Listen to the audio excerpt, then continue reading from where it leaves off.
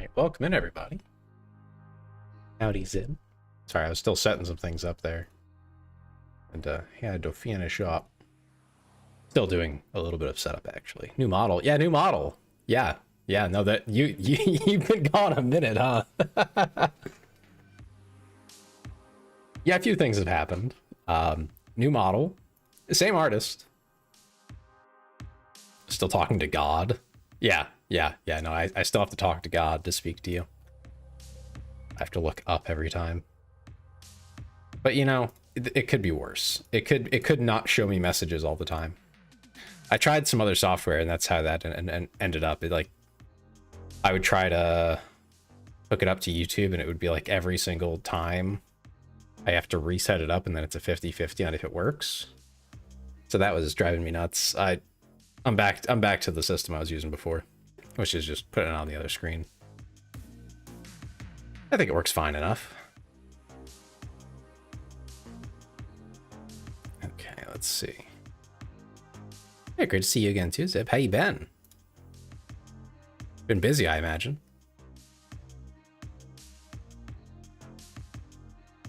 Okay, so I have the game running. It's in a windowed mode. I don't know if that's intentional. Let me get the game picked out here. Okay. There we go. Doing pretty well, not all that busy, just work. Time schedule kind of screws over since I'm European. Ah, yeah. Oh, it absolutely will. Yeah, no. Oh, I have options. English improved or English original. Where's Staz when you need him? Here we go. Now the game's better. I'm gonna see if it has a full screen option. Otherwise I'll have to adjust some things. I don't know. I'm gonna go with improved under the assumption that it's just better.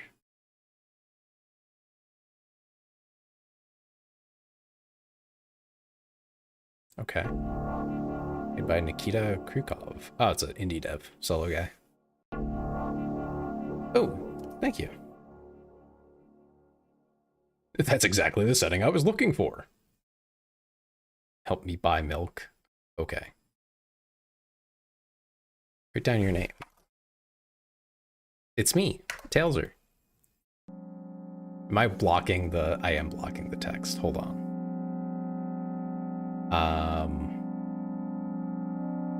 Okay. I have a solution. It's a little bit jank, but I have a solution. Milk! Hi, Staz. I'm adjusting my model position right now. Okay, because it'll break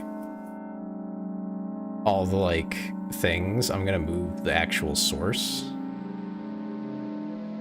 over to the other side. So if I cut off at any point, like on the edge this way, sorry. That's all I can really say. And I mean, obviously on this side, I'm gonna, you know, normally not a problem, but since I want you guys to be able to read the text, I want to get out of the way. Or actually, hold on. I have an idea. This game is normally windowed, so actually, do not have an outfit yet. We do not. So what I'm gonna do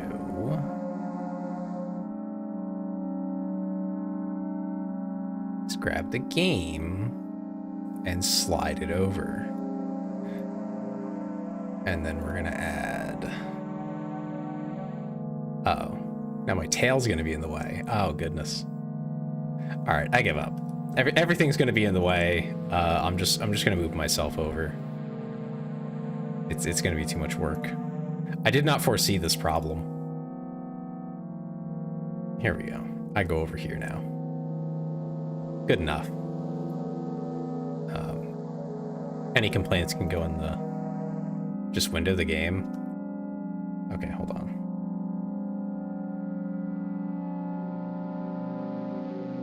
Okay, here we go.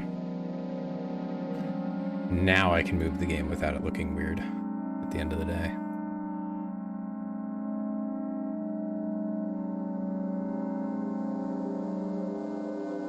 Okay. There we go. That might be too far, but it's fine. Good enough. Bagged milk. It is bagged milk. I've never played this game, so I am indeed confused. Also, bagged milk. What's wrong with you people? I walk down the road to the store and rehearse my speech. You need a speech? Got milk? Depends on what you mean. You're taking your zinc with milk? Good idea. What do you mean rude?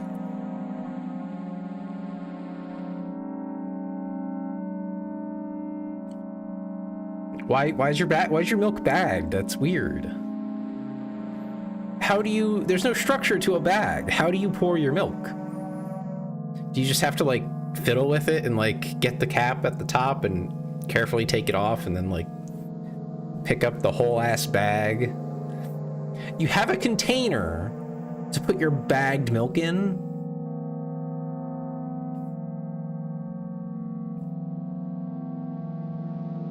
I'm not seeing the gain. I'm not seeing the benefit to just having a gallon of milk, you know, like a regular container that we have down here in the States. What's the gain here?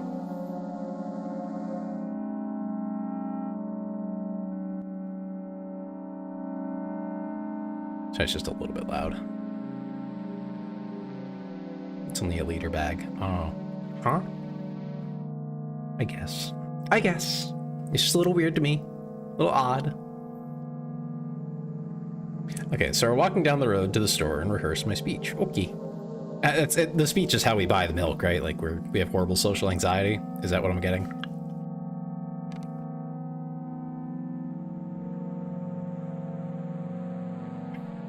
Hey, look, I called it. How much time do you plan in for this first game? I don't know, 3 or 4 hours max. That's what I'm guessing. I don't know how long these games take, so. Going to go upstairs and take a photo of the bag. I've seen it before. It's nothing new. It's just weird. Oh, let me post the thing. In stream alerts, if I make a thumbnail, I do post it there. Max 1 hour. Oh, okay. Then maybe we'll play both tonight. It's been so long since I've been out of the house that I completely forgot what words to say when entering a store. I'm going to the store, I said. Who are you talking to? Yeah, who are you talking to? Still awake since the last stream? Sammy, why would you do that? I hope you're okay. Anyway, yeah, who are you talking to?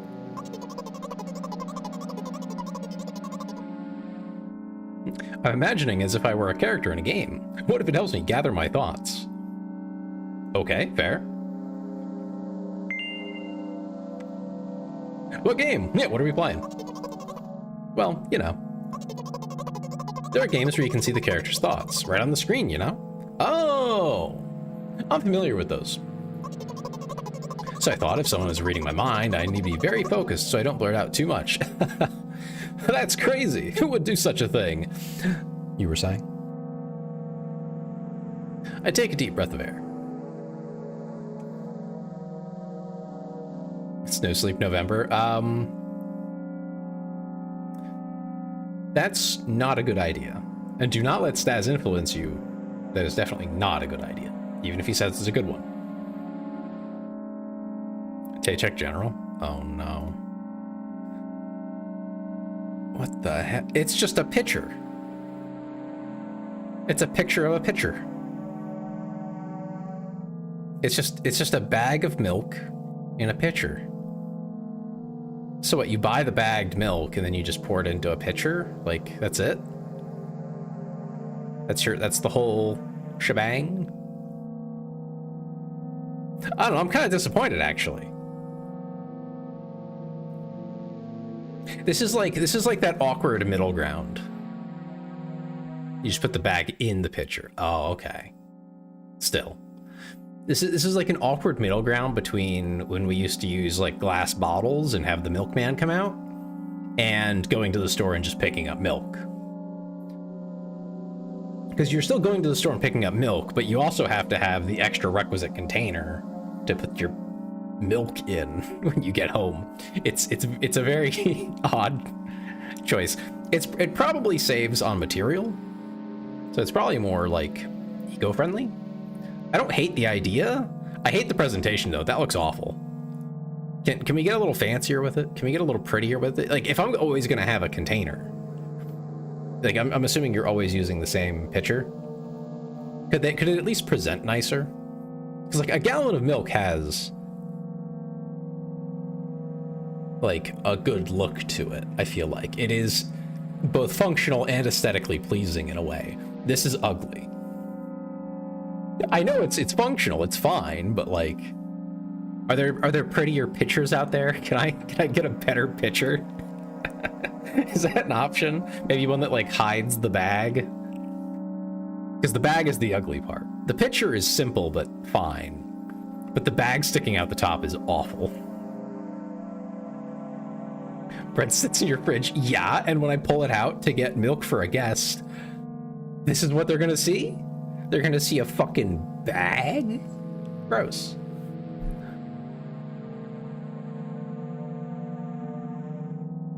I guess when it's normalized for everyone, it's fine, I suppose, but like, you couldn't sell that in the States and expect like most people to just like accept that when you bring it out. You know? You just get shit for that so fast. Hey man, you want some milk? Yeah, let me just grab it from the fridge. Okay. Reaches in and pulls this fucking thing out. No American is gonna look at that and be like, oh yeah, of course. I'd be like, what the fuck is that? What are you doing, bro? What's in that? That's not milk. What the hell's in that bag? What are you giving me? You're gonna think you're poisoning them. You're trying to kill them. Or feed them something manufactured by Glock. Anyway. Milk being inside a bag of milk being weird and all. It's it's just goofy. It's just goofy. It's very goofy. Also, if you haven't voted for the next outfit, zip. It's in the Discord, you should go do that. There were quite a few votes. I did brackets to try and like narrow down what people really like. You know, get people invested, and I think it worked. A lot of you got really excited, and I'm happy you did. Really got people thinking about it, so they really have an idea what they want. It looks like everyone's already voted what they want for the final decision, and that's going to be confusing to figure out, but the current vote stands at 10 for Goth Femboy Hooters. Great. 2 for Goth and 2 for Pretty Princess. So that's where we're at. Got a whole day left, so plenty of people could still vote, but that's where it sits currently. You can vote for multiple things too, so there's that.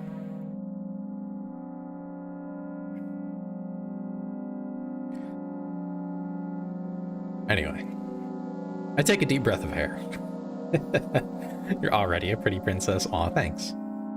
Got called away. What did I miss? I just was talking about the poll for the new outfit.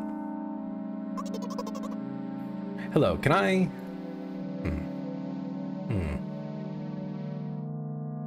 Crap, I forgot. Got your lines. 19th attempt, and I'm failing again. I bite my lip in frustration. Odd. I don't have a toggle for that, but if I did, I would have just hit one for biting your lip like an e-boy. You know what I'm referring to? I would totally, just because it said that. So, once again, hello, can I get... Wow, that's a whole word more. Yippee.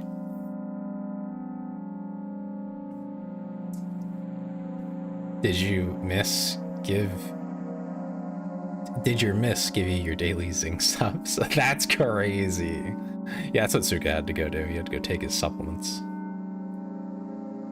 There's been a meme going around of, oh god, who was it? They put some anime character looking at like all the supplements that some guys take. And it like the pile just keeps growing because there's so many people who have like crazy ideas about what you really need. There's a few things that are like, if you take a multivitamin, if you drink plenty of water, a little bit of extra zinc, all of those are like medically proven to have some mild impact. But like the stuff that they're trying to like get you to go on a whole ass regimen, and it's like that can't be good for you. Like you've got to be overloading your body. Anyway, wow, that's a whole word more. Thank you. I'm trying my best. No, that was sarcasm. I think this time the L sound was longer than usual. Do you think that's it? Who knows? Hello, can I wish I hadn't said anything. Wow, we can be mean to ourselves or to our character. I'm not sure who the narrator is exactly. This is like self-thought? Is that what it is? Like we're thinking to ourselves? Don't worry. Positive thinking here. Okay. By the way, you've been walking with your left foot on the pavement and your right foot on the grass for a full minute now. This is definitely internal thoughts, because that's something that I would notice. Not for a full minute though. That would not last that long. That would bother me too much. What? My right foot is frozen in the air. How much? 50 steps on the pavement and 51 in the grass.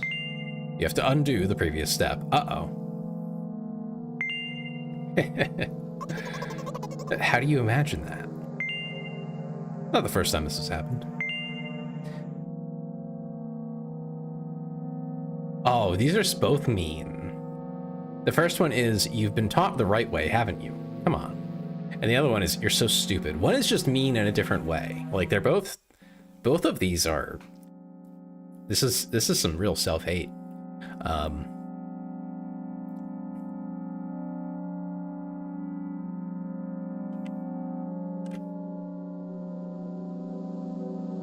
What would I think to myself? I think that's the question. Where is my internet? What happened to it? Holy moly. I just looked up and it was gone. Jesus.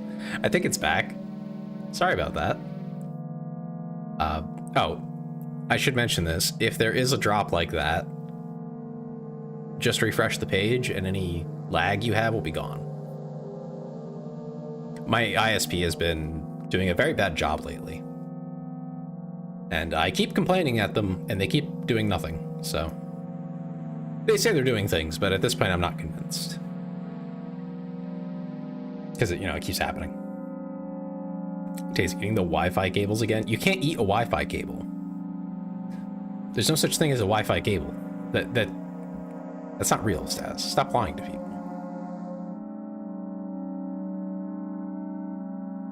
Anyway, if this is purely self-thought, I'm going to pick what I would think to myself, which is, you're so stupid. This is just a really long way of saying you're so stupid. This is just very blunt and to the point. Stop insulting me. Also how I would respond to myself. Here we go again. So, step 1, take a step back to get your foot exactly in your own footprint. Wait a minute, what do you mean step 1? Well, there's multiple steps, duh. What then? But it's already the 52nd. Or wait, I'm going backwards, then it's the 50th? It doesn't add up. Okay, step 50. Take a step back to get your foot exactly in your own footprint. Oh, we're being so pedantic.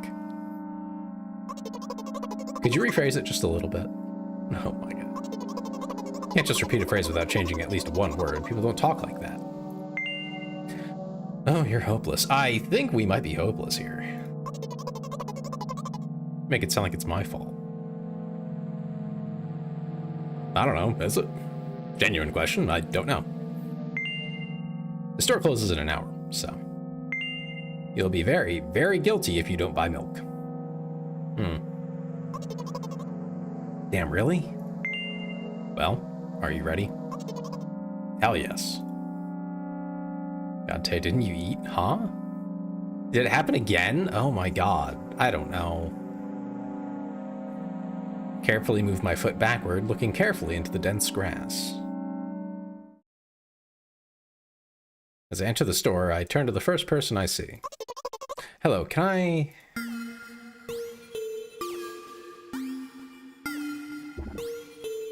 Oh. Excuse me. What? Oh. Excuse me, what? Oh. Excuse me, what? Oh. Excuse me, what? Oh. Excuse me, what? Oh. You shouldn't have done that. He's obviously not going to change his lines. You run the risk of ending up in an endless loop. Excuse me, what? Oh. Excuse me, what? Oh. Excuse me, what? Oh. Excuse me, what? Oh. Excuse me, what? Oh. What? Oh. What is he trying to tell you? He's trying to scare me, but how does he know that I'm terrified by the letter O? I'm sorry, what? The letter O? What's so scary about it? I need to know. I have a frightening image when I picture it in my head. Uh-huh. I can show you. Explaining won't be enough, but keep in mind that it'll cost me a Uh-huh.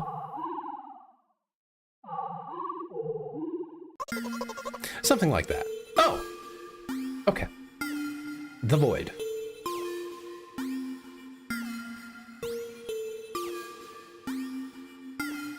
Okay, sure. Yeah, I get it. So I'll just continue to ignore his question. What? Oh. What? Oh. What? Oh. What? Oh. Gather all my will into a fist. Oh? Oh.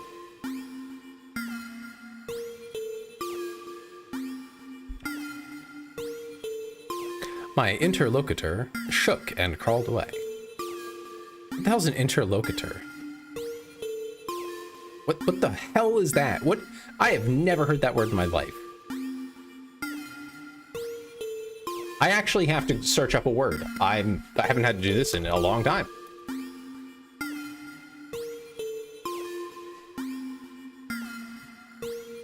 Interlocutor is a... Interlocutor. That's how you pronounce it. Someone who takes part in a conversation, often formally or officially. Someone who takes part in dialogue or conversation, a talker, interpreter, or questioner. So basically,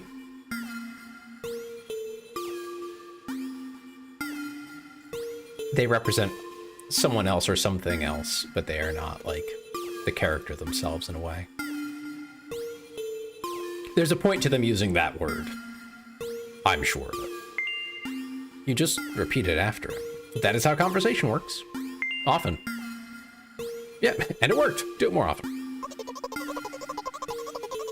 Wait, I said he crawled away. Did he really crawl away? I mean, I didn't even look in his direction. When exactly did you say that? Just now. Personally, I didn't hear it. You're just trying to distract me. But I know that my words were shown on the screen. They were. I'm standing by the shelves. On the rack, there are bags of milk. Wonderful. We found our objective. We both stand, and the milk lies, or maybe... Hey, slow down. Do you even remember why you're here? It's buy milk. So buy it. Right here? Yes. Okay, actually, hold on. This is me trying to walk Frisky through something. This is... I just realized. This is just me and Frisky.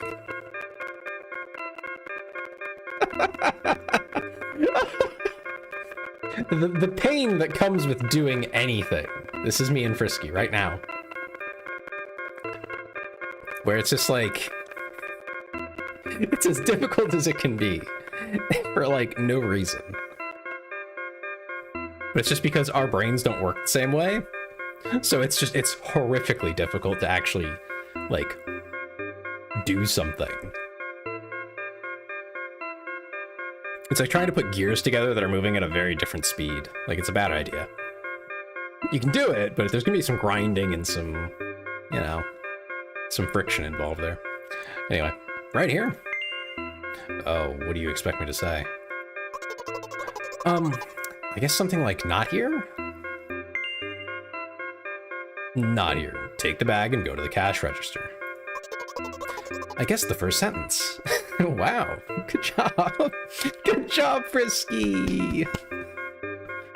I wish he was here. I would make him read the quoted text and I could do the inner monologue. That'd be great. And you, as if out of spite, didn't pause before the second one. You want to rob me of my little victories? Yeah. I sigh and reach out to take the milk, or rather the bag with the milk inside. Yeah, it would be difficult to take just the milk. You do need the bag or a container of some kind. It's a fluid. Rather, a bag of milk inside a bag. Or rather, a bag of milk inside a bag of milk. Well, I don't know about that. I'm not so sure about that. Where's the second bag coming from? Or rather, a bag of milk inside a bag of milk inside a bag. Or rather, a bag of milk inside a bag of milk inside... Come on, come on. You put it in a shopping bag? Well, I guess once you put it in the shopping bag, it becomes a bag of milk inside a bag of milk. That's true. 15 minutes before the store closes. Hurry up. I remember what these games are called. Visual novels. Yeah, crazy. Anyway, buy the milk. And by the way, the numbers are written there in full with letters. Are visual novels...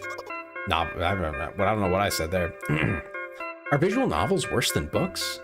But there, the authors are not lazy, so don't get lazy either. Wait, I thought only your thoughts were visible on the screen. Not anymore, so watch your mouth. Oh, that was the narrators. Oh. Anyway, you heard me. Hurry up or you'll get it at home again. I'm on my way.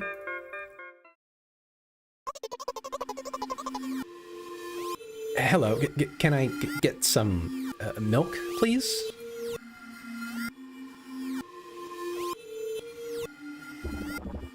That's a creature. You have it. Yes. Ah. Give. I put a weighty bag on the register. Of course, not just the bag, but the milk too. Hi, can I have it, please? No.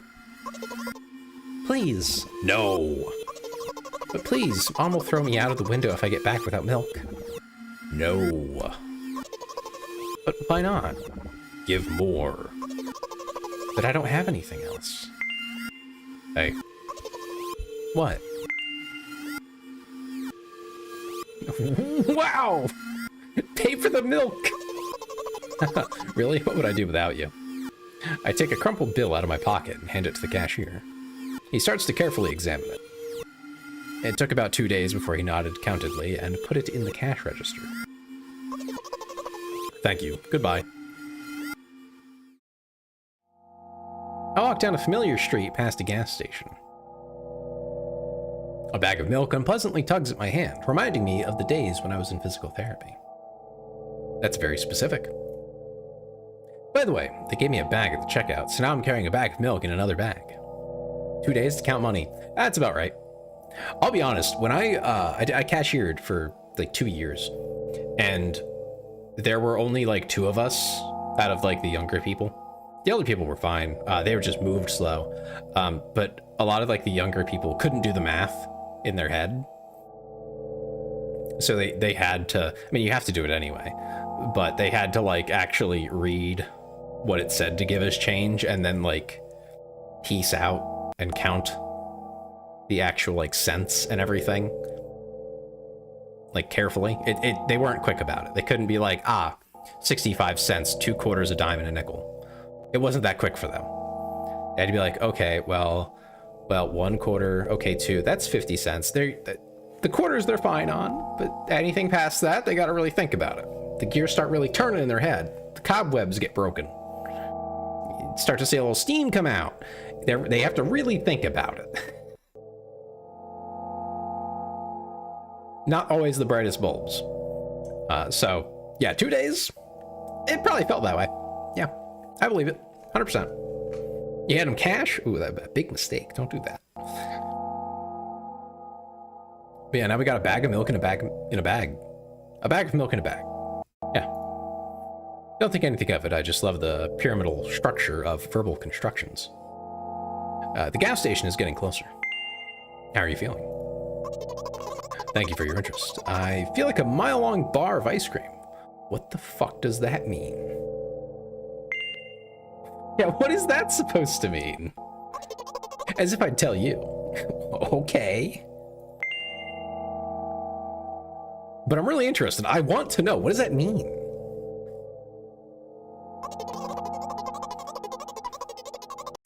Well, look, the ratio of water to milk in the volume of air occupied by me is about 30 to 1. And yeah, ice cream is not the best unless you want to drink more than eat.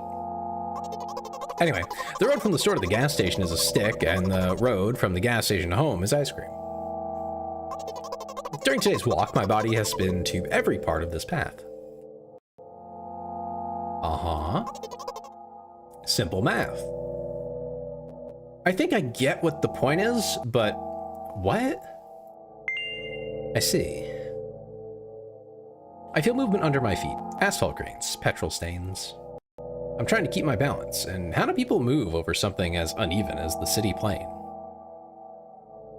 Gently, heel, toe. I count in my mind every meter of the path I walk. I even close my eyes for more concentration.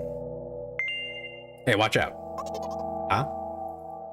I unconsciously take a sharp step to the side. At the same moment, a huge bear rushes past me with a wild screech. Hey, I'm walking-y! I cast a reproachful glance at the swiftly departing giant. Its red eyes, in turn, look at me with mockery. Did you see that? How brazen. It was a car. Ah, a truck. My mistake. It was a truck. Oh, really? Although, if you think about it, are there bears with eyes on the back of their heads? That was the clue. The red eyes was the brake lights. Anyway, I'm walking in. You could have died. Probably, yeah. Come on, are you saying someone would seriously want to kill an innocent girl carrying a bag of milk? The world is a cruel and dangerous place, yeah. I don't know what the "you're sick" is about. I mean, yes, she's sick, but like... I don't think that's helpful to say. Not in the world you're talking about. Oh, well. I don't know about that, but okay.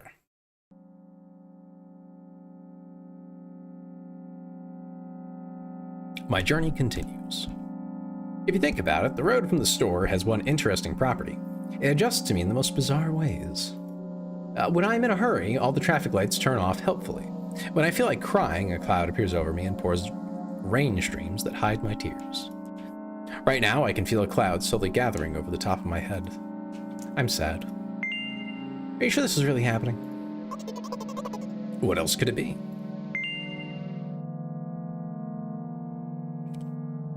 Yeah, has it ever occurred to you that it's all just in your head?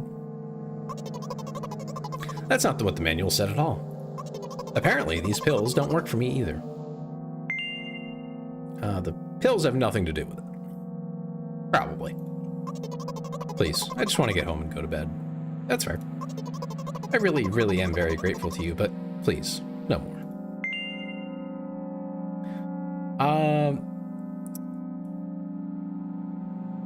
Do we push? Chat, do we push her? Do we push her even more?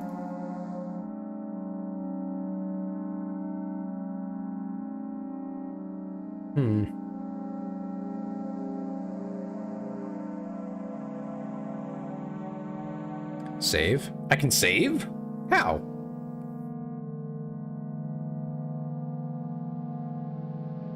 Where's that button?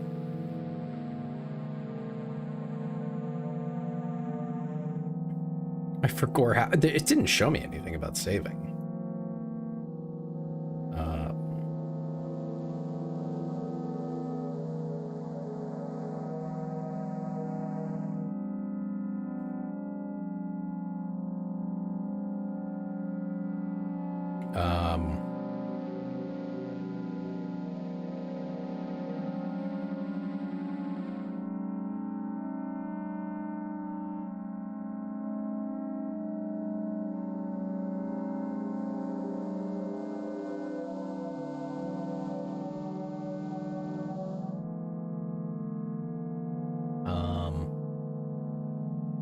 How the heck do I save?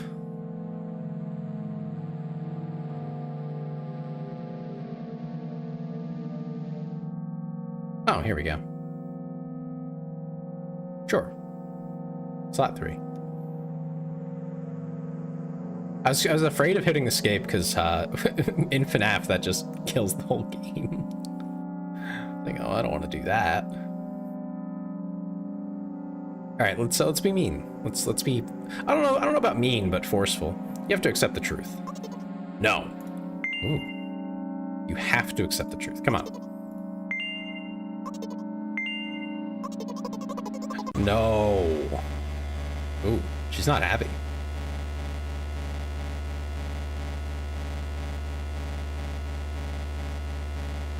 So it kills her doesn't help me at all. Oh. I guess I'll try something else next time. Oh, we're the medication. Let's see. What? Oh, god damn it. There's text there, but I couldn't read it, so I thought it was like, do you want to load that? But no. It's just a broken game, okay? Yes? Okay, that killed the game. Okay, then. Game broke. What the fuck was that? Ah.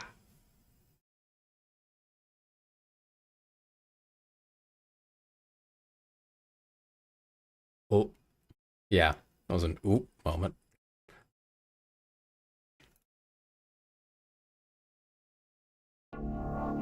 There we go. We can just speed run it.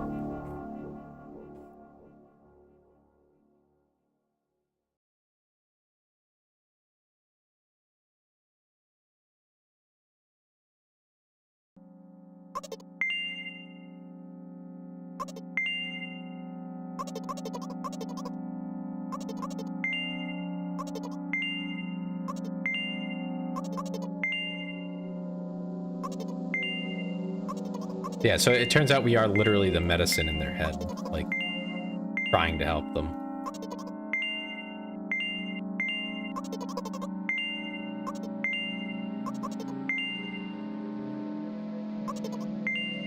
What happens if you push her too much? Ah, I see.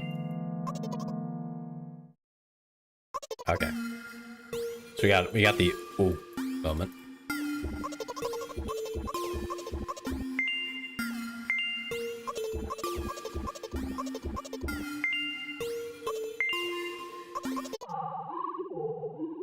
Oh. Oh. Oh.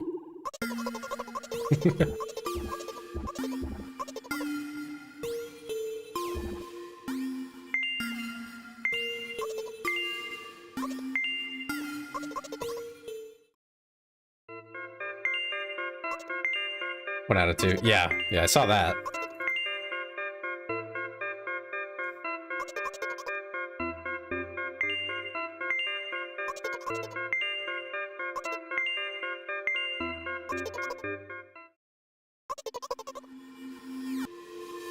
This is what it's like to be a Let's Player, huh? You just gotta speed through things like this when they don't give you saves in these games. I mean, this one gave me one, I had no idea what buttons I was pressing.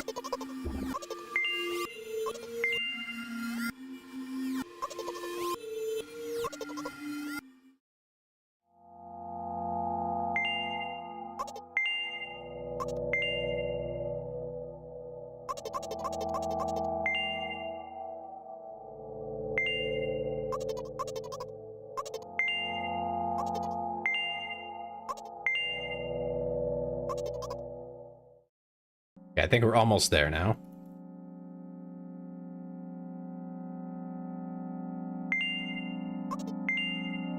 Okay, we'll just leave it be. You know what? What? Since I'm a character in a visual novel, I want to talk to whoever is reading this right now. It's me! So I said at most an hour? Yeah, that makes sense. If you say so. I forcefully squeeze my head with my hands and place a thought block.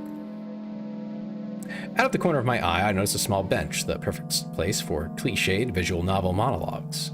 I move closer, place a noticeably weighted bag of milk next to it, and raise my head to the sky.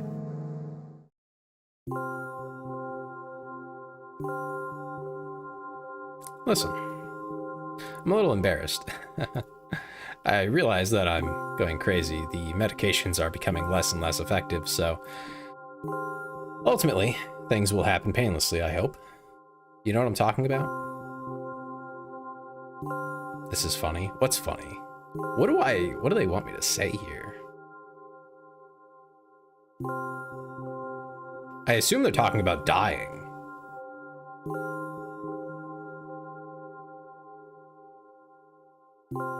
I'm guessing they want me to type something.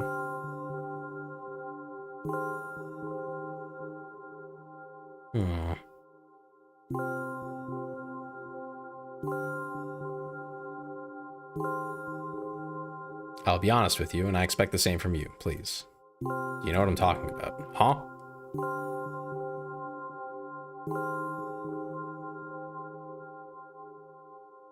I'm confused with... They expect yes or no? Oh, okay.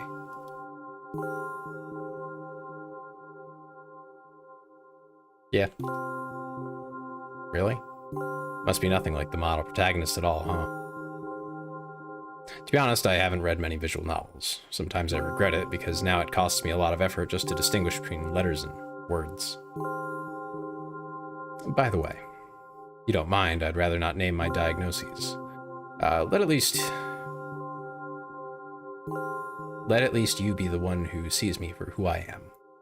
Even though I made you up, don't take that away from me, okay? Don't ask me for too much. How stupid does this all seem?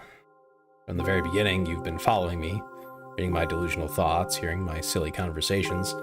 I must seem crazy and weird to you. What is it like to see the world through my eyes? Ever since something happened, all I see is red blood everywhere.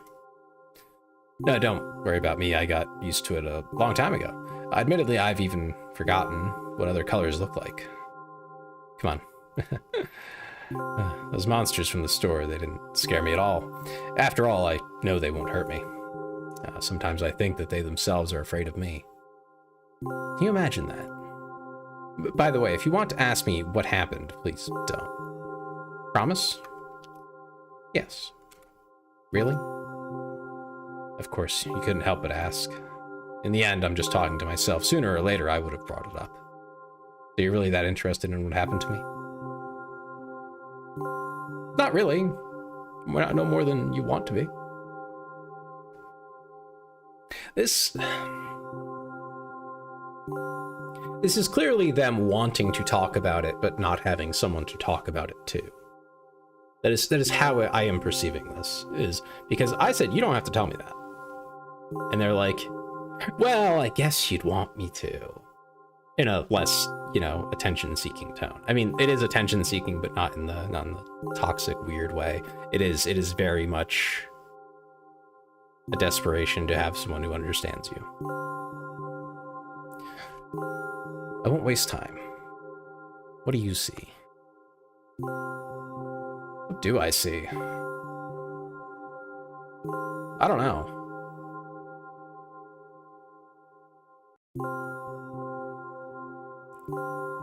What is that? Awkward. I'm not sure what I'm supposed to be seeing here.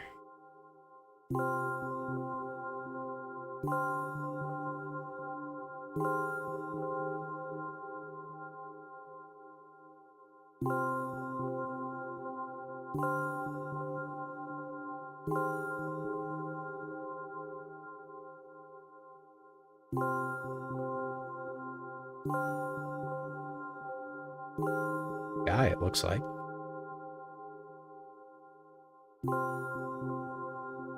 Anyway.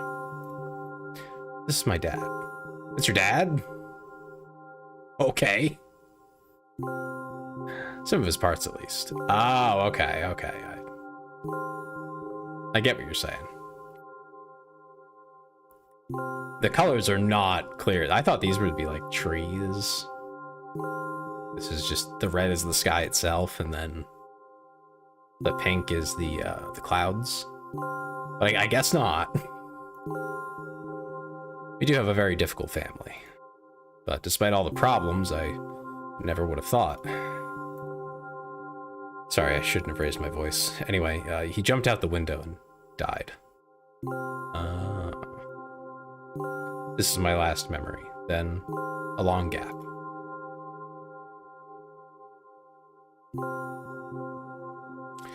Strange.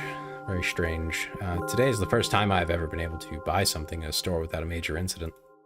Of course, the medicine helped me, however, I think it's more your merit. Kept thinking we mustn't screw up in front of the reader, or oh my god, what will he think? Which part is kind of funny. The fact that I mistook that for the sky, I didn't see anything there, really. That was my best guess. She's just telling you, oh, he jumped and died. Oh, yeah. Oh, okay, yeah. I don't know why I decided to become a visual novel character for the sake of going to the store today, but it clearly paid off. Thank you. By the way, it seems to me that there are some boundaries in our communication. That's how I like it. Oh, they got rid of the box. And yet I've been so sad lately. I've been thinking more and more about what my life has become ever since my dad... Well, you know. Day after day, it's the same thing. I've tried so many medications that I hardly feel any difference between them anymore. As long as they help keep me on my feet, I'm happy. But you know what? Today's a special day, because I have you. There's so much I want to tell you. You can't even... Huh? That was very rude of you? Oh no. I'm not going to pressure you. I'm just advising you to go home. I understand. Well, dear reader, shall we go?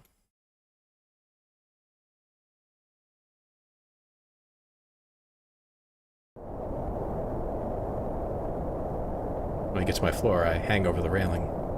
Repeating this action every day, like a ritual, I stopped being afraid of heights altogether. A few minutes ago, the effects of the medicine, finally wore off, so I just enjoyed the blissful silence. When I'm under the influence of drugs, terrible and unpleasant melodies sound in my head, mixing with the sounds of the world around me. They create a terrible dissonance in my head. I turn around and go to my apartment.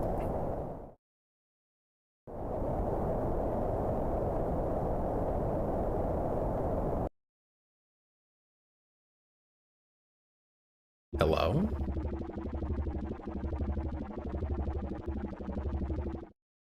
Did you bring the milk?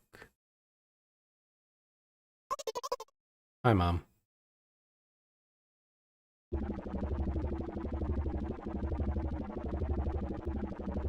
Did you bring the milk? Yes, Mom.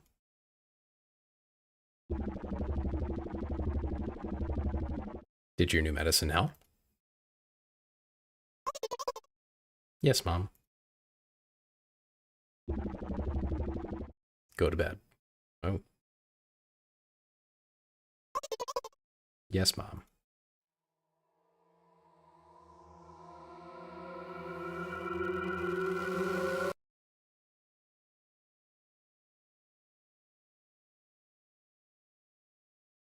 It's kind of freaky.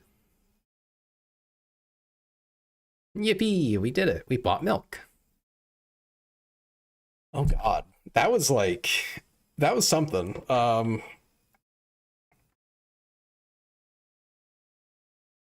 I imagine the second game picks up on this, but just on the first one, I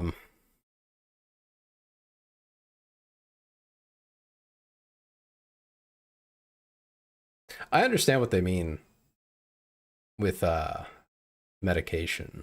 Anything that has to do with like how your brain functions, in my own experience with medication, has been, it can help in a short term, but after you take it for a while, there are, I think, depending on how severe your symptoms are, you might choose to ignore it. But I do believe, from everyone I've spoken to, on top of my own experience, unless it's like literally a vitamin or something, that's a little different. But when you're on some kind of mental health medication, if you had times where you felt normal and good prior, those, you're not going to see those anymore. You might be better overall, might,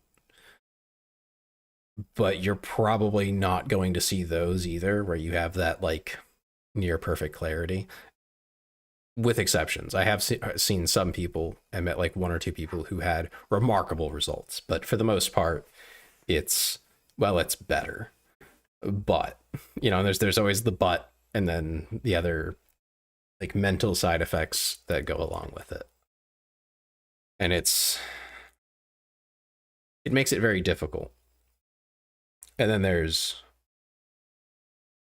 an entire like industry at this point of influencers now who exist to, I'm going to put it very bluntly and say, lie about the disorders they have or exaggerate the hell out of them,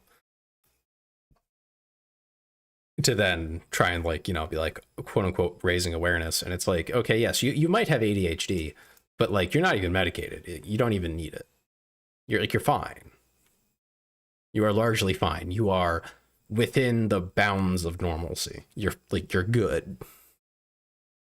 Same applies to even like having like low level depression. Like you can have major depression and it's just not that severe. Like it's very mild. I don't think I understand why, but I don't think that is the right person to like go and talk about a disorder or something like that publicly and share that with people and try to explain the experience, because it's never anything like it when it's more severe. Welcome back, Staz. I was just saying how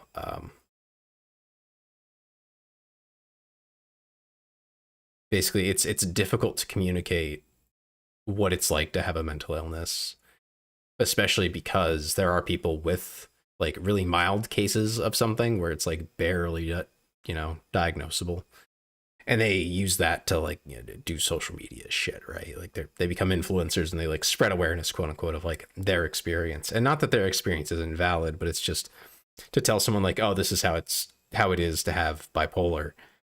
Half the time, from what I have seen, this is again my own perspective, there are probably good ones out there, but from what I've seen, the vast majority of them are exaggerating the shit out of it for whatever reason. Usually to gain attention from people who think that they're learning something, getting insight in some way and understanding others, but they're not, because the reality is really boring. I guess I'll talk about bipolar because that's something I have experience with on a more like moderate level, which is it's you don't have these crazy mood swings. I know people talk about bipolar like you're fucking going off the deep end every 30 minutes or something, or on and off days or something. But yeah, no, it varies wildly. There are different types, and also it's usually not like that. There are like the most extreme cases are way at the extremes like that, where like day by day they might be like going off the fucking deep end. But it is largely, from everyone that I've known that has had it, and myself, of course, it's far more ebb and flow kind of a thing. And it's not all downsides even. It can be awkward to have a manic episode while you are at a funeral. Not the right place for this. You really got to keep yourself under control there.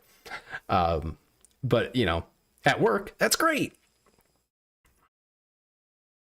Again, you might want to keep it a little under wraps, don't get too crazy. But, like you have all this energy and you feel really like, oh, I'm so ready to go. I can do a 12-hour day. That's fine. I'll do some overtime. And that'll make you look good, right? Maybe it'll make up for, you came in late. You come in, 15 minutes late one day, but next week, Thursday night, your mood starts to flip around. Friday, you stay for an extra hour. And your boss suddenly forgets that you were late that one day because, well, you did stay late. That was, I didn't even have to ask. Cool. The work got done. I'm happy. It has trade-offs. And whether you can take advantage of those depends on your circumstances, of course. And that's a big deal for whether you can take advantage of it. But it's huge to have an actual,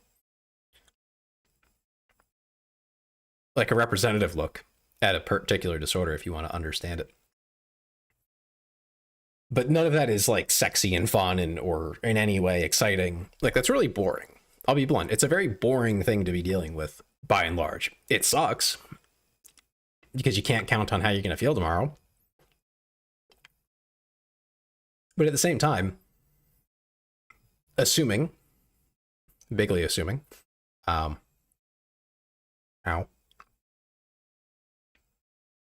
I have a lozenge because I know I'm going to be reading a lot, and I got stuck between my tooth and my mouth, I guess. My cheek, that's the word. I couldn't get it out. But it's hard to explain, mainly because it kind of describes itself. You're bipolar. You go between ups and downs. Anything beyond that is very personal. It's very much experiential. And it can vary depending on other circumstances. Like if you have depression on top of it, or anxiety on top of it, I have both. It tends to manifest differently than if you don't. Having depression constantly means that even when you're at a high, you're not like bouncing off the walls. That has been my experience. But you still feel ready to go. Overall, having a manic episode, being depressed, is very strange because it's almost normal. It's almost normal. It's so close that it's good enough. I feel great when I feel that way. It usually doesn't last very long, maybe a week at most. And it'd be like months between it. But when it happens, it's awesome. I get so much stuff done. And then, you have a crash at the end of like exhaustion. Everything catches up to you. And then you go back into the depression for a while. That is how mine manifests. But it's not too bad, honestly. Like, it could be so much worse. It sucks, don't get me wrong, but like, I'm largely okay. If I didn't have to deal with like that crash being on a day where I go to work the next day, and this happens every couple weeks or a month or two, varying depending on circumstances and everything. That does add up if I have to take a sick day for it, because I'm just like destroyed. I have other things going on too. Mainly sleep. Sleep's my biggest enemy in life. Not that I can't, it's just when I can is more the issue. But not to get into a whole rant about my own mental health disorders. Point being, I understand why the character here wanted to have that conversation of, I'm just going to tell you, and like, I don't want you to do anything. I don't want you to like feel bad for me or expect anything or even want to know these things. But I just want someone to know and understand it in a very simple way. Not in the, no one wants to be pitied. I think that's something a lot of more like normalish people closer to normal don't always understand, is that feeling like someone else pities you, for one, that is often your own, like, self-hate speaking. Most people don't pity you. That's just a fact. You could be in a wheelchair. Most people don't actually feel that bad for you. Just bluntly speaking, because they can't do anything about it. It's not their fault. They don't feel bad about it. They didn't do anything, you know?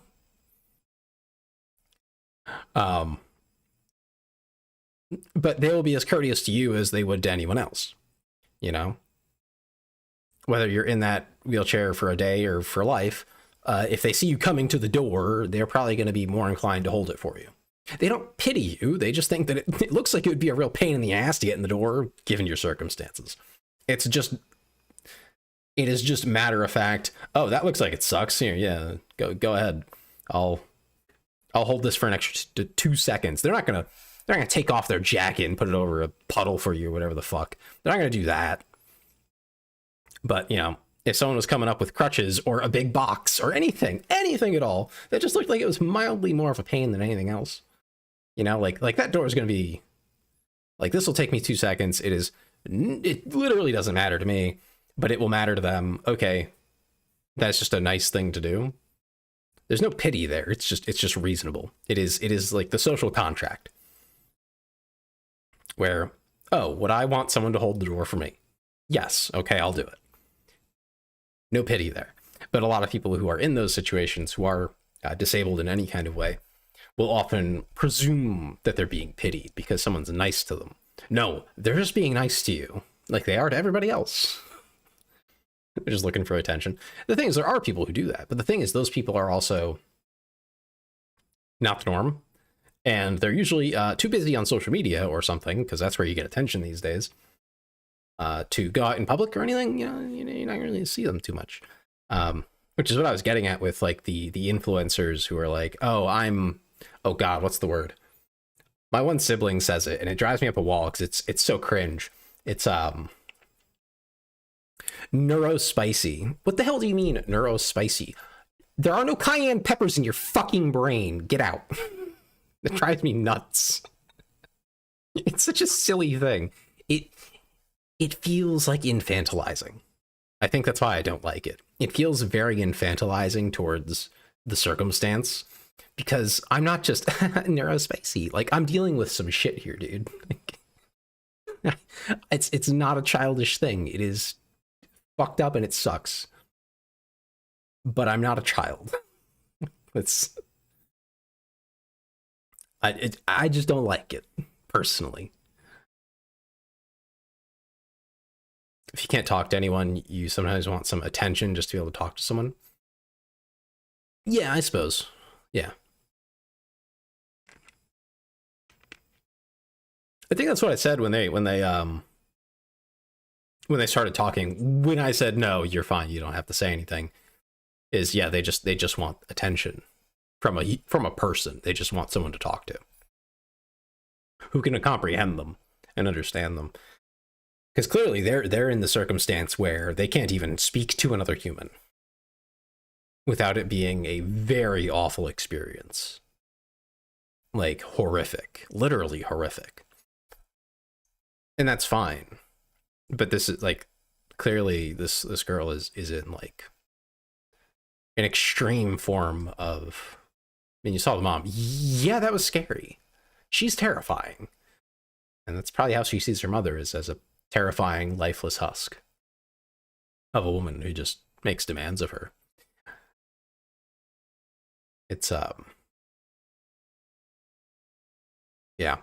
So, and that's fine. It's fine to want human connection. I hate that so many people feel like wanting to have someone's attention for the sole purpose of just having communication, you know, and a connection with someone and their attention and all that. Yeah, it was, you got the milk? Yes, go to bed. Yeah, that was it.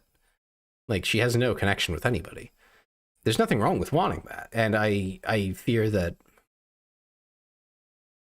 because I guess I should explain this, because otherwise I'm not going to make any sense. So long before I got into VTubing, you know, early 20s, late teens, mid-teens, I was involved in roleplay on Gary's Mod. I things like that. Very like serious role play, you know, kind of like Dungeons and Dragons kind of level of storytelling and stuff. I'm just gonna throw some music on. And you can imagine that this is like turbo D&D, all right, in terms of like how nerdy everybody is. This was focused on like a more modern setting, let's say, saying guns, armor, stuff like that. So we had all the like turbo nerds who knew everything about guns and armor, and a lot of people were very literally autistic. So communication was always something that was very important. People will say, you know, oh, people who have some kind of autism or other mental illness, like, oh, they're bad at communication. No, they're actually very good at it if you let them, if you listen, and if you care, assuming they are like capable, because of course there are levels to these things. But you know, the kinds of people that you would encounter in most hobby groups and stuff, very much capable of communicating. You just have to sit there and listen and not expect them to communicate the same exact way as everybody else, because they can, and they're often very good at it, especially if you give them a structure of some kind for how to communicate and how to do things and remove some of the social pressures and things like that. So we had to deal with all of that, because I ran 2 communities for a year each. After about a year, I usually got burnt out on all the, it's a lot of work. And of course it's unpaid. So like basically volunteer work. And it's very intense. So yeah, burned out after a year each time. And then I said, no, I'm not doing that. But anyway, a lot of people with like a variety of mental disorders, various forms and types of autism. And a lot of people were there really just to make friends at the end of the day. And I don't have a problem with that. In fact, I think it's great. It was a wonderful community where people could connect, even though they had a lot of differences sometimes, sometimes political, sometimes personal, sometimes religious. But they all had some shared interests, and they would understand like, oh, this didn't go well last time. I'm just going to not talk about that. They could become socialized, essentially, from being very antisocial. Because a lot of it, and I'm still trying to work this out for myself because it applies to me as well, is almost all of them were better at communicating over text than they were talking to each other. Like, typically, most of our communication there, almost everything, was written. Staff and stuff, we would talk a lot because it's just a faster way of communicating, and if you're on the same wavelength as someone, it's very fast. But if you want to be clear and precise, you need to type. Or be very good at speaking, one of the two. I like to think I'm pretty good at being precise when I speak, but it takes a lot of practice. So most of them would type, and they got better at it over the years.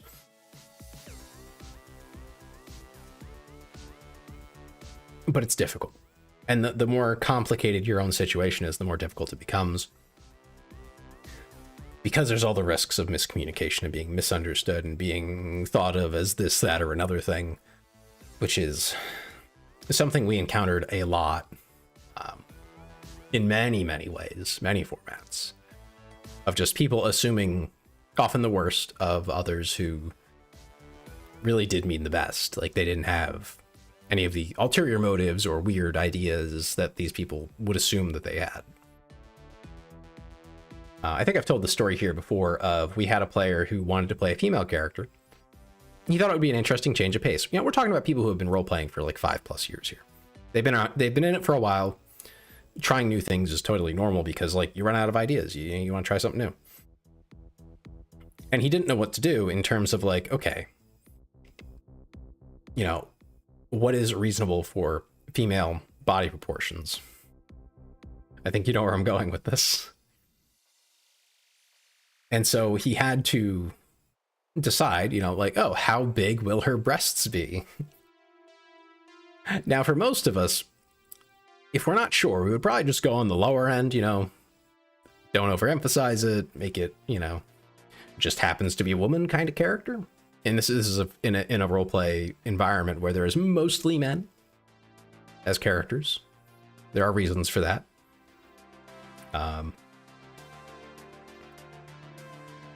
But you know, there are some women. We didn't say you couldn't. We just, you know, make sure you deal with the lore reasons why there usually aren't any, and make sure you have an explanation for that, just to keep things consistent with the lore that we're within, the canon that we're putting ourselves inside of. You just have to make sense there. And a lot of people did that really well. But this one guy, he just didn't know what to do with it. So he did the most logical thing he could think of. He asked a woman, how big should her breasts be? My character. This fucking guy. Like, God damn it, man. The last thing you should have done was the logical thing this time. Obviously, that made the woman he approached, because they weren't like friends or anything. He just went and asked one of the women that was in the community, like, just straight up, hey, here's my character. How big should her tits be? Okay, sure, man. Like, I get it. But why? Why would you do that?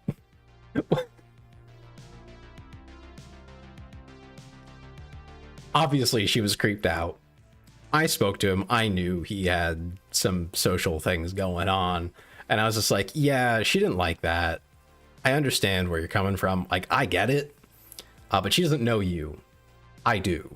So, like, I know that you're just awkward. And that's fine. We're not gonna...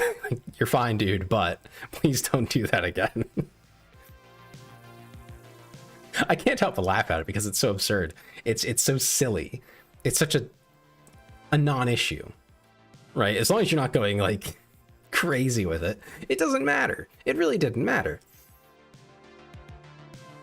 But what matters to me and what matters to him are obviously, you know, different things. And the thing is, he wanted to play an authentic character. He didn't want to be a bad caricature. But that got him into hot water. Yeah. So communication is huge, and being able to socialize and have that is very important, especially for people who have something going on, you know, some kind of mental thing. And I think people should be a little more tolerant of that, to the extent that you can, of course. Don't put yourself out just for the sake of someone else. But, you know, if it's a mild inconvenience to, like, figure out how someone works who could be otherwise a good person, you know, who has otherwise been good, you know, maybe be a little flexible is all. Anyway, we're gonna play the other game since we got time, and I'm done yapping about whatever the fuck I was just on about.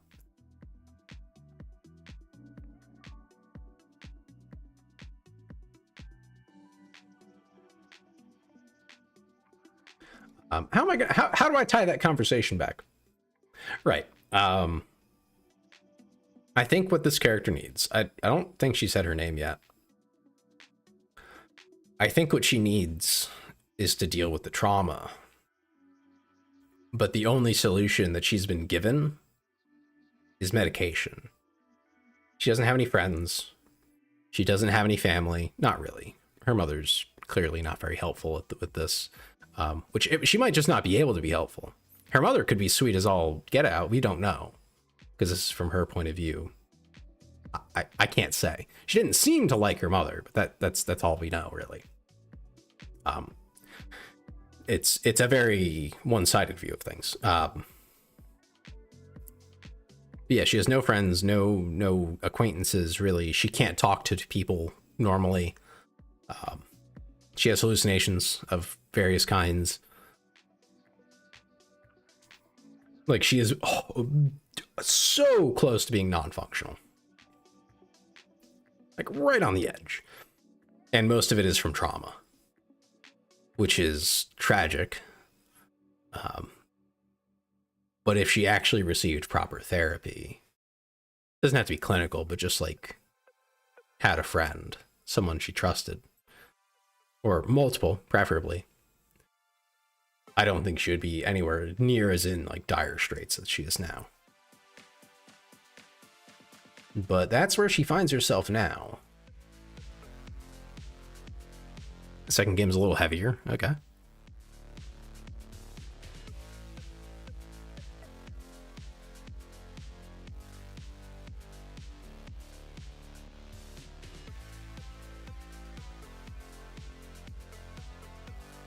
does it want to capture?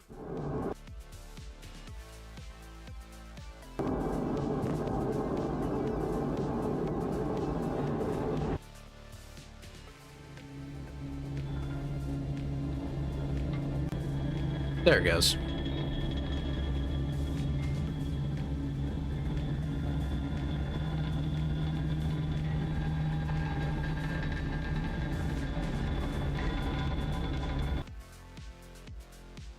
Oop. I put it in a window trying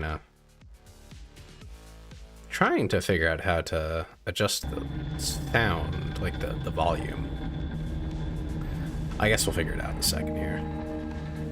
Anyway, new game.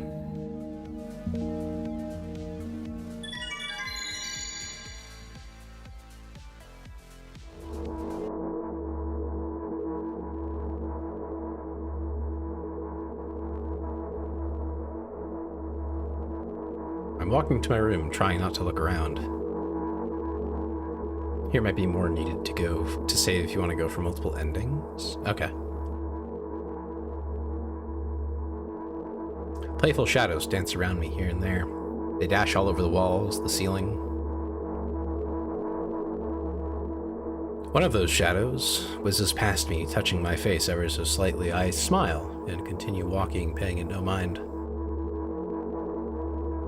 Sometimes it's so easy to lose self-control and track of time, spinning a playful dance. But I'm in a bit of a hurry here. Mom told me to go to bed.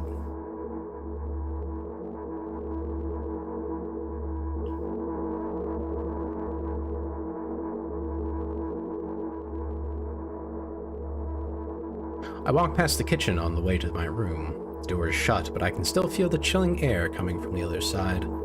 My first thought is that there's a living corpse blowing into the keyhole, laughing mockingly. That's so silly. I'm absolutely sure we have no corpses in our kitchen. I know for sure that we've never had any corpses in our kitchen. I'm absolutely sure of that. Why do you keep telling yourself that?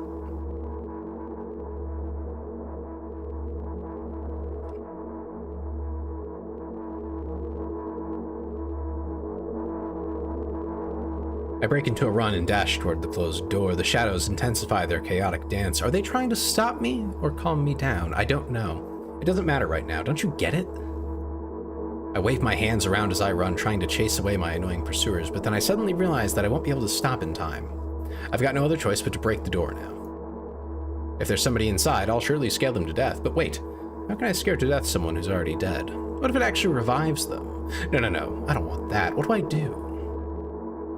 I couldn't fully complete my thought when my shoulder hit the door and it flew open.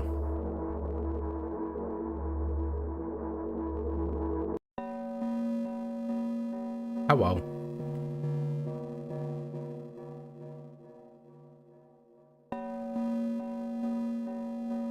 As I expected, there was no living corpse inside, but there was a bag of milk I bought today, sitting right in the middle of the table. Watching me with its unblinking eyes, I stare back. Nothing happens. Although, what exactly did I expect? Gratitude? Have I done something that warranted it? A bag of milk probably doesn't care whether it's on the shelf in a store or on the table in my mom's kitchen. On the other hand, nobody would drink milk inside the store, which means I took it from the safest place in the world and into the scary unknown. I beg to differ. Someone would definitely drink milk inside the store, but they would be kicked out for it. I'm so sorry, you poor thing.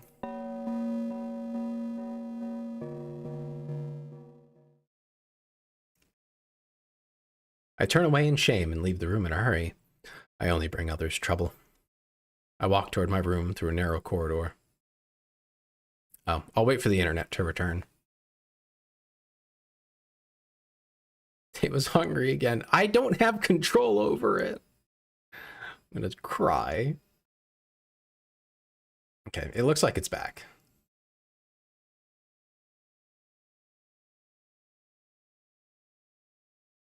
Okay. I walk toward my room through a narrow corridor.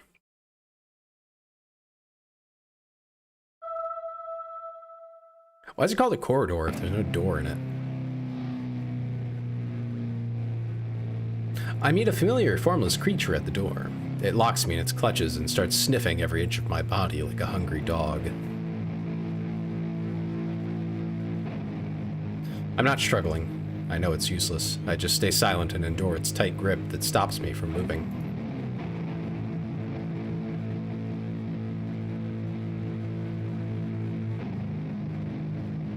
After stiffing me from head to toe, the creature holds out its ugly paws, bearing a single claw, thin and sharp like a blade.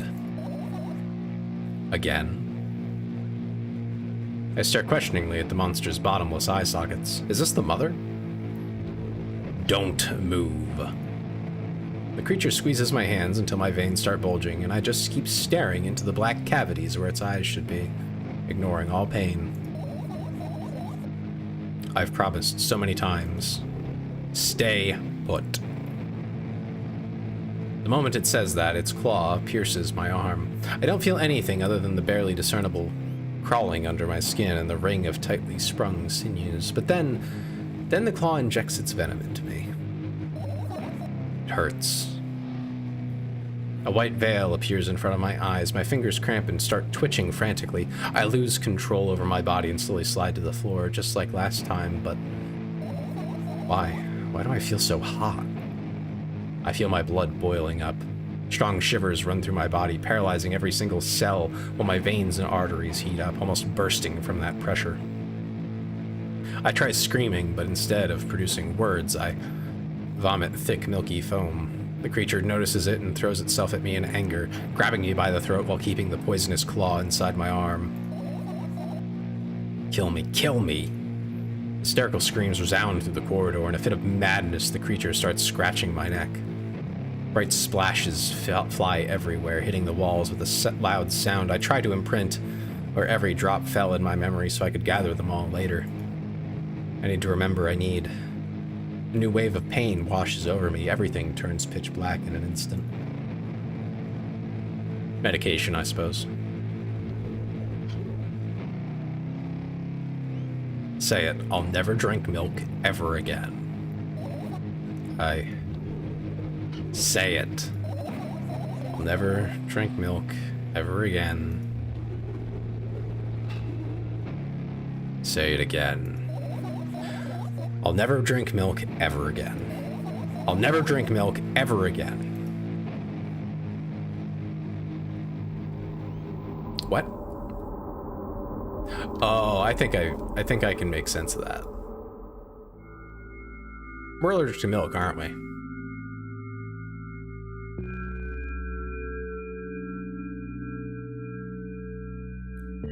We're allergic to milk, and we drank it, probably hoping it would kill us. And that was the EpiPen, basically.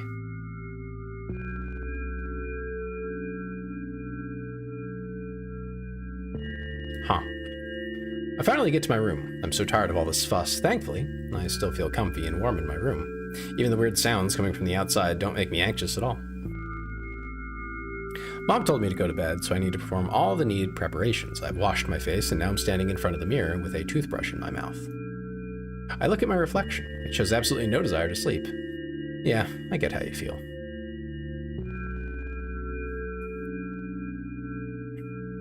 And there was a time when the last minutes before I sleep were my favorite time of the day.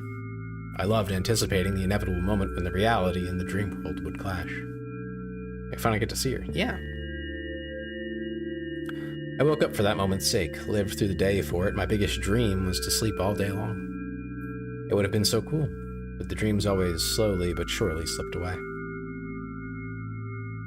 As if somebody fished them out of my head one after another, until nothing was left, and now I have to sleep again even though I don't feel any need for it.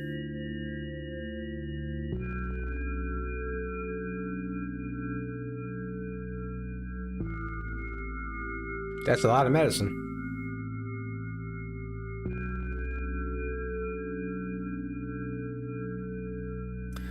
After finishing with my face, I usually reach out for my pills. It's funny, I have no idea how they work separately since I always swallow them as a bunch without thinking. I want to have a better look at it. To twirl it between my fingers, to chew on it. You're not supposed to do that.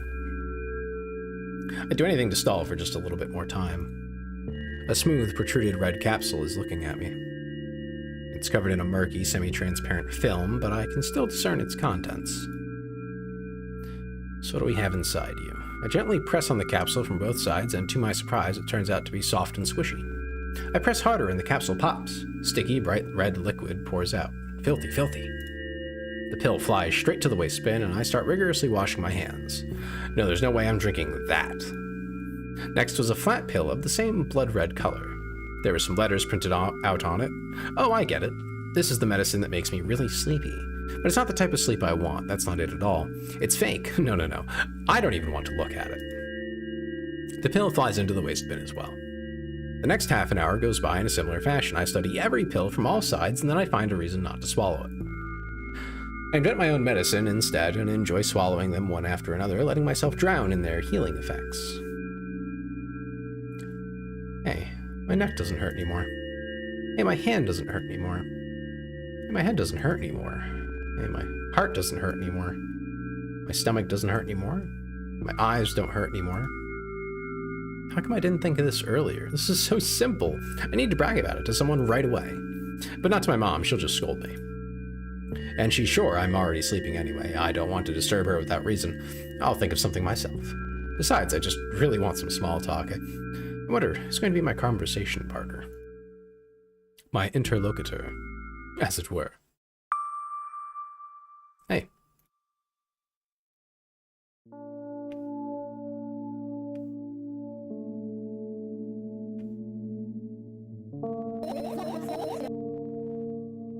Oh god, she's right behind me. Oh no. Okay, I don't want to block the view. How do I fix this? Here we go. There you go. Now you can actually at least see her when she talks. But I'm also not in the way of the text.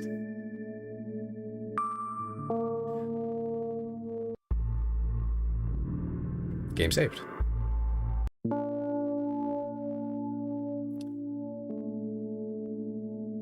You know we're only supposed to meet once per day, right? Why does your voice sound so grim? Naturally, I've read the manual. Judging by the pictures, the overdose side effects are the usual headaches, dizziness, exhaustion. Basically, nothing I can't handle by myself. After all, now I know how to do it.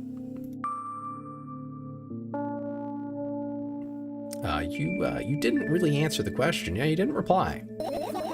Aren't you even a little bit happy? Not even the slightest bit.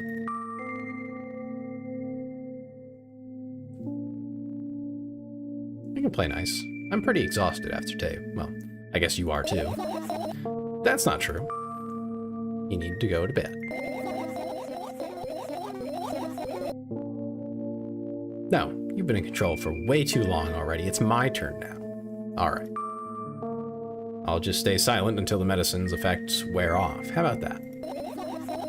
Hey, you can't do that. You need to do your best to make me feel better. She makes a good point. We are literally her medicine. That's exactly what I'm doing. I don't know about that, Chief, but okay. What a bully. Actually, why am I even worried about this? In reality, I don't need you at all. I'm so energetic and I feel great, which means I can do anything. And you can only watch and agonize over your uselessness. Useless? I can imagine how angry you are right now. Oh, furious, yeah. Can I just keep saving and then go back and, like, load them separately, or how does this work?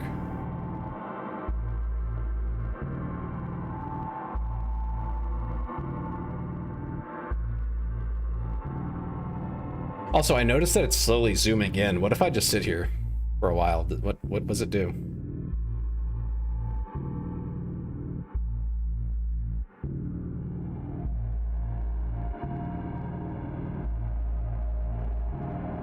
Oh, by the way.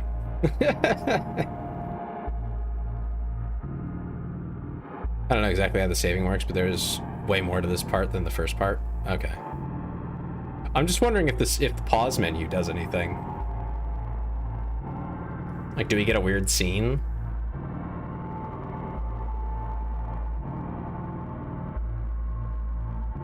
Or does it just go black? The anxiety is mildly terrifying.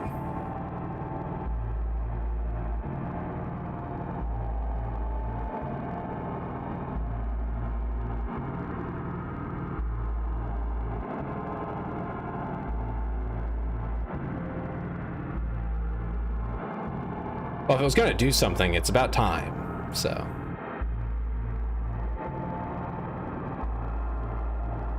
I'm gonna assume that it does nothing and it's just like that. Yeah, it just resets it. Okay.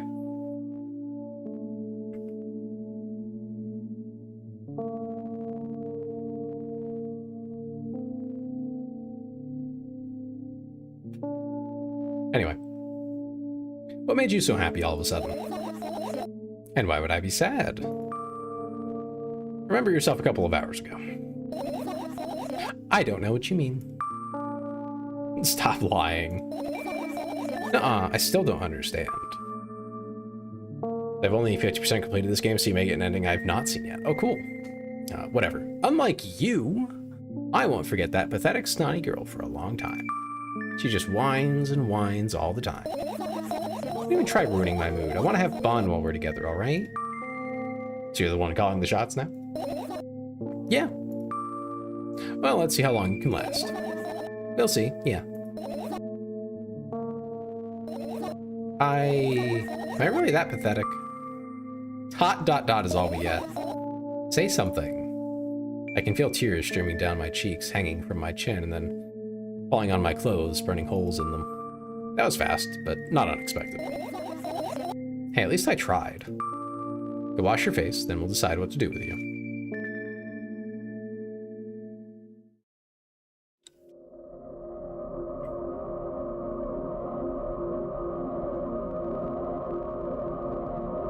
I'm in front of a mirror again. I keep staring at my reflection, trying not to get distracted by the scenery.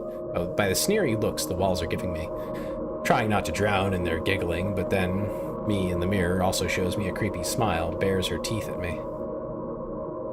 I shut my eyes, but that doesn't help. It wouldn't have helped even if I sunk through the floor. I start counting in my mind. 2 squared, 2 by 2 squared, a square squared, a square pyramid squared, a pyramidal structure cubed, a pyramidal structure hypercubed. I feel better. But my head is splitting apart now. Sorry for being rude, or how do you feel? I feel bad about being rude. You're a bit mean. It's not your fault. It's never your fault. Fine, you can keep on blaming yourself, but don't overdo it. I don't know why, but I thought I'd be able to take control. I was almost ready to.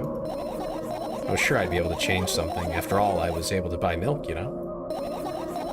Yeah, I don't know how challenging it was.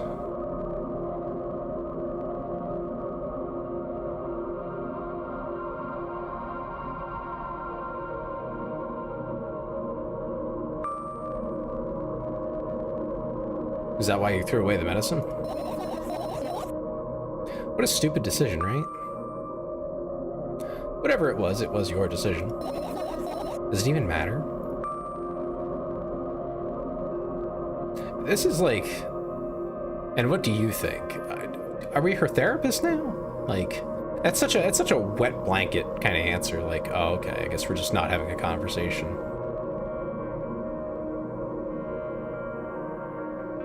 No, I knew it. Then why did you do that? I feel like I'd be able to fight it on my own. It's true, the pain subsided for a bit at that time, but now I feel like triple in force. It hurts so bad. Well, you know what to do. I feel like this is guilt tripping, and you shouldn't do that. Dejected, I reach out for the shelf with my medicine. I swallow the pills one after another, chasing away the unpleasant visions that keep floating up in my memory.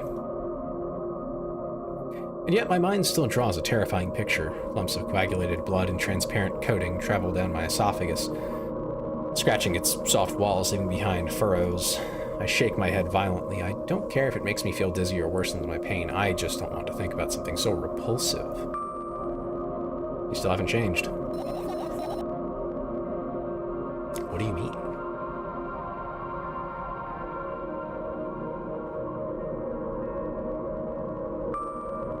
You're afraid of being alone. This worries you much more than pain. Yeah, I guess. I toss the last pill into the air and catch it with my mouth. Stylish. How many points is that worth?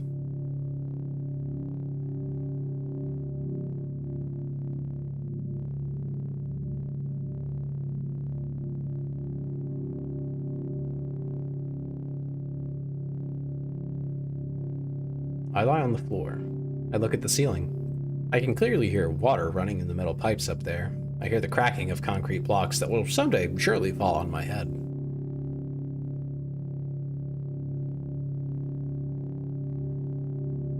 The crazy part about all of this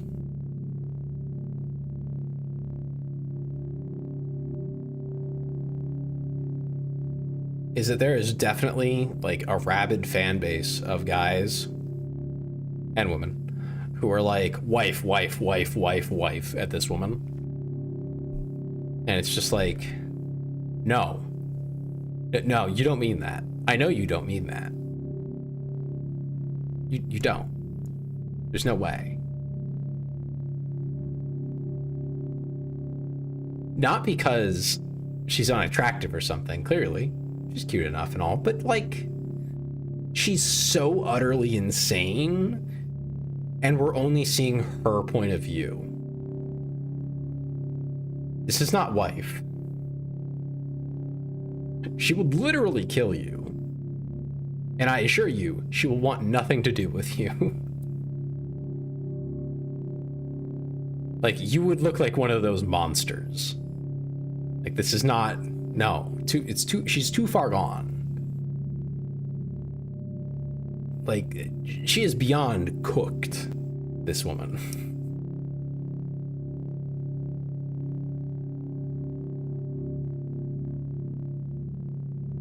And definitely not dominant enough for you, Suka. You are far too much of a bottom.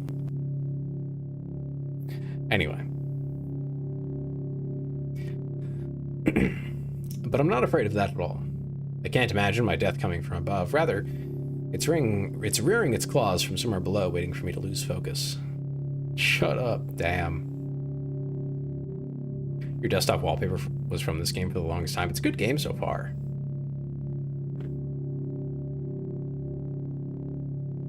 It deals with some heavy topics, and it does it very well.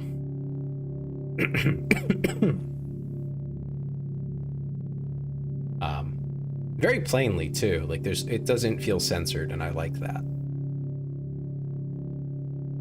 Rather, it's rearing its claws from somewhere below, waiting for me to lose focus. That was the last sentence.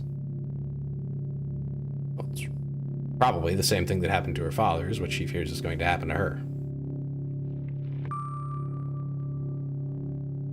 Do you want to talk about it?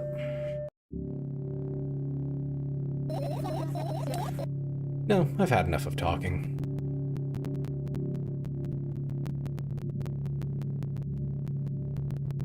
Okay.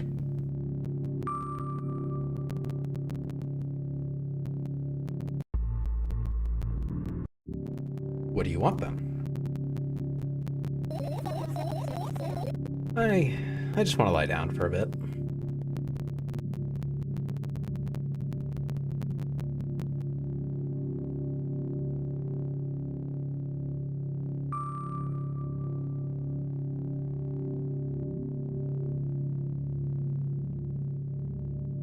We'll just wait.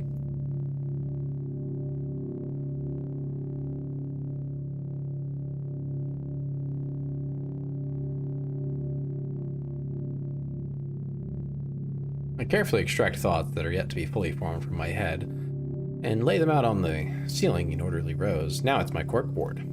In hopes of seeing the whole picture, I switch them from one place to another, pile them on top of each other, scatter them around. In the end, I throw them off with my hand, annoyed, and start over.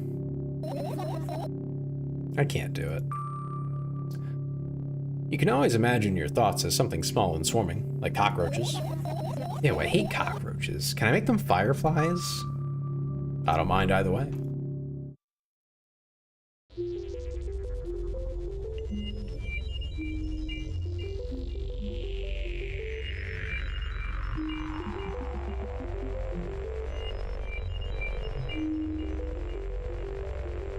I don't even have time to blink before my thoughts, they're fireflies now, start whirling all over the ceiling of their own accord, forming whimsical patterns. I can only observe them and wait for the right moment.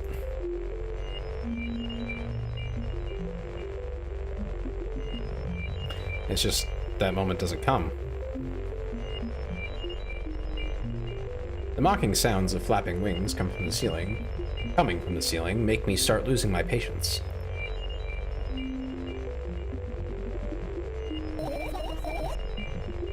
Enough, I hate you. God. You're loud and annoying, and I don't like them.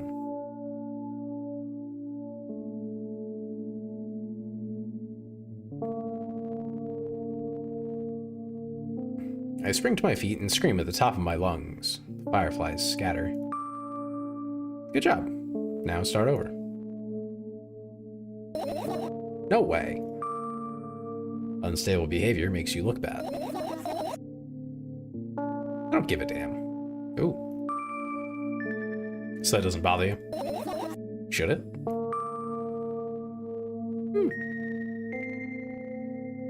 That makes you look? No, probably not. A lot of people act like this. Really? There's nothing shameful about snapping at someone if you have a reason for that. You did have a reason, didn't you? It'll surely get better, believe me. And now, start over. You're at it again. What do you mean? Never mind. And I've changed my mind anyway. Please don't stay silent for this long anymore. I'm having a hard time without your help. Fine. I raise my eyes to look at the ceiling once more. Sadly, all my fireflies seem to be hiding somewhere. I need to find them.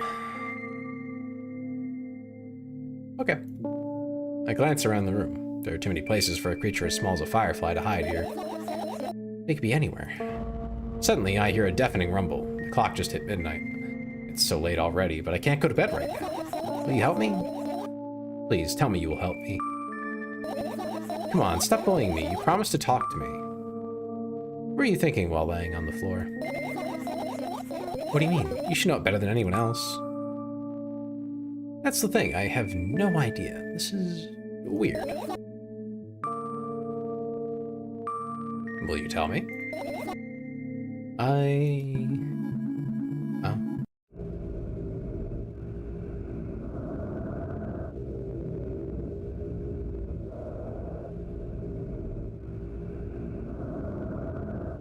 I roll my sleeves and start rubbing my eyes intensely. They're so itchy. Why are you crying? My eyes are itchy. Did he bring milk? I wonder, if I tear out all my eyelashes one after another, will my eyes stop itching? I've wondered that myself, actually. I have a bad record with my eyes. Specifically my eyelashes and my tear ducts. They don't love me.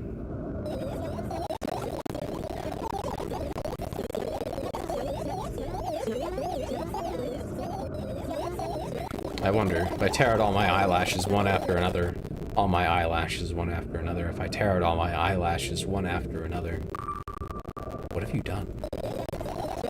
I need to gather the glass, and then I need to have a bath, and then... Here, drink some milk.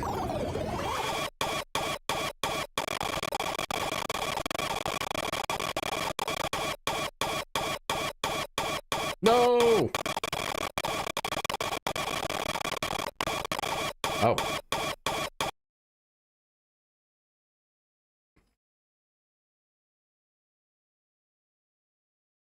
Well, that didn't go very well. It closed the game. It like self-crashed. It did it on purpose. So the game killed itself. Yes, the audio was bad.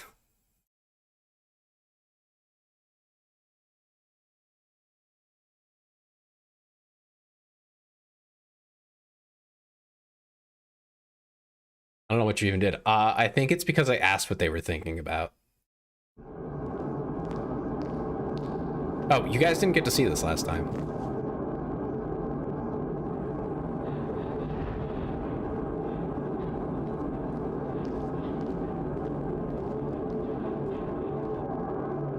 Counting her steps.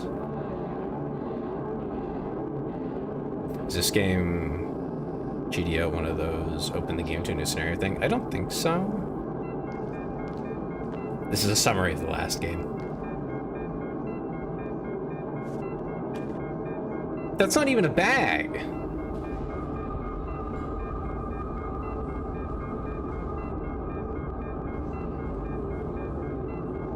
That's a box.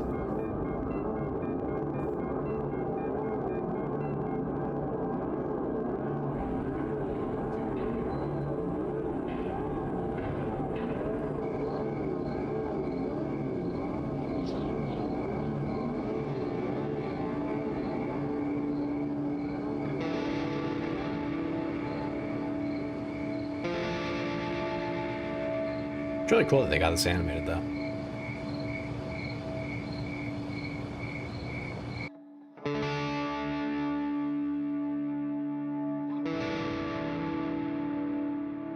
I don't think I've ever seen a building that looked like that.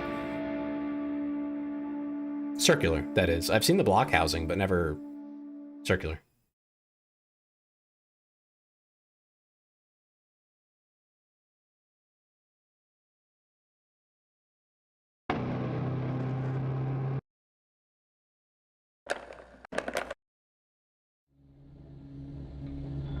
Huh. Anyway.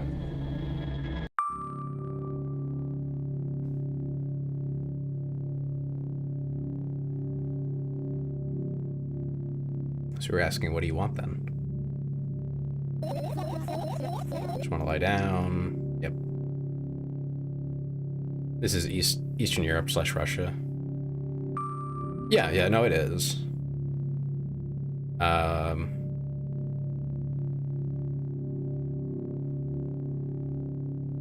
I kind of want to go back to where we were and then change my answer there.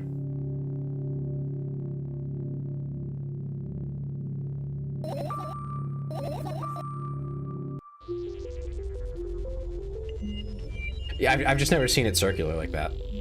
I've seen a lot of images and video and stuff mainly out of Ukraine as of the last couple of years for obvious reasons, and I've never seen it in a circle like that. It seems odd, like how would you put the windows must be weird. Blah, blah, blah, blah, blah. We already went through all this.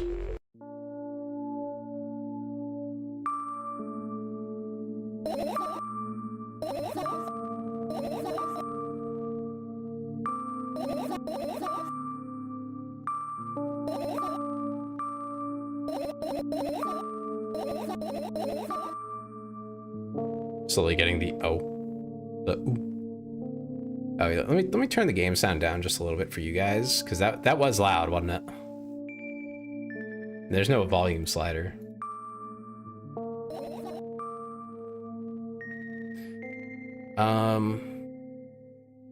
Yeah, we went this way, and then there was... Oh, okay. I think we're... Oh, here's where we get to... Okay. Guess I'll have to tear the whole place apart. The O? I'm not sure what the O is.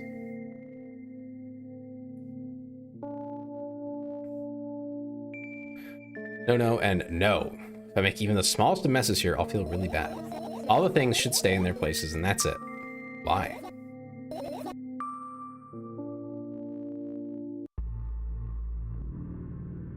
The game will show you eventually. I see. You don't have to tell me if you don't want to. I don't, and I won't. Alright then, so we need to find a bunch of tiny insects inside a mountain of junk without moving anything even an inch? Yeah. My oh my. I have an idea. Last time, becoming a visual novel character helped me achieve my goal. Now I want to become a point-and-click adventure game character. You know, those games have moments where you can just look at different objects and something inevitably happens. It sounds so fun. And what about the things you use regularly? Do you refuse to touch them as well? It would make it even more interesting. This is so childish. Want to know what's the best part? You'll be the one doing it. Oh no. Oh yes. I start panicking as soon as I get in a multiple choice situation. I'll just keep changing my mind and end up crying and running away. Do you want that to happen? You're such a handful. You've already proven that you're able to make decisions. Why not continue on that road? I think that's a bit too much pressure on her. Do what you want. I go to the middle of the room and look around. Where would I hide if I were a tiny firefly? Ah, this is so thrilling. My heart gets warmer from the pleasant anticipation. Hey. What? Look down. I look down. After a moment, a small ball of light and warmth crawls out from under my sweater. Wowee.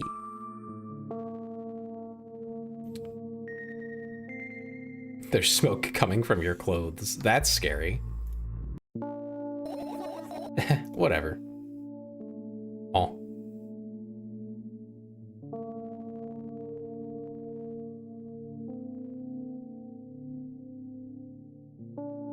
I carefully grab the firefly. It's pleasantly scorching to the touch. I put it on my shoulder. I'm sorry, little guy. Time to come home now.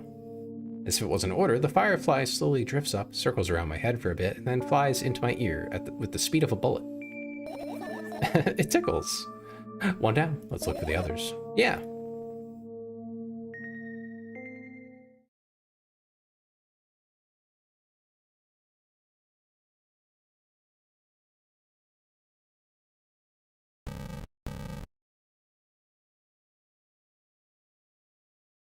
I didn't like that at all.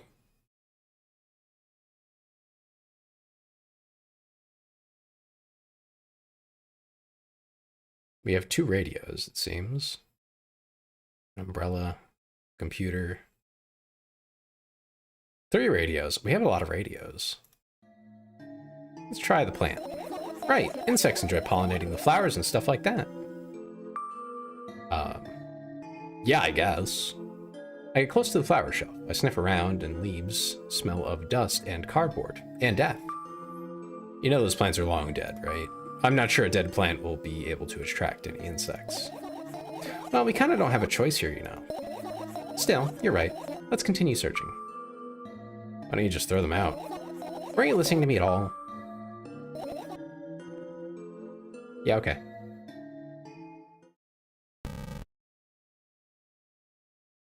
I feel like I really shouldn't click the garbage.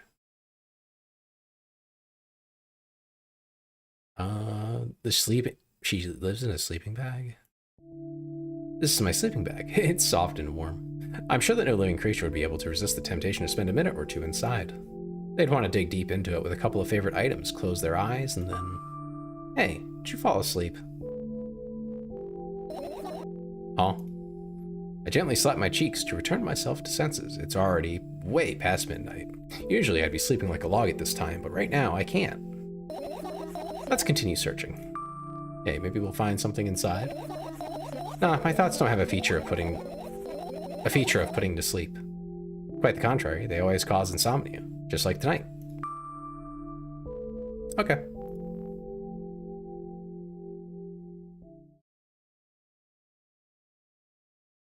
Just click on it, you say. Okay. Oh, it just doesn't let you. What about the waste bin? I get close to the waste bin and look inside it with curiosity. Peel packaging, notebook pages, and other garbage. Boring. Oh, hey, Bo. This is milk outside a bag of milk outside a bag of milk. The sequel to Milk Inside a Bag of Milk Inside a Bag of Milk. How are you doing today? Hope you're doing well. There's nothing here. Indeed, no self-respecting firefly would hide in a heap of garbage. Just gonna accept it. That is wise. Can't disagree with you here. Oh, internet. Come on back. Don't be doing that. Come on, internet. Let's not. Thank you. There we go. That's better. I can't complain too much. Internet's still having issues, but it's not as bad as it was. So I take what I can get, I guess. Looking forward to eventually moving, because that'll hopefully fix it. But otherwise, yeah, pretty good. Pretty good. I got to rest today, which was very needed. Yeah, can't disagree with you here. Not in the garbage. What about... what are these pictures? And what are those? Ah, those are the photos of my best memories. But they're blank. I stared at them so intensely that I burned them with my eyes. Oh, just gonna pass that one off, huh? Now they're just covering the cracks in the walls. Ah, I see. Oh my god, my internet. What's happening to it? That almost went to 0. Holy shit. All right, we're gonna wait for that to stabilize. Hopefully it does. Can it stop doing this? This is driving me up a wall, man.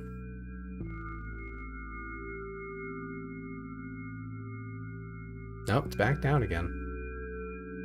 He stopped eating it. I wish it was me. I wish I had the choice.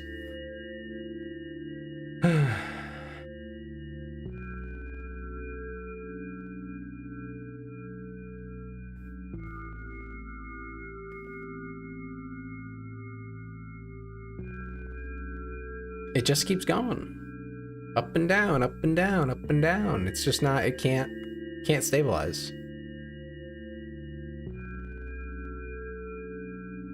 Good lord.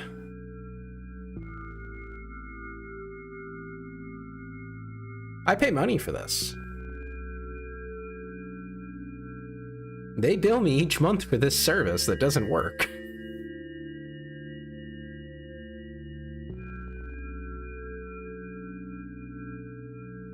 Is it done doing that? Are we good? Up and down, side to side, like a roller coaster. No, it's just up and down. There's no sides. It doesn't have a. It only has one axis. Oh my god! And there it goes again.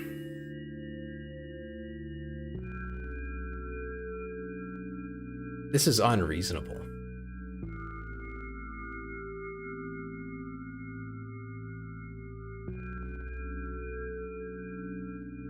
I'm just watching it. Because I don't want to continue until it's at least kind of stable. That would be a waste. Nothing in the back at the moment, nomming your net. Nothing else I run uploads anything. Gotta threaten them and ask for a discount since you won't pay for internet that doesn't work. I've done everything I can. I talk to a supervisor quite often. I've seen the technicians. They come here. I was out. They didn't even talk to me, and I came out here on my lunch break. Came home to have lunch. I had leftovers, and I was like, oh, I'll just go home. As I was going to park my car, I could see one of the techs at the box at the back of the building. I didn't even ask them to do that. They listen when I complain. They're doing stuff. It's just, it's some weird. From the research I understand of it, it's something on the node level where realistically, it's just over the capacity of the node that it's on. So the way they like section out internet is there's, you know, the whole network in an area, a wide area network, a WAN, as it were, that covers a large swath of places, and they all connect to nodes, which then connect them to each other. And those nodes are like just chunks of that network. And so if there's a level, like a node level issue, it will only impact people on that node. But also the nodes can only handle so much bandwidth. So at a certain point, the nodes stop being able to like handle it. Like I will admit, I upload quite a bit compared to what like your typical American broadband internet is capable of handling on an upstream. But they also advertised up to the speeds I get, less than I use actually. So they're telling me I can have it, and they're not giving it to me, which is not great. But it is up to, not a guaranteed, which I think is baloney. I think it should be always and forever. You will always be able to get this speed, and if not, there must be an outage or an issue, and it will be fixed. Someone in my neighborhood thought they were funny and placed a jamming device in the main box once. Another time it was a neighbor's cable being so messed up they basically shorted the internet. Before they investigated it, they told me it was on me for weeks. Yeah. Well, one of the issues I have with where I live is the cabling here is definitely outdated. So it could very well be the wires in my walls being part of the problem, if not for the fact that they told me already that it was a node level issue. They know that it's either out on the lines or it's at their wherever the node actually is physically. I don't know what it is. Obviously, otherwise it would be a lot easier to fix. I think it's bandwidth at this point. The issues I'm seeing now, I think, are bandwidth. I think it's bursts of usage from other people lining up, coinciding with, baseline usage that are saying, oh, we can't do all that. And I'm hitting those on occasion. That's usually how it works when people are streaming and other things like that. So I think that's it. I think it's just people are basically watching shows, but like a lot of people.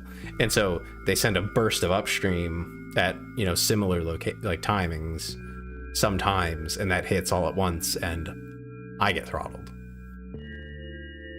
So I think that's what I'm seeing, because it's such a crappy network. To be very blunt, like a lot of the infrastructure is very old. In internet terms, 10 years is very old for internet infrastructure. For electrical infrastructure, I think that's still kind of old, but it's not like that old. At least technologically. But for internet, no, that's you're pushing it. So I use Virgin Media, use it today. Oh yeah, that's totally an option for me. I don't even get 5G where I'm at. I'm lucky if I get 4G. Yeah, so it's just, I don't have a great option, basically. I don't have an alternative. There is alternatives in my area, but they're not installed at this location. And I don't own the place, so I can't do anything about it. There it goes again. This is driving me nuts, man. The hope is that when I move again from either my next job, or if they tell me I'm staying here, then I'll just find a place. But I want to go somewhere, get a place, either rent like a whole little townhouse or something, or something along those lines, so that I will have a little more autonomy with hey, I want this and that, and give it to me. Because I pay the rent, damn it. Or I pay the mortgage if I can get something like that, to actually buy a place. That would be ideal, and then I could just do what I want with it. And then I could also, of course, threaten, I'm going to another company if you don't fix it. I can't do that here. We got one option. One alone. And don't really get anything else. So yeah, I'm excited to move. If I get fiber internet, that'd be great. Because then I could stream to all sorts of platforms. It'd be great. Some internet provider here once had the issues where they sold more keys for usage than they owned, and then people with different subscriptions were using the same key, which fucked up their internet because it was fluctuating between the different subscriptions. That's crazy.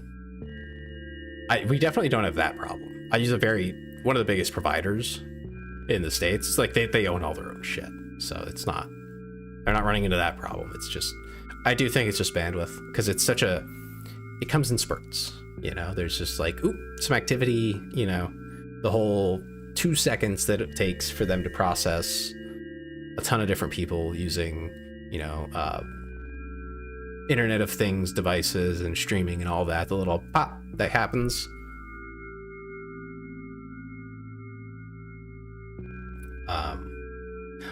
I should start tracking the time when that happens.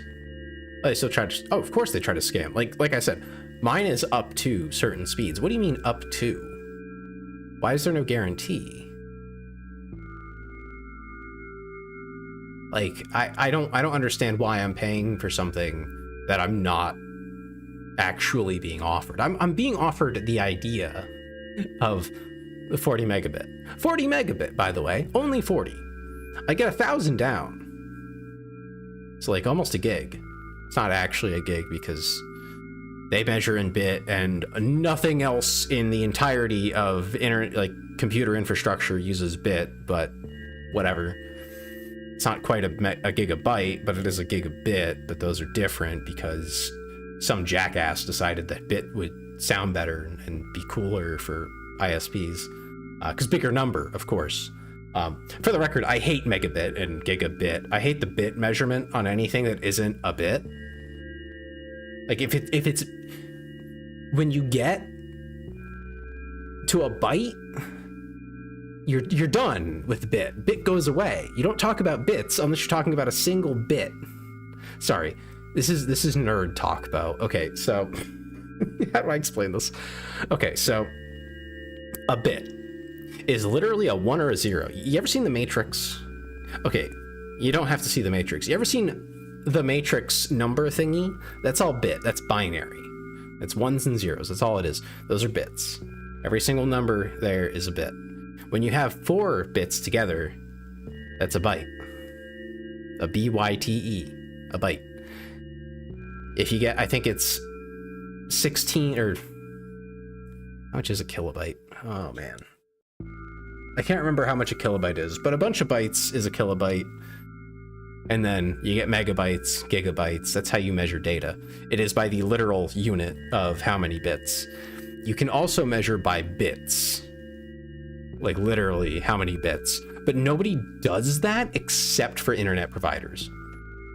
It's not helpful. Who wants to be bit? Oh, goodness.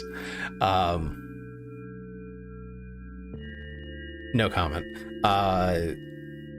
Bit is not useful when you're measuring storage because it's too specific, actually, because it's probably not actually taking up all the bytes that it lists, but you can't use them for anything else. Like you can have a piece of memory that's 16 kilobytes, right? It might be using all of those bytes that it lists, but there will be bits in there because you'll have a huge chunk of data that's like really long, tons of bits, and then like the last, I don't know, it could be several bytes are just reserved because they thought they might use them, but they're not actually. But those aren't useful. But they have to be included. They have to be counted, even though they're not. You don't have to do anything with them per se. You'd have to send those as well. But point being, it implies a level of precision that isn't. It's there, but it's not. It's not representative of the actual structures that are important. Personally, I like the bytes for some reason. Well, the bytes are just, they're a more informative thing. I think I'm being a massive nerd here as a programmer specifically, of saying, if it's smaller than a byte, I don't care. There is, I don't think any data anymore. Used to be, way in the past. Not anymore. That is actually only stored in a bit.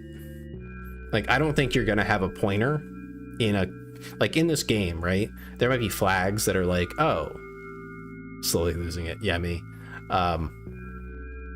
You might point to a piece of data and be like, oh, here's all the true false stuff. Like it's all over here. Okay, it's all in this box over here.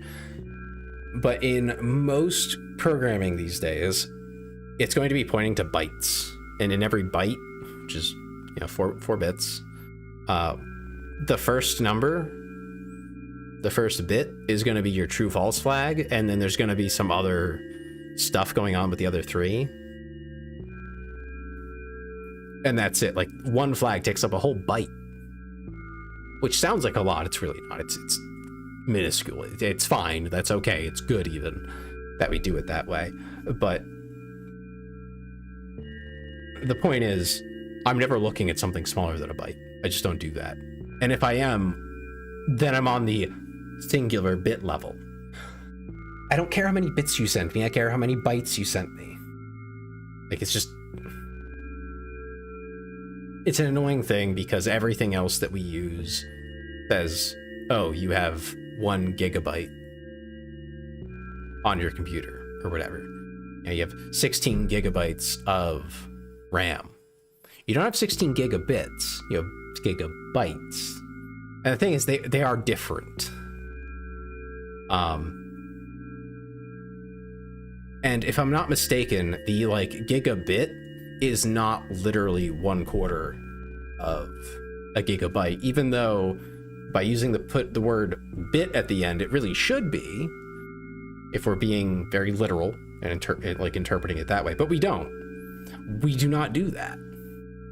It's some weird fucked up base 100 thing, so it just ends up being weird.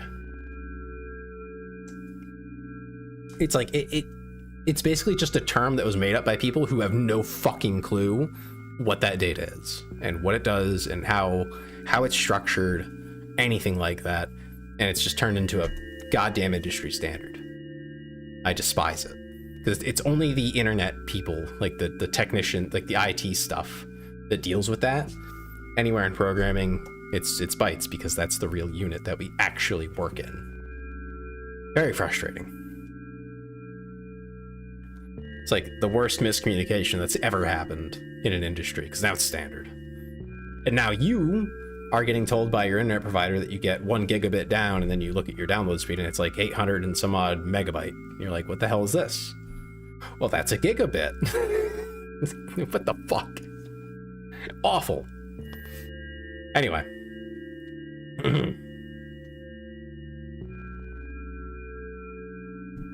Enough ranting. Now they're just covering the cracks in the walls. Cracks? Forget it. Are we continuing the search or what? Okay, we are. Anyway, I've been waiting for that. Damn. He did not like the rant.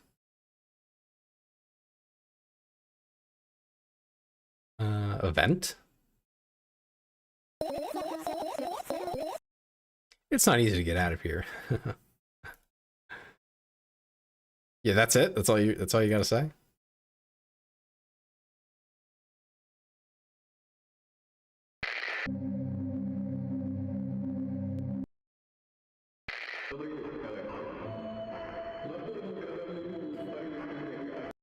We're looking for her thoughts, her fireflies.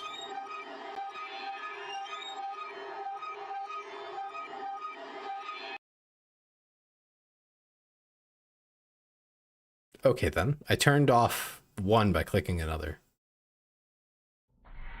Look at the alarm clock. Time continues its unstoppable flow. It's so late. Are you tired? You bet I am. I let out a theatric yawn and hold out my arms to the sides. 1, 2, then I raise them above my head. 3, 4. Maybe a little workout will help me freshen up. Good idea. Do you remember the exercises you've been taught? I think so. I took a hesitant stance. What was it? Heels together, toes apart? Whatever, I'll go with that. Count down 5 minutes. Fine, you have a clock right in front of you, though. I can't look at its hands for too long. At first, I feel like they start moving in the wrong direction, and then they disappear altogether. And then things always get messy. Last time I saw a pair of eyes on the clock face. And also, I used to hear voices back in the day. They needed for help, I think. What a mess. Truly a mess. It was a mess, right? A mess. Well, are you counting down? My God, finally. What do you mean? I was trying to get through to you for half an hour. Huh? Forget it. Do you see that firefly? No? Let's continue searching then. I look at my laptop. I haven't touched it for years, so it's covered with a layer of dust as thick as my finger. It was our item. I fear it. Why? Is the game audio crispy? do you mean crispy?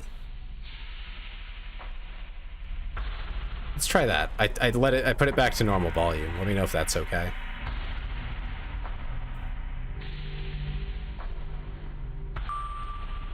Wonderful. Tell me about it. Sometimes it gets crispy. That's probably my internet still having issues here and there. I insist. I don't remember how it appeared in my room. I know my parents probably brought it here because they couldn't find a better place for it. They didn't prohibit me from using it. On the other hand, they encouraged me to do so. Sure, I spent my whole days in front of the screen. Games, drawing, engineering, calculator, 3D modeling. So much fun stuff to do. You had amusing hobbies. Yeah, I did before entering the web. Imagine this. You're a hamster that lives underground. You have everything for comfortable living. Did you imagine? As always, your analogies are spot on. Okay, I imagined. Alright, so you're a hamster that lives underground. You have everything for comfortable living, okay? Okay. Wonderful. And here's the situation. You're a hamster that lives... Okay, I got it. Do you want to talk about something else? Yeah.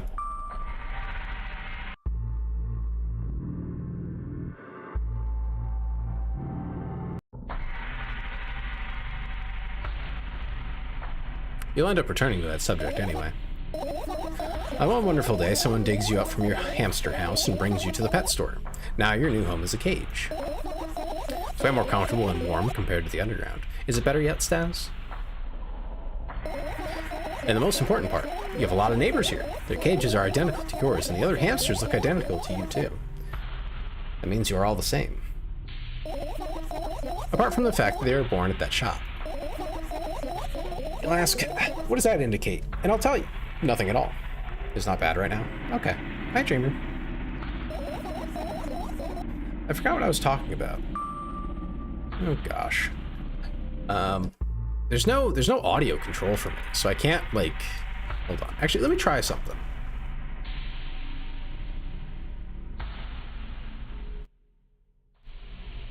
Okay, I can turn it down this way for you guys.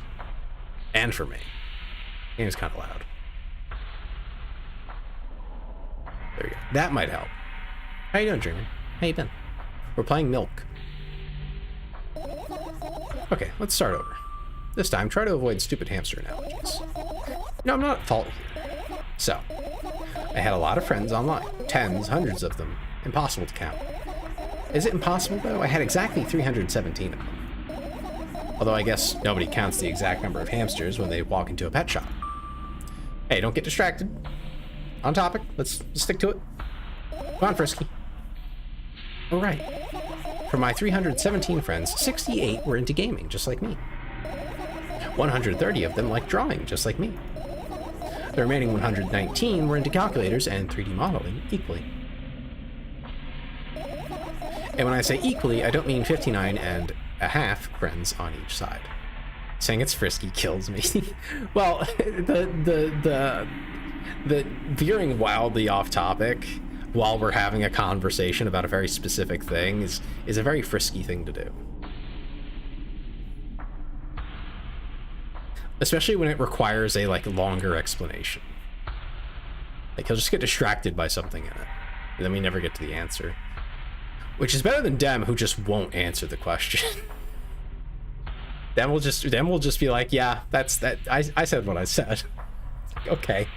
Okay, whatever you say, buddy. Not as bad as me either, in the different way that I will explain, but then I will go off on like 5 different side tangents and forget where I started. So we're all a mess, but in different ways. Now, this is a very Dem thing to say. When I say equally, I don't mean 59 and a half friends on each side. That's a very Dem thing. That's, yeah, taking it very literal. All right? You can split numbers evenly, no problem, but math doesn't work like that when it comes to friends. Major conundrum, right? I get to the point. I knew, of course, that no real people exist on the web. Chat, I have very bad news for you. Horrific news, even. I'm sorry to be the one to tell you this, but it was just outed in front of us all. I am, in fact, Not real, apparently. I'm not real, apparently. She said it. You heard it here first. And neither are you. None of us are real. But what is real? Quite a conundrum. I also understood that all of my friends die the moment I turn off my laptop. I see. But I still wasn't even a bit worried. Why? Do you know what computer programs consist of? It's just a combination of numbers. Which means my friends are also numbers. Isn't that amusing? Not really. Why do you call them your friends? I mean, everyone who shares my interests is my friend, and I don't care whether they know about my experience or not. Or existence, sorry.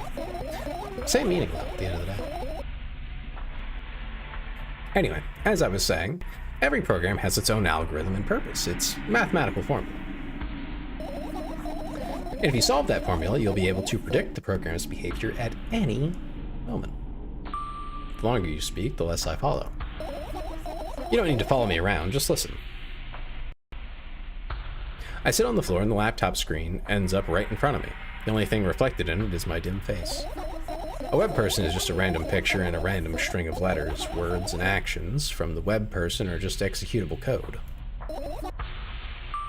Hey, let me know if you need a break. One day, someone appeared. From that point on, my laptop was always on. There are no real people on the web, but he was good at pretending. At some moment, I let him trick me. Hey, look. Huh? Suddenly, a firefly slowly crawls out of the laptop's vent grill. I reach for it. It gets on top of my palm, blinking all the while. I think it's trying to say something. I can see that myself, if only I knew what. Looks like a cipher. Don't you want to crack it? I changed my mind. I have absolutely no desire to find out what it wants to say. The firefly stops glowing for a moment after that. Then it starts glowing again, as if coming back to its senses.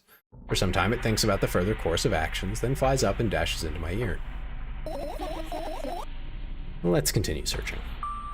And what about your story? You must be mad at me for interrupting you. I'm sorry. If you do everything right, I'll finish my story. Maybe. Do you promise? I promise. And if you forget, then remind me with a code word, for example. Please forget it because I won't, is the achievement I just got. What code word? I'll think of one later. Uh-huh. And for now, let's keep searching for my fireflies. The drawers. I doubt it. All of the compartments are locked.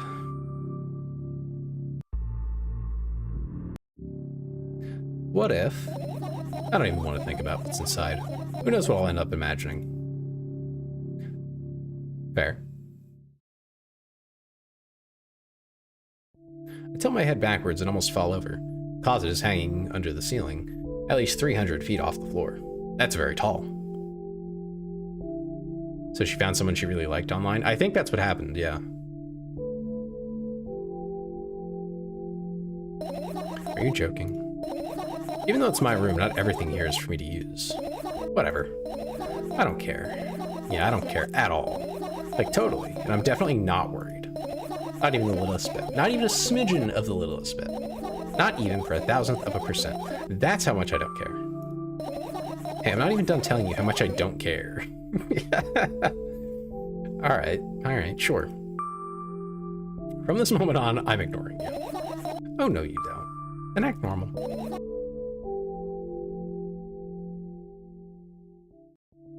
Your usual notebook pages glued to the wall with duct tape. Numbers are drawn on them. It's the only kind of information I can take in without trouble. Dosage and side effects? Yeah. I thought you know them by heart. Yeah. This is not your handwriting, isn't it? Things got bad for folks around me? Aw, sorry to hear that.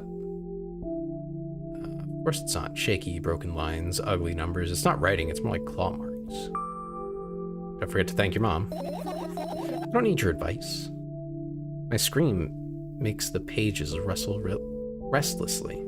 After a moment, a firefly appears from underneath one of them. Neighbor's house burnt down. Oh my god. After looking around in a businesslike manner, it takes off into a businesslike flight and ends up entering my businesslike ear. Hey, let's continue searching. I hope they're okay. Umbrella.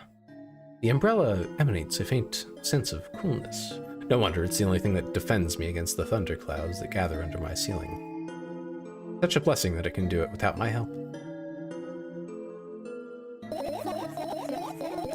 Still, a firefly won't hide in a place like that. It will catch a cold and be unable to fly. You don't want to catch it? Sure, check it rather.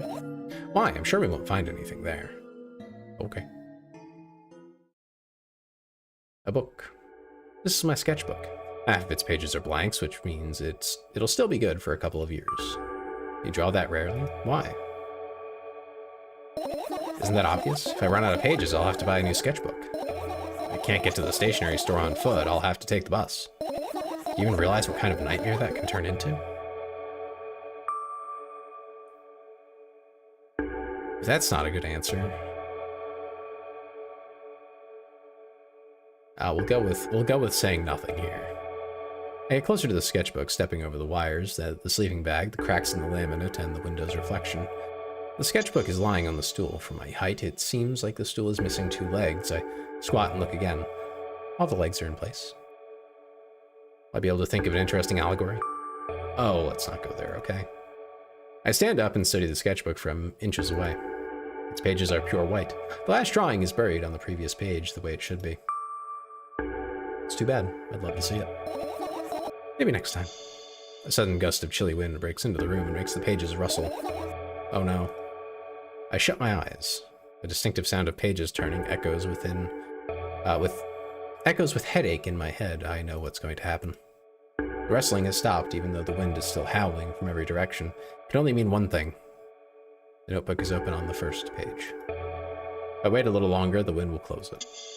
I won't have to look. If I wait a little longer. If I wait. Open your eyes. No. It's okay, just do it. No way, I know you're lying. Calm down. No. Calm down. No. So we're just gonna keep repeating it. I think she's giving in. Calm down. Fine. I open my eyes with utmost caution. The notebook is still open in the middle. No drawings, nothing. The pages are still pure white. Did I imagine it? I don't know. Did you? You're the smart one here, you tell me. Next time, don't close your eyes. What did you... I couldn't finish speaking because the pages started moving again. Don't close your eyes. Don't make me do it, I'm scared. Trust me. The rustling grows louder, the pages lift up. I can almost see the outlines of drawings on previous pages. No way, everything that is in the past should stay in the past. You couldn't convince me. That's it, I'm closing my eyes. Look there. A barely visible light seeps through the pages. With every new gust, it becomes brighter and brighter. A firefly. The wind immediately stops. For a moment, the world sinks into perfect silence, but only for a moment. The buzz that has always been haunting me fills the surroundings, but it doesn't matter now. Goodness gracious, little boy, you made me so scared. The firefly blinks, flies up in and enters my ear, buzzing loudly all the way. It spends some time looking for the perfect spot in my head, but then its buzzing dies down. Phew. Are you okay? We're running short on time, so let's continue searching.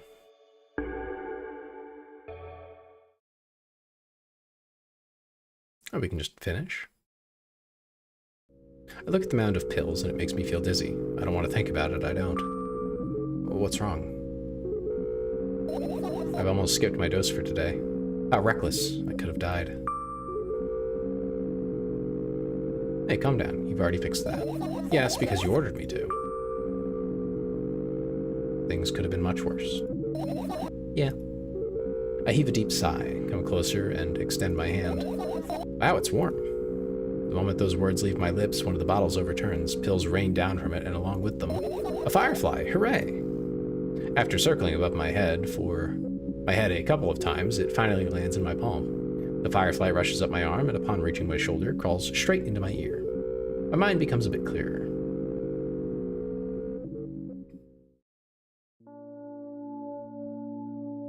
I turn my eyes towards an inconspicuous shelf near the mirror. There's a glass with a toothbrush sitting on it, and a small towel is hanging nearby. What a wonderful sight. My fireflies are smart and good. They would never get in there. They know about personal hygiene. Okay, let's look somewhere else.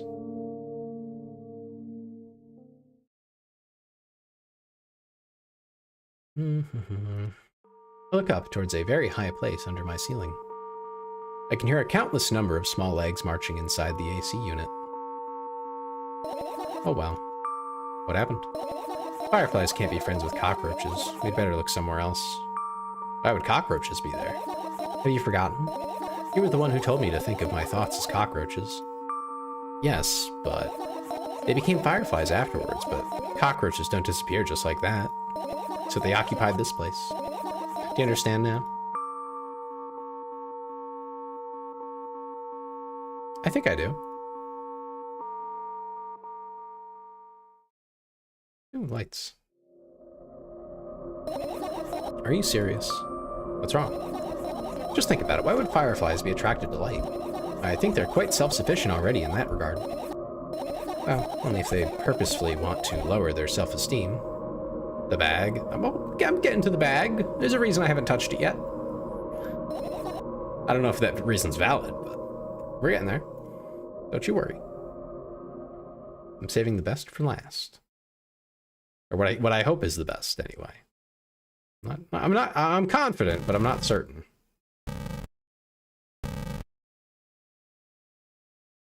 We got the fan. What's funny about that? I imagine myself being a firefly that is looking straight at a giant fan. And I'd be so jealous. The only thing preventing it from flying is a cage that's locked in and the cable. It's like an inmate, if you think about it. It's so sad. Yeah. Let's continue searching. I look down. My school bag, worn down and silly, is almost screaming of its own uselessness. From another angle, it looks like a full belly. Its contents are also regurgitating, decomposing, and turning into a sticky, mushy substance. What a cool image. I need to remember this. Senseless and cruel. What? Totally not cool. I don't really understand this, so we're gonna go with this one. Tell me what's inside your bag instead. Nothing special, mostly just all sorts of books. I've taken out all the pens and notebooks out of there, and I'm not interested in anything else. You used to go to school, didn't you? Yeah, I did. I had a blast all the way. Are you sure you understood my question? You think everything in my life should be doom and gloom? Well, you're wrong. All right. What did you like most there? Well, the rooms are really bright, not like at home. That's it? Don't rush me, let me remember. Well, the beds were also soft, and the food was nice. By the way, I attended all the classes. The others always skipped. They probably got told off so hard. I smiled gently, absorbed in warm memories. You never graduated, though. Yeah. Remember your last day there? It was a normal day. I don't believe you. You're avoiding the question. Dad picked me up earlier than usual. He told me that I'm already too old for the school curriculum. I also realized that some time ago, the tasks were way too easy. Then we got into the car and went home. Mom greeted us there, we had dinner, and went to our rooms. I feel like I'm on the cusp of something here. And what happened then? I don't remember, and does it even matter? Tell me about it again. Go on, repeat yourself. Is your memory that bad? Please. Oh, fine. That day, Dad picked me up from school earlier, explaining to me that I need to grow up. Uh-huh. It's not like I could completely grasp what he meant.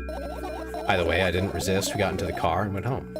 Mom greeted us there. We had dinner together and went to our separate rooms. Satisfied?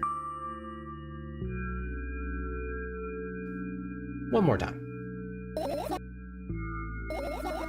Dad dragged me out of the school building while I was scratching and biting. The teachers didn't interfere. That scene was ordinary for them. Who knows what the little brat has done? Then he pushed me into the car and we drove home in complete silence. Mom greeted us there, we had dinner together, and went to our separate rooms. Please, let's not discuss this further. No, you'll tell me again, because you're leaving things out. Dad bought milk on our way home. Again. I hate milk so much. Mom was not home. Again. I hate Mom so much. What happened next? Suddenly, I feel someone's eyes on my back. Knowing that these moments should never be ignored, I turn around, but there's nothing there. What happened next? Everything that happened next happened after something that led to everything that happened after what had happened.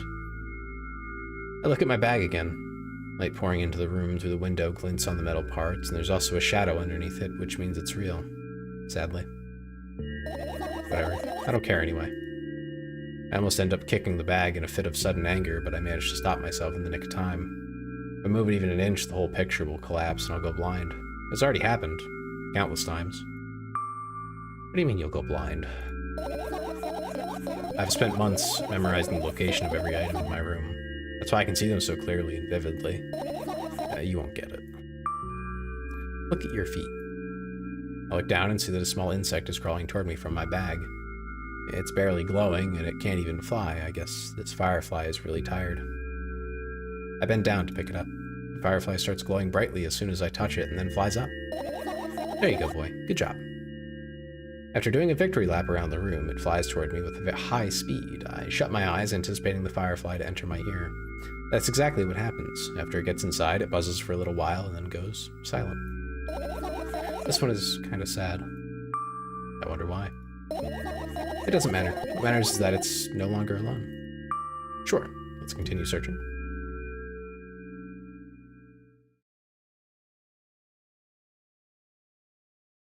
I think that's everything. Yeah, still can't click the garbage.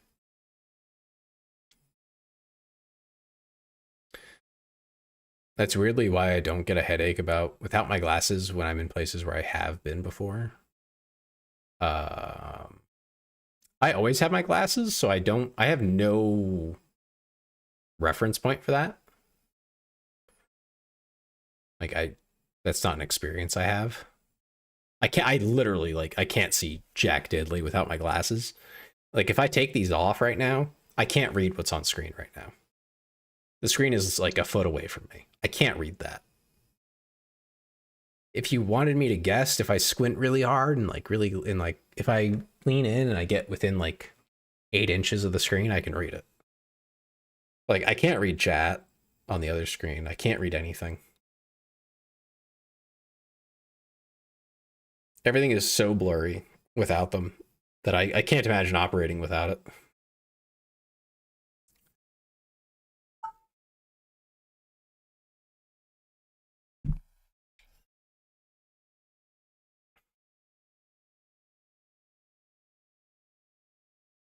I'm doing the classic scrubbing maneuver to make sure I'm not missing something.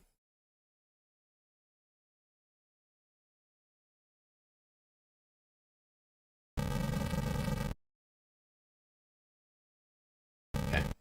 I'm not seeing anything else pop up other than the radios. So it apparently takes so much of my brain to correct the image. Huh? I mean, that is normal if you need glasses. If you don't wear them, you'll get headaches, but it's surprising that you can see perfectly fine at all. All right, so I think we're done. We got all the fireflies. You found all the fireflies. Amazing. I guess I managed to gather my thoughts, but something still worries me. On the other hand, I wasn't supposed to be happy anyway. Why not? If I lose something and then find it, it's just going back to the starting point. No changes at all, a zero sum. And happiness is always about being a positive, right? I don't know about that. You shouldn't think too much, it hurts you. This is true, actually. Don't think too much. It will just make you sad. I want to sleep. How about you get some fresh air before sleeping? What do you mean? Well, go to the balcony, breathe in some fresh air. Somehow those words triggered a panic attack in me. I subconsciously step away from the balcony. I don't think it's a good idea. Why? This may sound silly, but I feel like someone is watching me. It's me, hi. My name's Tailser. I'm watching you. Sorry about that. You're part of a video game, actually. You've talked about this before. Whoa, that's fucked up. There's no way somebody cares about you that much. Like, the only visual difference between with and without glasses is that I feel smaller without them? Huh.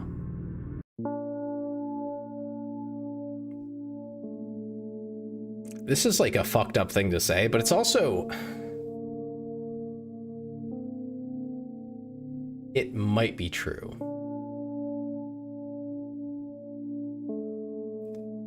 The thing is, it's... Given her circumstances, I want to say this might actually be better for her to hear, because she is paranoid to the point that she feels that someone's watching her when nobody's watching her, guaranteed. So there's no way that somebody cares about her that much that they're like spying on her. But this is such an awful way to put it. But I don't want her to wallow in the room. This gives me a conflict because I don't like either answer.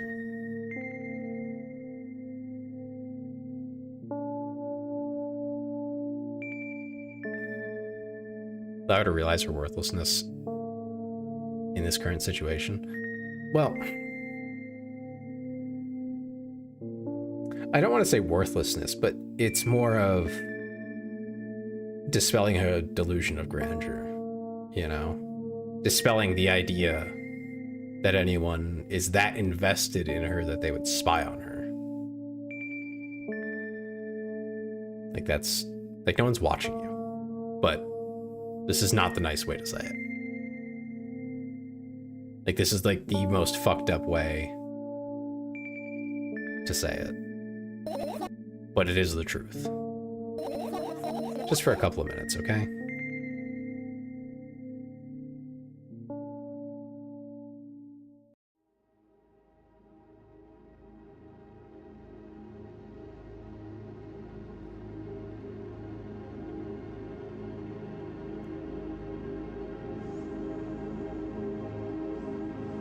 My apartment building looks like a bottomless cooking pot, but instead of soot, it has hundreds of concrete and metal boxes on its walls.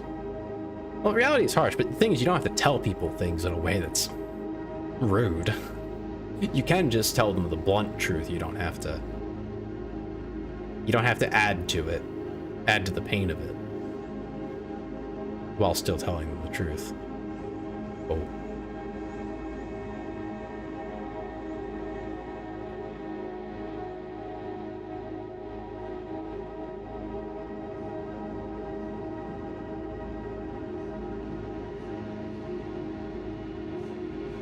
Oh.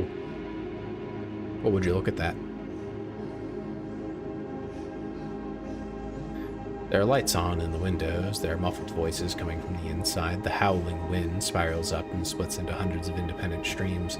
It seems like it wants to be heard by every person living here. You get it now? Yeah, kind of. Kind of. But, like, why? Like, what is this exactly, anyway?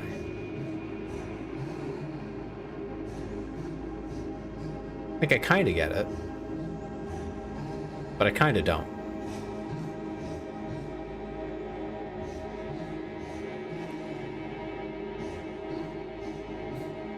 Like, what's scary about it?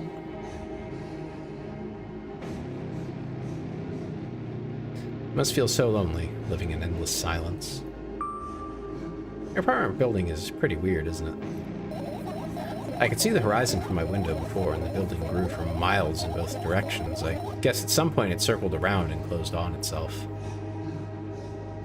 Anywho, I returned to my own depression. Enjoy your game of a bag of milk with a bag of milk for a bag of milk on top of the bag of milk. Thanks. We'll try to. Nothing unusual about that. Huh. How do you feel? I definitely feel. Sometimes that's more than enough. Still, you're anxious, aren't you? Seriously, who the fuck buys a bag of milk? Suka does. Suka sent a picture in the Discord. He owns a bag of milk. And he has a pitcher for the bag of milk. Which is so strange. And it looks very silly. It's a very silly thing. A pitcher. Yes, it goes in a special pitcher. The whole bag. Bag and all. Go look in the Discord. It's completely normal in Canada, apparently. Oh, there goes my internet. I've been struck down by the milk gods of Canada.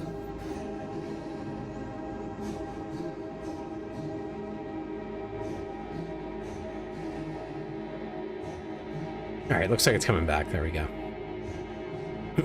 Anyway, now that the milk gods have released me from torment, yeah.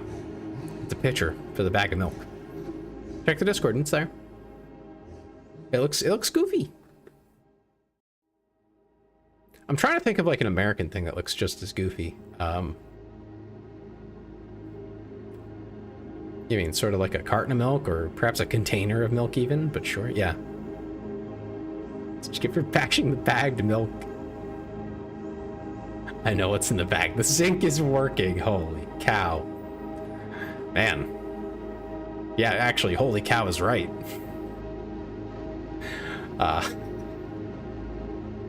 Damn, Suka. You're just posting that for everyone in general? Box of wine. Yeah, like boxed milk makes way more sense to me, right? If you're like, oh, we put our milk in boxes, I'd be like, oh, okay. Sure. Yeah, that's fine. That works. It's the bag that gets me.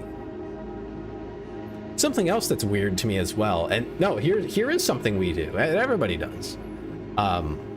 Soda cans are bags in a can. I can't talk about bagged anything without my internet dying. This is crazy. It's had a bag of wine. That sounds wonderful. But like, I'm imagining a very different kind of bag. I'm thinking of like a water skin type of bag that you drink directly from. That sounds great. Can I interest you, Canadian, with a box of wine that also contains a bag? Probably. A water skin of wine sounds reasonable. You know, like an old like leather type bag for water. Something like that I can see for other beverages. Maybe not milk. I'm not sure I'd want to put milk in there. That sounds hard to clean. But for something with a little alcohol in it that you don't really have to worry about cleaning as much, yeah, I can see it. You just offer them American hot dogs. But they're that is a bag, but like so when you get one of those packets of hot dogs, you're supposed to either make them all at once or put them in another bag or bag the bag or get one of the resealable bags.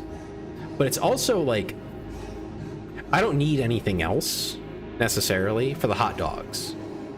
Like if I get a bag of hot dogs, I just open it and use them directly. There's no intermediary. That's what always confused me about the bagged milk. I was like, what do you do with it? Like, what do you do with the bagged milk? Apparently, you have a special pitcher just for it, which is silly. I guess it works. I don't hate it. It's just weird.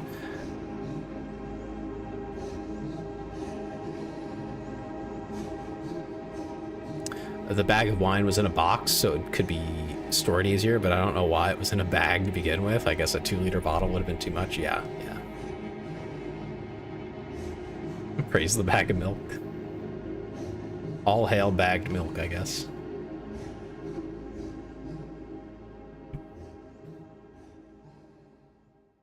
Thank thee, Canada, for bag milk.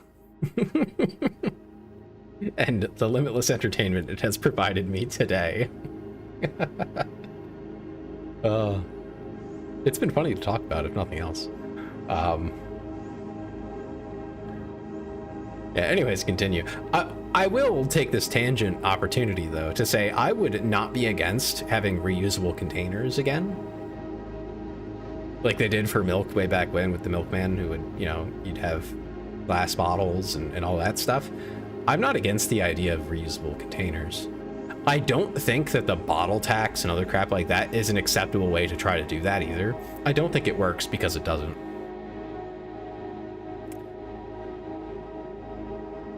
And I would rather have, like, you know, a glass jar of some kind, or something reusable that's more sturdy, doesn't decay at any reasonable rate, instead of like the cheap plastic, right? Something a little more sturdy, a little bit better, reusable, that doesn't break down, all those wonderful things.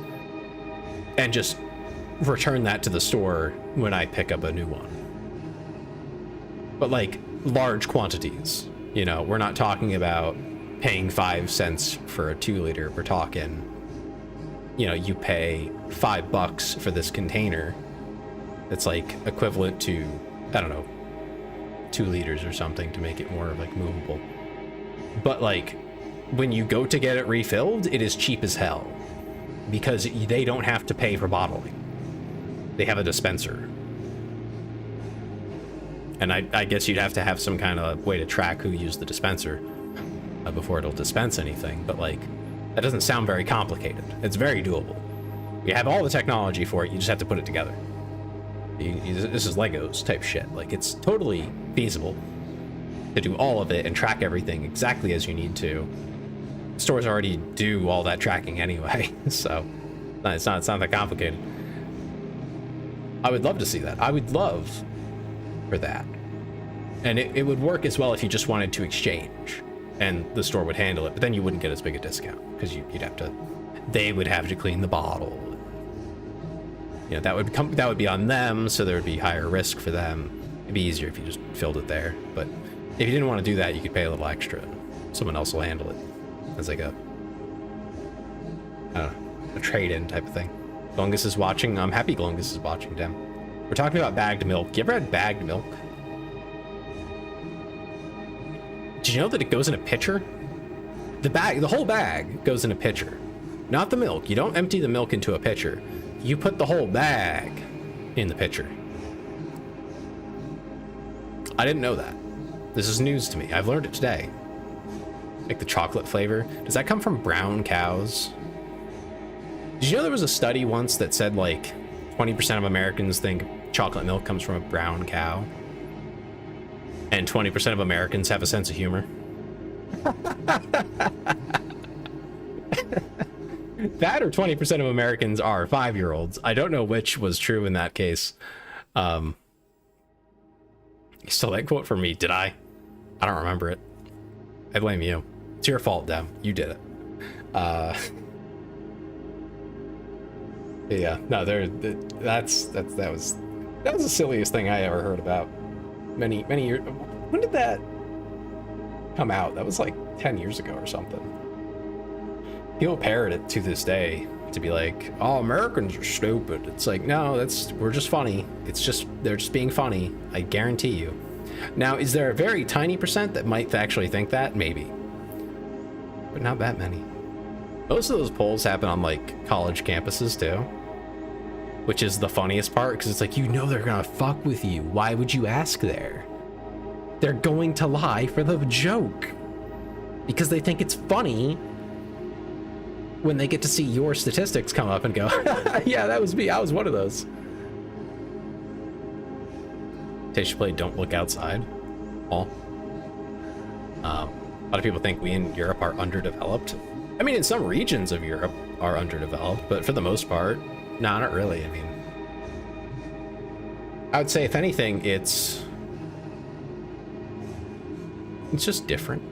It's just different. Europe is largely just very different. Mainly in the ways that you guys like to live. I could not fathom how small some of the housing is for the number of people that you jam into it. Like, I've seen British townhouses, the little tiny ones for rich people. For rich people! And then they're just like, oh yeah, this is a $500,000 house. I think I ended up doing Australian there. My bad. My voice is kind of given out. I was trying to do something vaguely British. But yeah, like a $500,000 house, and it's like this little itty bitty thing. And it's just like, I'm sorry, what? How much money? And then you ask the guy who owns it, like, how long is your commute? And they're like, oh, you know, about an hour. An hour? And where do you work? Oh, you know, 30 miles over that way. 30 miles in an hour? Holy shit. And you're like, oh, okay. Like, it very different style. I could send you a clip of someone who was managing a German band and now moving to Germany, have their wife ask if we have air fryers in Germany. Hey, Zena, how's it going? You know, Staz, I don't think that's the craziest question. Asking if you have specifically air fryers isn't the wildest. Hey, Frisky, welcome in. We're right in the middle of playing a bag of milk outside a bag of milk outside a bag of milk. What were you doing? Were you playing the divinities, or did you change for what you're doing? Look, the girl from the game is rating us. Oh no. So Zeno, I'm not reading the B-movie script. I'm so sorry. I've been reading a lot tonight though. If you like my voice, like, this is a great night for it. I've been reading very much. My voice is starting to die on me, but we're getting through it. You were joking anyway? I'll give you your points back.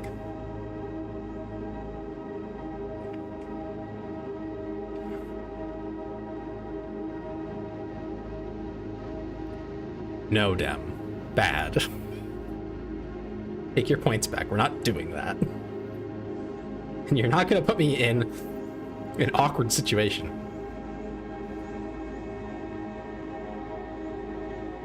Any redeem? Yeah, any redeem, Frisky, except VIP.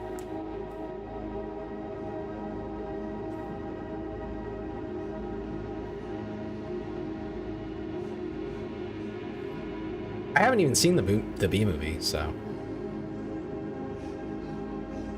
Suka, you're a mod! Suka, you're a mod! I can't give you VIP. It doesn't work like that. What are you doing? What are you doing?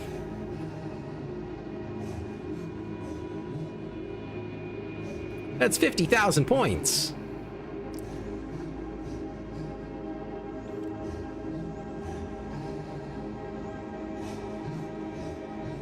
Double it and pass it to the next.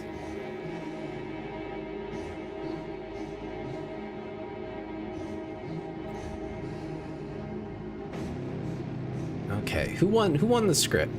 Or not the script, redeem. Frisky won the redeem. Make sure to get your dailies in, by the way, guys. Dominic can ask a question. It seems to be everything right now. You have nothing expensive? Not yet.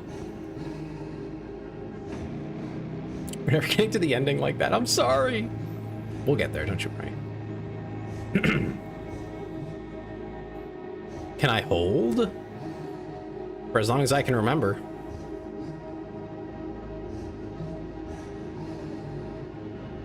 You know, you're right. You're so right. I'm very expensive. And so is Frisky. So, like, you got at least two expensive guys here. I don't know how expensive Dem is. I'm trying to think of how expensive Dem would be.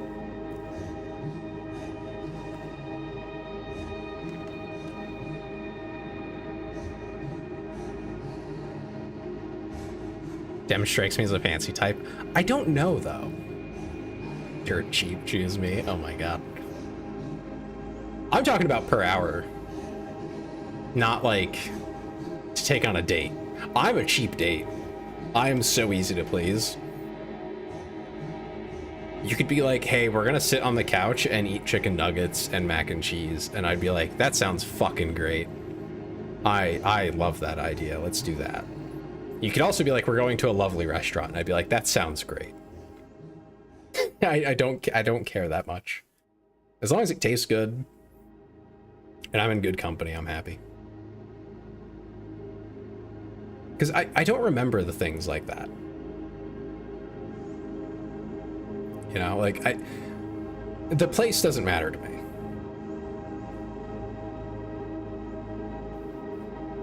It's just not that important. Is it fun? Yeah. But like, if it's not within your means, I wouldn't expect it from someone, you know? I'm also the guy, so that kind of changes things. You know, if a girl asked me out, I wouldn't even know what to expect from her. I don't think that's ever happened to me, now that I think of it. Like, I've been asked to date and to go on a date, but I've always had to figure out what we're doing. My ideal date is having one. Frisky, you had like one or two sort of kind of dates that you didn't really pursue because I think you have actually too high of expectations for what that is. I feel like, Frisky, you were supposed to be born like 20 years earlier. No, they ghosted me? Both of them? Or did you just not really engage? I say that and then I realize he doesn't know what that means. You could refund the 50K. You could absolutely do that. Your boyfriend's halfway across the world? Holy crap, Zeno. I take it you cannot afford a flight willy-nilly, so that sucks. That was more of a date than I ever had. Damn.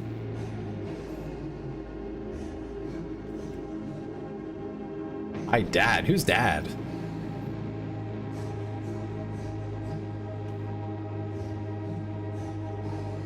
Someone recently told me that because I did something, they were going to have to call me Daddy, and I was like, I don't know about that. I don't know. I don't know about that. I don't think you need to do that. Been out once and then she stopped talking to me. Damn. Got to work on your Riz game, Frisky. I don't know what to tell you. Chop chop, buddy.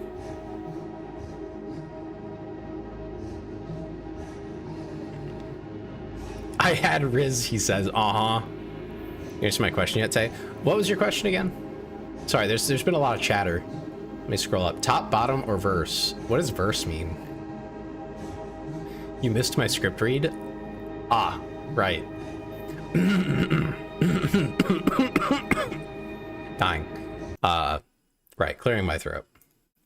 Versus like switch. Okay, let me do the script reading and then I'll answer your question. Oh, Dad is Suka. Okay.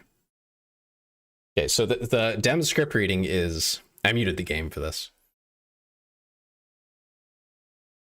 Walter, I'm not sucking your dick, Walter. I'm just not doing it. Not today. There you go, Dem. There's your clip.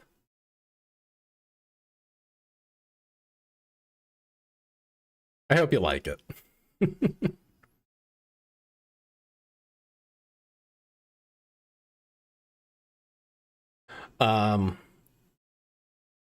So between top bottom verse, I guess I'm willing to be flexible on either end of that. I've served in both roles.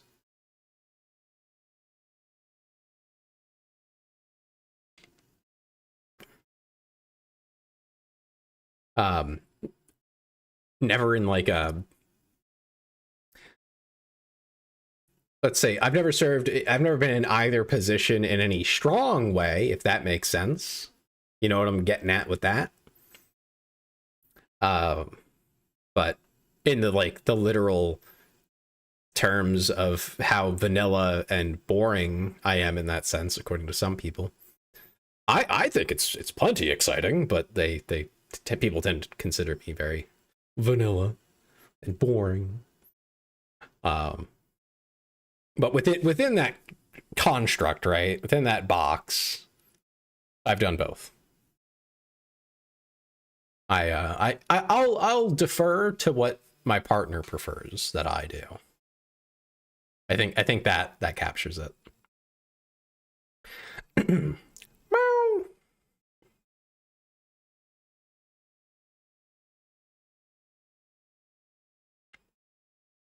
Oh no, not my thighs. My thighs have been exposed.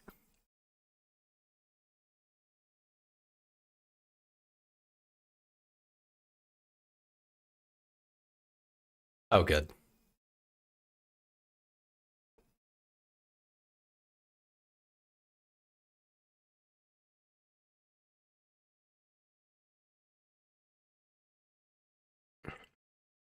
Not made thighs so mad.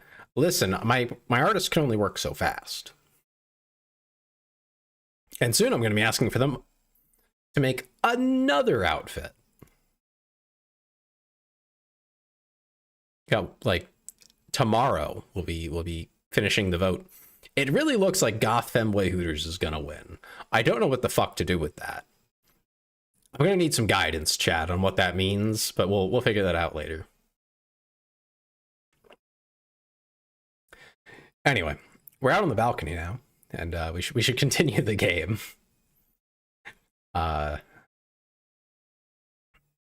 She was saying how the building used to stretch on lengthwise, but now it's curled in on itself. And now we have a big circle in the sky here. Like the world's closing itself off. Still, you're anxious, aren't you? Of course. Moreover, I'm completely terrified. Was it that obvious? You're looking in every direction, but not up. Ah, this. Oh, the audio. You're right. Thank you. I've already told you, haven't I? About what? You know, small stuff. And small stuff make you terrified? It's hard to explain. I climb up the metal railing and let my legs hang down. I sneak short glances at the abyss from time to time. It replies with angry, cold breath. That's how we interact, like old friends. I was gonna be pissed if they chose Pretty Princess, because that's me. Frisky, you have to get, like, a Mario-style princess outfit now. You can't just say that. You can't claim it and not do it, and not live it. So you better get that outfit.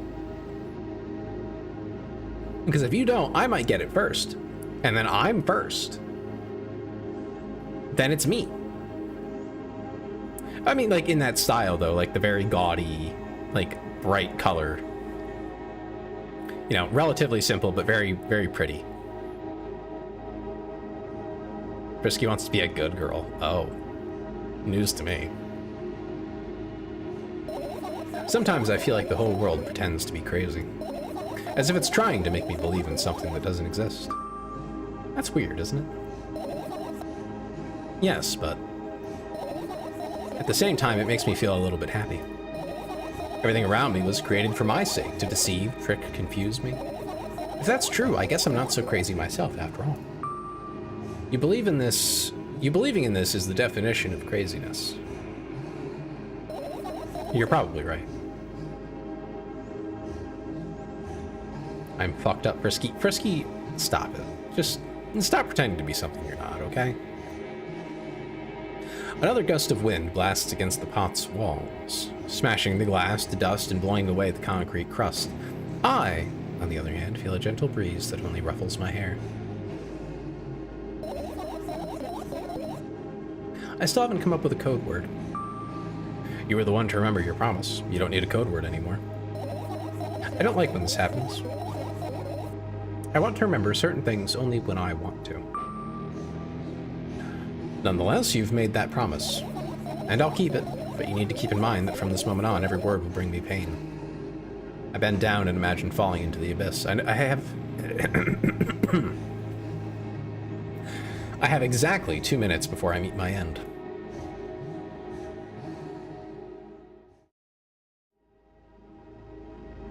Oh.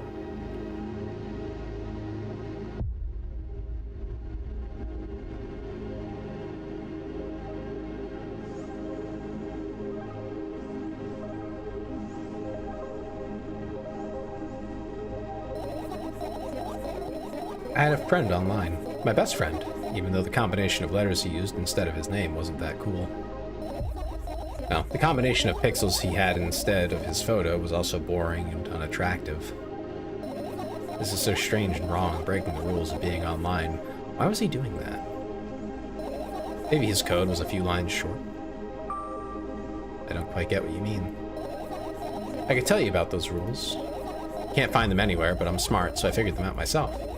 Although, I'm not sure if I should divulge them. Why? When I try to say what I think out loud, I tend to make mistakes. If I make just a single one, everything that comes after contradicts my thoughts. And I end up with the opposite position. And I don't want that. According to that logic, it'd be better for you to keep your mouth shut forever. Yeah, that's my dream. Keep my mouth shut, never get up from bed, never see or hear anything. Just dream on and on. Why is everything so terrible?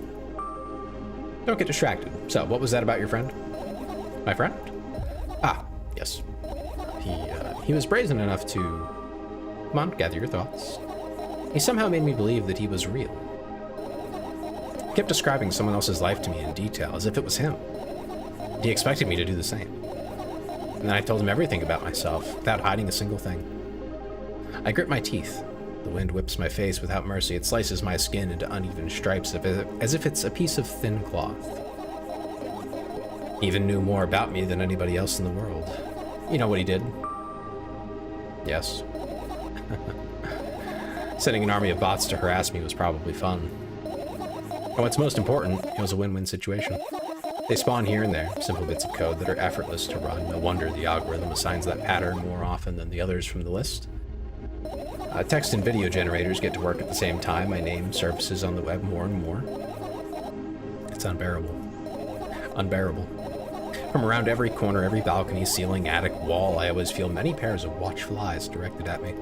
And now, they watch me from the screens, too. But I'll put an end to it. I've decided a long time ago. Though, maybe I only decided that only... My body finally crashes into the ground, smashing into millions of tiny pieces like porcelain. I'm cold. Let's go back inside.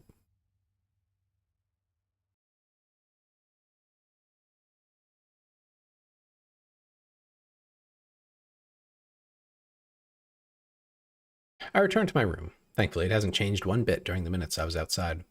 Without a second thought, I go towards my laptop and yank the power cable from the outlet. That's it. That's it. That's it. What are you going to do? What's with this silly question? I'm going to sleep, of course. Hoping that tomorrow will only come after a year or a decade. Imagining myself to be outside of my mortal shell, but at the same time, still being me. Ridiculous, like milk outside a bag of milk, and yet...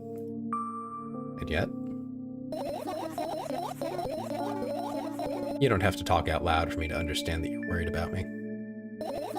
I know that already. I also know that our time is running short.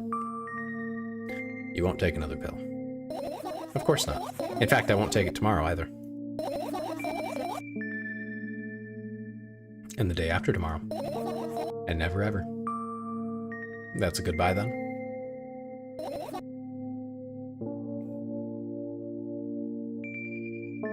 She doesn't seem very happy about that. No. I have one more small favor to ask, a really, really small one. What is it? I've blurted out way too much today. A lot of stuff I'd want to forget forever. I don't blame you. Was it really necessary? You'll see tomorrow. No, I wouldn't be able to sleep like this. Fine. What's the favor? I nervously scratch my wrists and bite on my lower lip. Wait a minute. You're afraid to tell me? Yes. I'm also scared that something bad might happen if I tell you. I'm also scared that when something bad happens, something way worse will happen. Stop, I get it already. Still, I won't leave you alone until you tell me.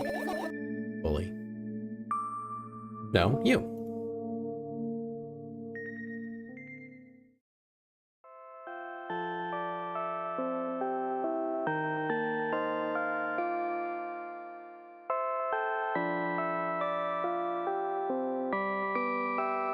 I crawl into my sleeping bag. The lower part of the room is very cold. I hurry to wrap myself in blankets, even though the electric heater is working hard to keep me warm. I'm sad because the dreams just won't come anymore. You won't believe me if I tell you how I dealt with it at first. Of course I'll believe you. I know, it was a joke. Well, anyway, I washed my face, brushed my teeth, lied down, and started imagining that I'm watching a dream. I didn't sleep at all, of course, and always looked sleepy in the morning. After a week of insomnia, I started feeling weird and seeing things. Letters floating in the air, strange silhouettes that appeared in the most unexpected of places, bulging eyes with trembling pale pupils. It was scary, you know? Then one day I almost died. I just collapsed in the middle of the room and couldn't move for a while.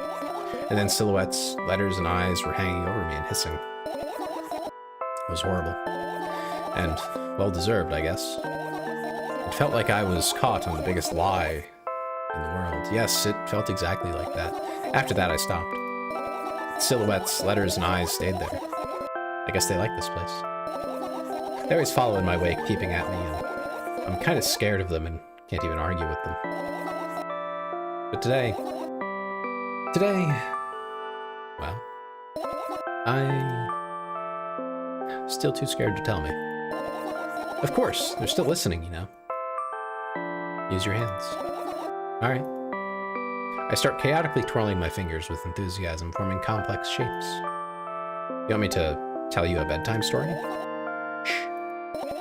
And I was trying so hard here. Don't you get it? They'll hear you. Relax, nobody can hear you. So what do you say? I'd be happy to, but I have no idea how to tell them. Oh, it's incredibly easy. Just talk about something without stopping. Sounds silly, but it's not. And meaningless. You don't know what you're talking about. I know enough to realize that we'll just end up wasting time. Let's focus on something actually important. Boring. Fine. Close your eyes.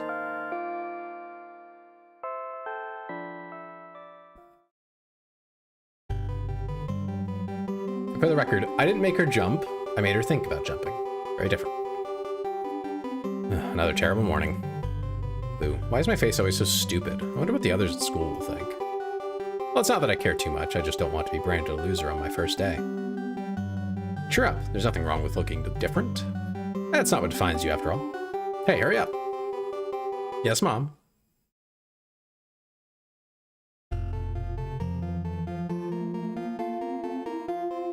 Ugh. Another terrible morning. Ooh, why is my face always so stupid? I wonder what the others at school will think. Well, it's not that I care too much. I just don't want to be branded a loser on my first day. Why is her face like that? What happened? Cheer up. There's nothing wrong with looking different. That's not what defines you, after all. Hey, hurry up. Yes, Mom.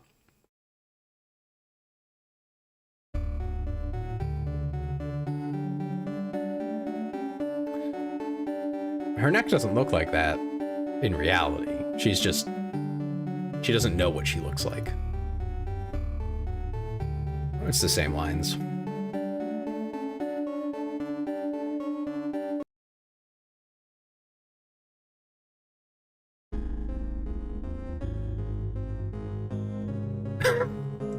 She just keeps saying it.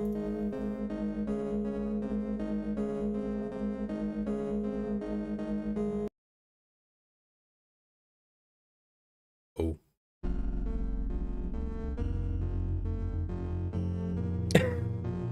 What the fuck? Why is her hair like that?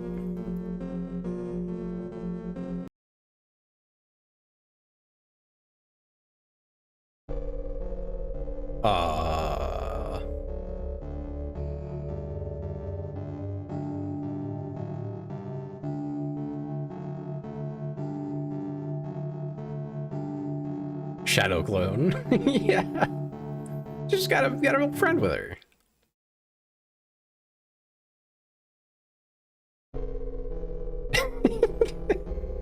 Those don't go there. By the way, Frisky, that's you. Oh yeah, we decided that this girl is basically you, but like way worse.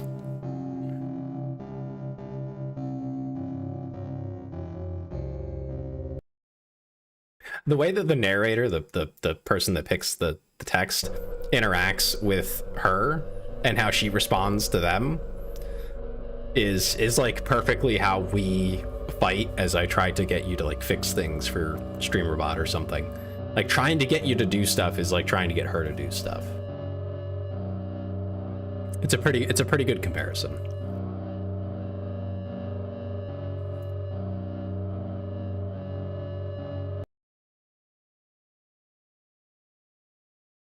Frisky was right about what?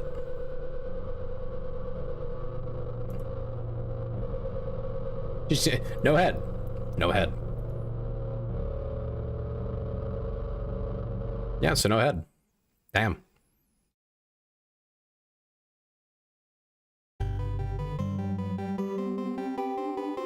Good morning. I feel wonderful today. Can't wait for my first day at school. Hey, hurry up. Yes, Mom. She's happy to have no face. Oh.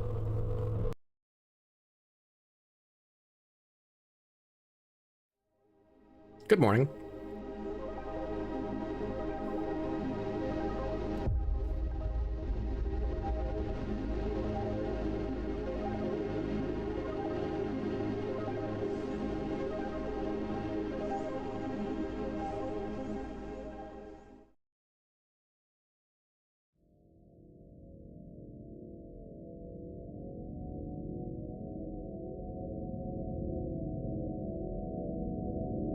Huh.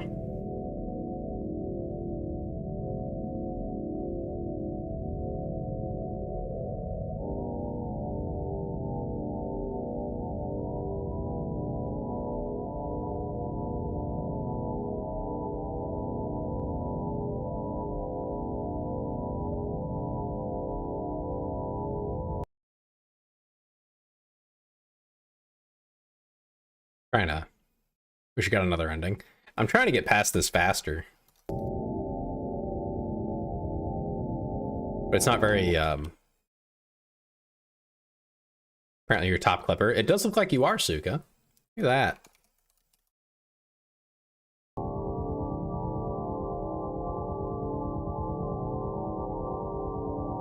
Yeah, I think I've seen that specific ending before because it was funny and people like clipped it and put it on the internet. But yeah. So it sounds like... Well, then someone else would have to be more dominant than him in stats, so chop chop, get on it. This girl's been through a lot of trauma. Another clip? I don't know. I didn't take a clip of it, so... It doesn't work the same way, you know?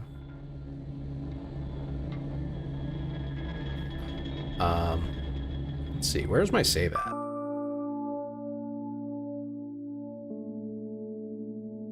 Okay, so if we stay here, that might be something else. The other one was messed up. I just said frisky sized. You're a small guy. I don't want to hear that I can't use that phrasing. You're small and skinny. That fit perfectly into what I was saying. Frisky's fun sized. That's funny.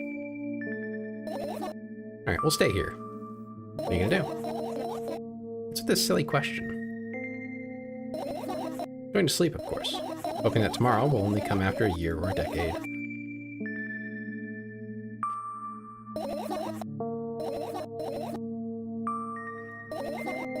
Alright, so I think it's the same.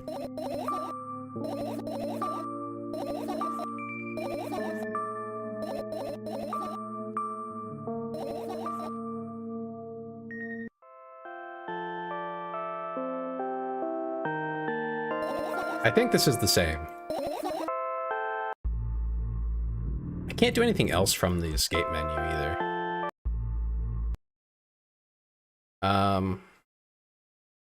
I know there's other endings, but I don't want to start from the very beginning to try and find them. That sounds a bit tedious. I think we'll just see if it's the same ending. Oh, fine. I think it is, because it's leading in the same way.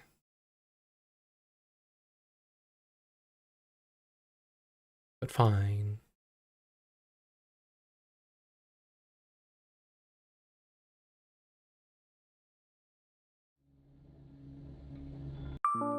I don't like that there's not slots for the saves.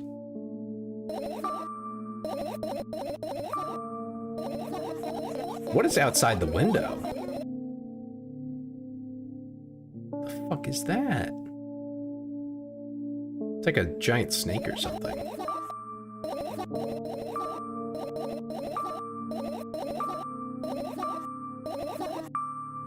Being watched. Ah.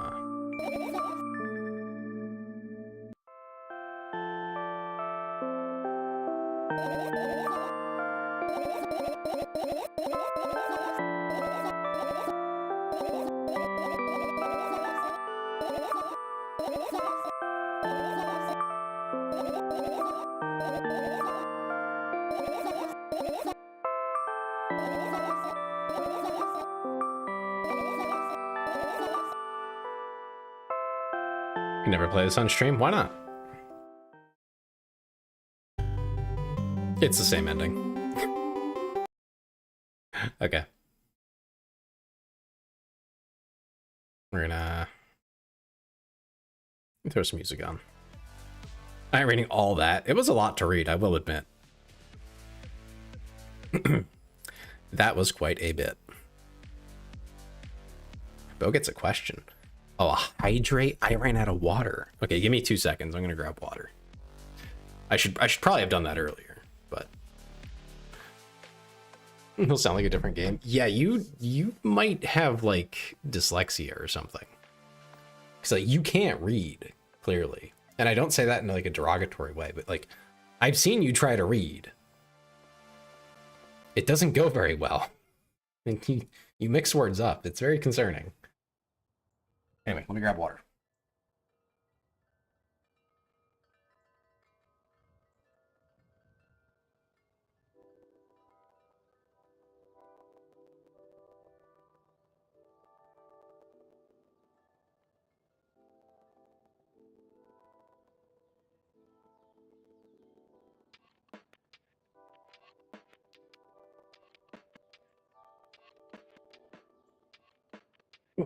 Okay.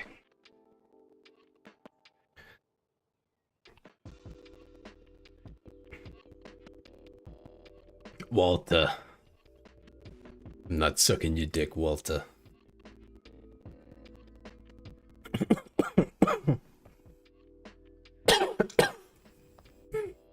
Sorry, I'm dying. I choked on the water. Just to call you out, Frisky, your first Divinity stream originally said Adventure Time in the title.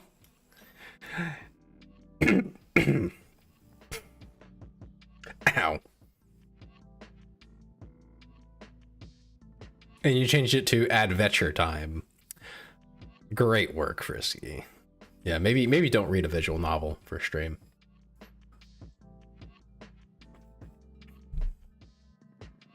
Frisky's gonna be up there like he's reading a book for class, and the brown fox jumped over the brown log. Did you hear that? Hear what?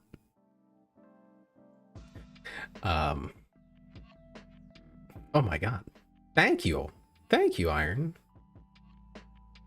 Like, that's gonna be you, Frisky. Oh, and for Bo, thank you. I know he'll appreciate that. I don't know if he's here right this hot second, but I know he will. Oh, there he is. Look at that. Silence clanker. I'm not the kind of clanker you can silence. It doesn't work like that. I got thank you, Frisky, for the gift. This would be Frisky. What is that? It ran out today as well. Oh, perfect. Oh, look, a hype train. What is that? What is this video? Class of '09, Kyler. Oh, that, yeah, that's what I'm getting at. That's exactly what I'm getting at. Someone who just like cannot, for the life of them, read. Yes, thank you so much, Iron. Appreciate it. And Frisky. Yeah. That's it. That's it. That's 100% it. But yeah, so to summarize what I've gotten out of the game so far, Blanket Blanca, I have no idea. There's a lot of names that I'm starting to lose track of people now. I have people that like come and go, like they pop in, they go do other stuff, they come back like months later. I don't remember the name and what it was associated with. I remember the names, but I don't remember who they like, when they showed up and what they were talking about like 3 months ago. Like I just can't. But let's see, where am I at on achievements? I have half the achievements. Out of Arc Raiders. Arc Raiders! I did play a little bit of Arc Raiders. It was rough. It felt like a very rough draft experience. Not bad, but just like, it really felt like it needed more. In terms of variety, just in general, it didn't feel like it had much. But that was a server slam. I don't know what is in the game right now. I have to look into it more. There might be more maps or something, because that was my big issue, is like there just wasn't enough content, I guess.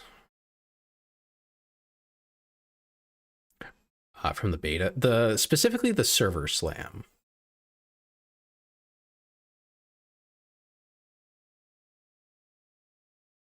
I've seen Arc Raiders and Loki just play Tarkov. Yeah, I mean, I feel like if it was a server slam, it was stripped of so many things. Yeah, I don't know what it has. My biggest gripe would obviously be I don't play enough to justify PvP, because I'm gonna get dunked on in PvP by, you know, whoever's been watching the Reddit and knows all the sneaky little tricks and stuff that I just don't have time for. Or the interest, really, to like have that level of attention on the game. And it's, you know, you have to do PvP, so I'm going to run into it, and it would just be frustrating. So that's definitely a big turnoff for me specifically. You know, because if I was maining Arc Raiders, if that was my game, right? If I decided like this is for me, that would be different, because I would dedicate all my time to it. And like that would be my thing. But I know it's not going to be that for me, so I'm not going to put that effort in. And then if it's not that for me, then I know that I'm really just not, I'm not going to keep up with it in a way that I would be happy with. Same issue with Tarkov. Like even in PvE Tarkov, they made it really freaking hard. Like I would still rather play single player Tarkov, because the PvE mode of Tarkov is like still a brutal, unforgiving waste of your time half the time. At some point, I'm going to play it for you guys just so you can see, for anyone who hasn't played Tarkov, some of the things that you'll run into. I think what broke it for me, and still like, it's just, it has wedged itself into my brain as a PvE Tarkov experience. I know it's not Tarkov, but just like the whole hardcore game, you know, it's things like this. If I run into stuff like this in a PvE game, that's what always gets me. But this was like, it was the perfect example, which was, I was playing PvE with Zeeg, actually. Zeeg was there. Saw the video too. Dem saw it too. I showed it to Dem, the clip I didn't save it. I don't know why. I must have accidentally gotten rid of it. But I had a little clip of it, and it was, I went into a room in dorms, and I was like halfway into the room, very far away from the window, you know, but I was still in the room because I wanted to get a look at a scav that was across the way. I knew he was there. We had heard him. And I was like, okay, I see him. I can hit him. Take him down now. Took a few shots at him. I hit him. He didn't go down, though. He ran off immediately. And I was like, okay, well, whatever. And by the time I was done shooting, a PMC who had been sitting outside in a bush, probably since the start of the game, because we had just loaded in and ran straight to dorms, because we didn't hear a damn thing. Z was on the other side of that dorm that I was in. He didn't hear anything, or she didn't hear anything. And then, sorry, I'm trying to remember exactly the order of events. I was ahead in the building, so we came in from the north side. I was going south through the building. She was behind me, checking the rooms back there. I went to that open door, went in, shot the scav. She was like still back in that area. Didn't hear anything from those guys though. The PMCs out front, in the courtyard. And one of them throws a grenade in through the window. And the crazy part isn't that he threw the grenade. It's that I couldn't see him at all. Like, even if I had gone up to the window, I don't think I would have seen the guy. Like, they were just outside our building in the bushes. And I know this because when I looked back at the footage, you could see the grenade come in from the right side of the window at like a 5-degree angle. It was real sharp. It was the tightest fucking grenade throw I've ever seen in my life in that game. It came in, hit the frickin' the edge of the window, like the window frame, and then bounced into the room. This is like a bot playing chess, all right? This is perfect play. Zero error. And of course, the grenade lands directly at my feet. I heard the grenade the moment it hit the window frame. My response time was perfect as well. Like, there was nothing wrong with how I responded. The moment I even heard the clunk of the grenade hitting that, I didn't see it yet. I had no idea it was coming, but I heard it and I knew I should run. Like, my instincts kicked in. I did a full 180. I sprinted out of the room as fast as I could. I was outside of the room at that point. Not a very big room, admittedly, but I was in the hallway, just about to turn and get around the corner, and the grenade goes off and kills me. I had no counterplay. I was literally fucked by that grenade. There was nothing I could do about it. There was no way for us to know they were there. There was no way for us to counter them because we didn't know they were there.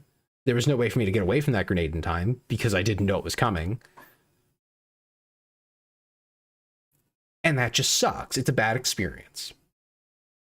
It would be a totally different thing if we knew there were PMCs nearby. It would be different if the audio in the game wasn't turbo fucked and I had heard, because it was dead silent, and I had ears on, of course. I was kidded. I had ears on. If I had heard the pop from the grenade when they pulled the pin, or when they threw it, because it didn't make the pop when it threw either, because I would have heard that too. I only heard the tunk when it hit the window frame, because the audio in the game is fucked. Like, all the things that should have clued me in somehow, some way, they weren't there. I'm going to be honest, and I think Tarkov's a bad game. I think it has amazing features, but it is a bad video game. And yeah, Tarkov is a bad experience generator. But it is, if you're looking for, like, what the fuck is wrong with a lot of the current games in extraction shooters, in realistic shooters, in all those things, look at Tarkov. Tarkov's doing it, and that's why they're doing it, and it's pissing me off, because they could be good games, but they want to copy Tarkov, Apex, and occasionally Hunt Showdown. And I don't know why it's in that order. I think that upsets me the most because Hunt is the best of the three. And Apex is a battle royale, but they seem to keep copying them for some reason. Like with the shields and stuff. I don't know where that's coming from. They just keep doing it. This is like, I think Ark has a better idea of what the hell they're doing. But I also saw, what was it, The Cycle? Had the same idea with the shields and stuff. But they did it really badly. But like, yeah, for some reason, the recent ones keep trying to take from other ones. Yeah, Ark seems to be okay. I think it's just because it's a competitive game. It's a competitive PvP game. I'm just probably not going to be that into it. I'm still curious about it, but I would be way more interested if it had a PvE mode for like the turbo casual like myself to play. I know you can play it casually, but like I would want to feel like I'm doing something and not just goofing off. Like I can goof off for a little while, but for how long? You know, I want to feel like I have goals to work towards and things like that, even if I'm really slow at it. Which another issue with Tarkov is the wiping thing. What do you mean the game just wipes? You can't balance your economy? What's wrong with you? This is an MMO. I don't think World of Warcraft has ever wiped. I think at worst they've done a rollback once or twice when things were like really bad. But like that's all I've seen is that sort of thing. It's like, oh man, and now, you know, a lot of the extraction shooters. Again, thankfully, I don't think Ark is planning to wipe at all. But a lot of them, and it's just like, oh, you're just gonna wipe out progress every now and then? Why would I play your game? Why would I play? If you're telling me, okay, there's gonna be one or two, and they'll be early on, and then we'll be done. Okay, sure. Yeah, okay. I totally understand why you would need to do that. But Tarkov's done dozens of them. It's not fun to play. I know they've been slowing it down, but like it has to be 0. If it's not 0, I'm not interested. If you cannot balance the game and how it works and how it plays and how it feels in a way that's okay, that works, yeah, you have a bad premise. Tarkov makes them an event, and they're a shitty event. It's full of seal clubbing. Like that's 90% of it is people who want to try and find a way to seal club. That's it. And like it brings up the hype and it gets sales for them, I guess, which is something. But like it's not been good for the game overall, I don't think. Because I feel like there's so many casual players, again, like myself, who would be more interested, at least, if it didn't happen. But they would have to solve the underlying issue of you're running into people full of, you know, maxed out gear otherwise because of the turbo sweats that you run into. And that is an issue. I don't know how they're going to fix it, but like it's something you'd have to deal with, figure it out. You know? Seal clubbing is more applicable. Oh, it is. Yes, absolutely. But it definitely still happens early game. Like after the first 3 or 4 days, you're going to start experiencing it as like a brand new player or like a turbo casual who didn't start on day one. Because people are already, you know, running labs raids. There's not as many of them, but it does happen.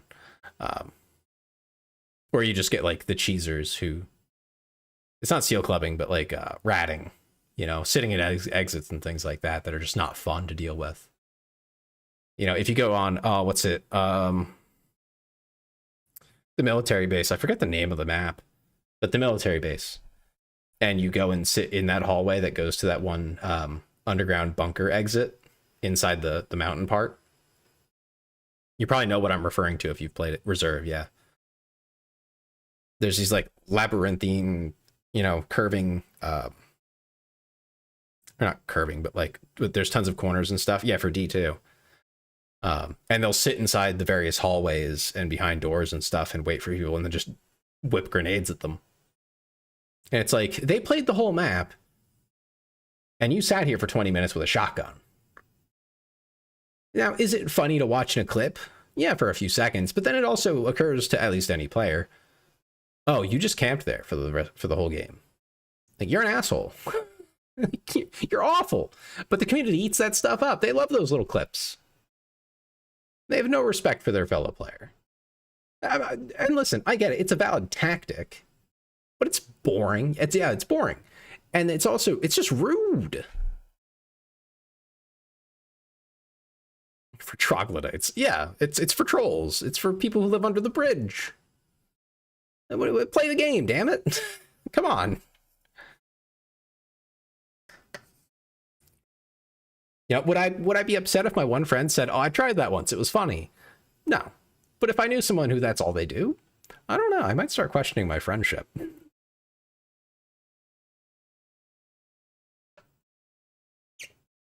Everyone enjoys a little bit of trolling. But I've seen people who, like, that's their thing. They love to do it. It's like, oh, you're kind of an ass. But yeah, stuff like that. There's a lot of problems with PvP in general. Never extract came to my life. Never. No. I had one really funny interaction. I wish Sock Boss was here because he could help me remember the exact story. Because he was there. We were playing Tarkov. He's like one of two people that I'll play Tarkov with and have a good time. Because I trust him and he trusts me. It's a very nice dynamic in that he can just be like, I'm going, and I'm like, cool. I don't have to worry about him. He might die still, but like, I trust that he won't get all pissy about it. At least not at me. He might get a little pissed off if he's had a rough night or something. But, you know, and if I go off on my own and I die, I get frustrated at the game, but I don't get angry at him. So we have a good relationship as far as playing games like that together. But anyway, we were going to the SUV extract on Woods, and we were doing some stupid thing. I think we were doing one of the jobs that requires you to use bolt actions or whatever with no armor. So we literally just went in with Mosins. It was goofy. But it worked. But we had found some gear and we were on our way to get out. And we were both sitting at the extract and goofing off, making jokes, being silly. And we didn't really keep a great eye on our surroundings. So as we're sitting there waiting for the timer to kick down, we were on like 5 seconds left, right? We let our guard down. We definitely let our guard down because a guy ran up and point blank put a freaking, I think another Mosin straight to my skull and blasted me. I was toasted. And by the time that he figured out what the hell had just happened, he was already gone. Like, it was literally like last seconds. That was the funniest thing I think that ever happened in Tarkov to me. I earned that one. That was on me. I deserved every point of damage I took. I was reckless. I was not paying attention. And it's those moments that I think like highlight what the games can be. So I think Tarkov has both. Is kind of what I wanted to get at here is I think it has amazing elements. The gunplay is fantastic. I love the attachment and the building and all that stuff. It's great.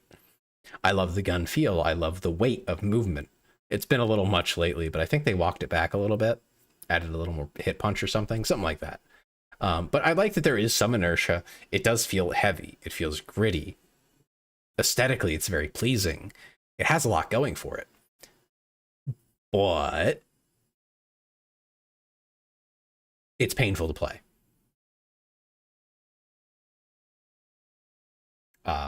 If you could take all of those wonderful aesthetics, the gunplay, the feel, and then make it a game instead of a hardcore experience, which is what they're making and what they do. If it was a game, like a video game, it was fun, that would be great. I would love that. And yeah, it's the concept of hardcore games that mimic similarities to real life, but they aren't worth playing consistently. Like a nice mint. Yeah, you have a nice mint, but you don't want 5 of them. It's too much mint. And of course, the biggest issue I think for Tarkov is the cheating, because there is no kill cam. There's no way to hold someone accountable. And we know the numbers now, and it's like 1 in 3 or something like that. 1 in 4 are cheating. So that's not great. That does not make me feel good. Good Tarkov tastes like good pussy. Oh my god, damn. Yeah, so it's a wonderful potential, but we need a game, I think, with all of the gunplay and aesthetics of Tarkov, right? A lot of that with actually good AI that's fun to play against, and a more RPGified system. And by RPG system, I mean you simplify the medical. You don't get rid of it. You say, oh, you do need to carry the thing, but it's like you have tons of uses on it, and it has like a duration. Like say you have heavy bleeding, right? You have to use the more expensive thing to fix it. But then you can't like have any more bleeding for a minute or something, just to make it easier for you. But you have to be bleeding in the first place, so you can't just like pop pills, right? Like it's not like that. You can't like cheese your way out of it. But once you do get the bleeding, you can just be like, okay, well I got 1 minute of not bleeding horrifically. We're fine. And like that's cool. That's great. Same for, if you're healing. Okay, you just press a button and you have like a bag of medical supplies. It does have a limit. You use it, and then it has like a heal over time as well as an instant heal. The initial burst and then the slow heal after, to kind of get you a little more immersed.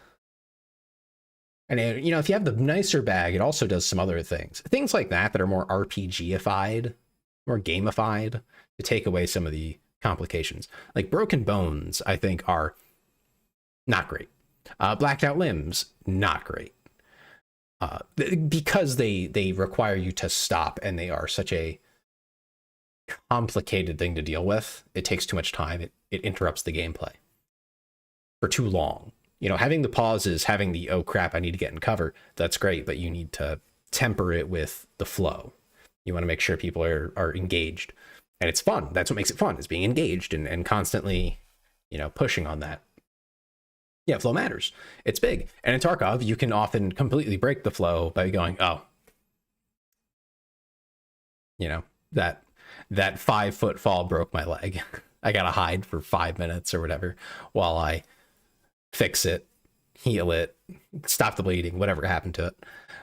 Blacked out limb is even worse, because then you get like a permanent debuff to it. It's like, oh my god, what a pain. And I've played single player Tarkov with a mod that makes the game more RPGified. Everyone takes more bullets, enemies and yourself. And healing is slower, but it is over time. So you use the medicine object thingy. It does the animation, but then you keep healing for a while after. But you have tons of health, so like it spaces these things out and spreads it out. And you keep healing even if you take damage, of course, only up to however much you healed for. So there's give and take on it. Post-combat medical situation, exactly. That's what I'm talking about, though, is like either during the battle you have to find a way to heal, which is awful. If it takes too long to fix something that is completely like, it ruins the fighting, like you can't fight, which is why I say blacked out limbs or broken bones, because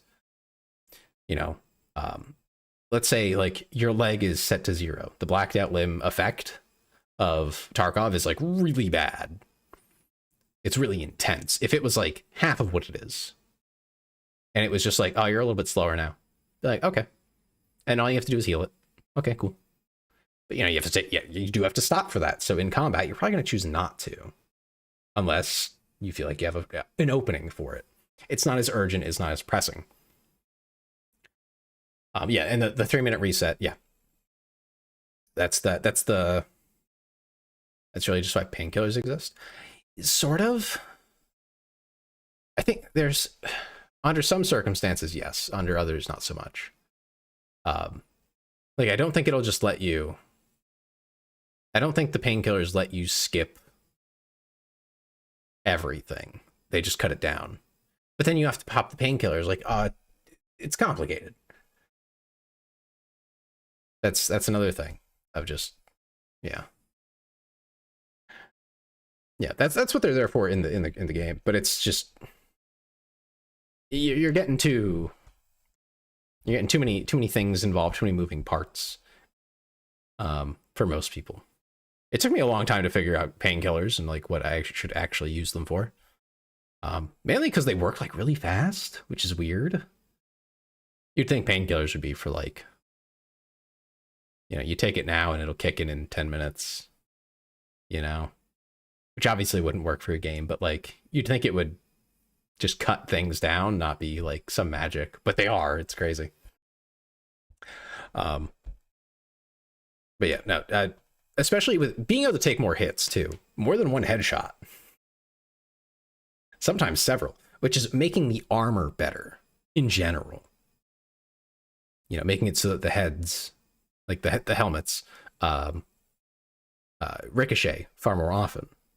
Again, so that you still take damage through it, but if it ricochets more often, less likely you're going to get head-eyed, or just headshot in general. Making the face masks better at ricocheting, better at taking hits, etc. That's why a hardcore system just won't be truly applicable to a well-designed game. Yeah. There's too much at stake.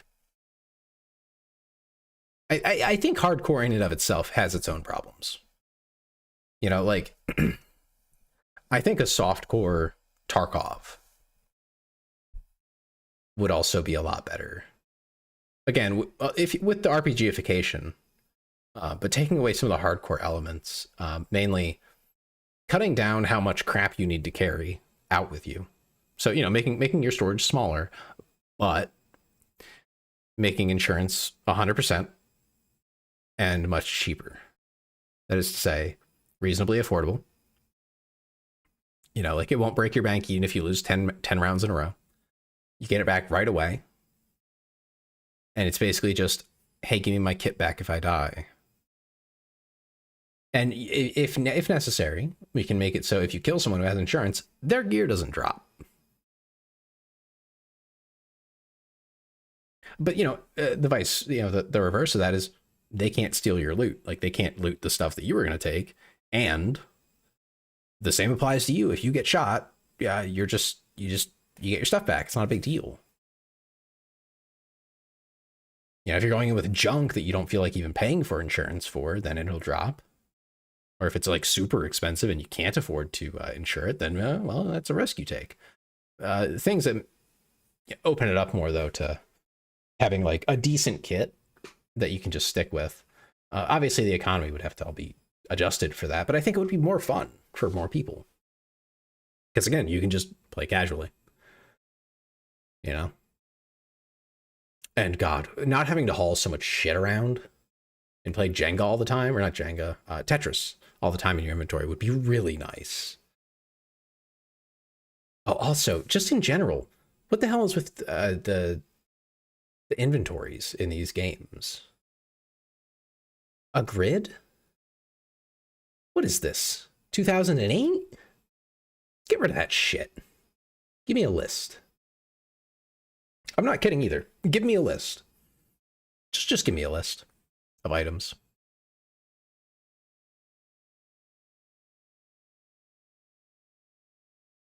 Oh, sorry, I had a really bad sneeze there.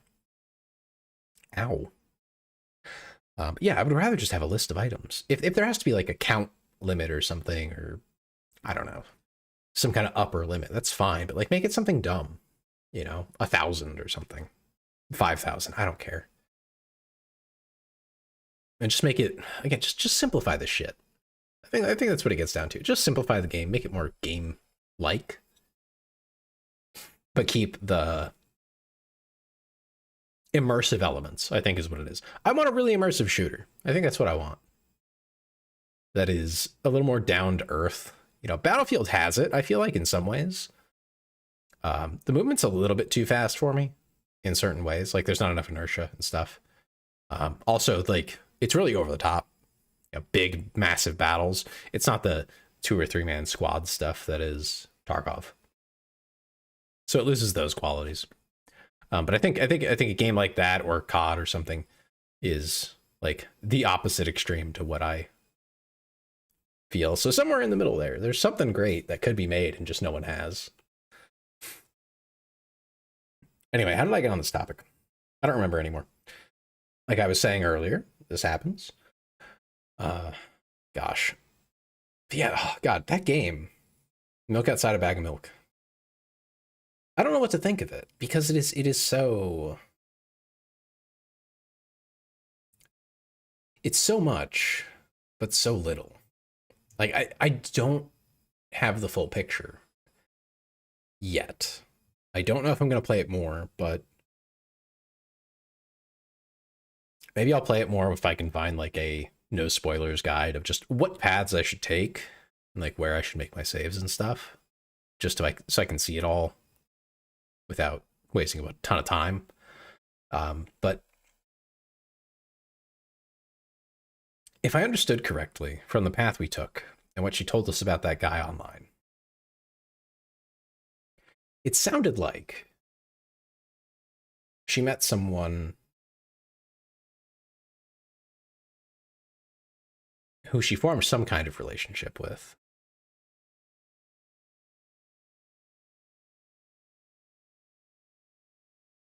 And I don't know if her delusions were present when she knew him. That's hard to say.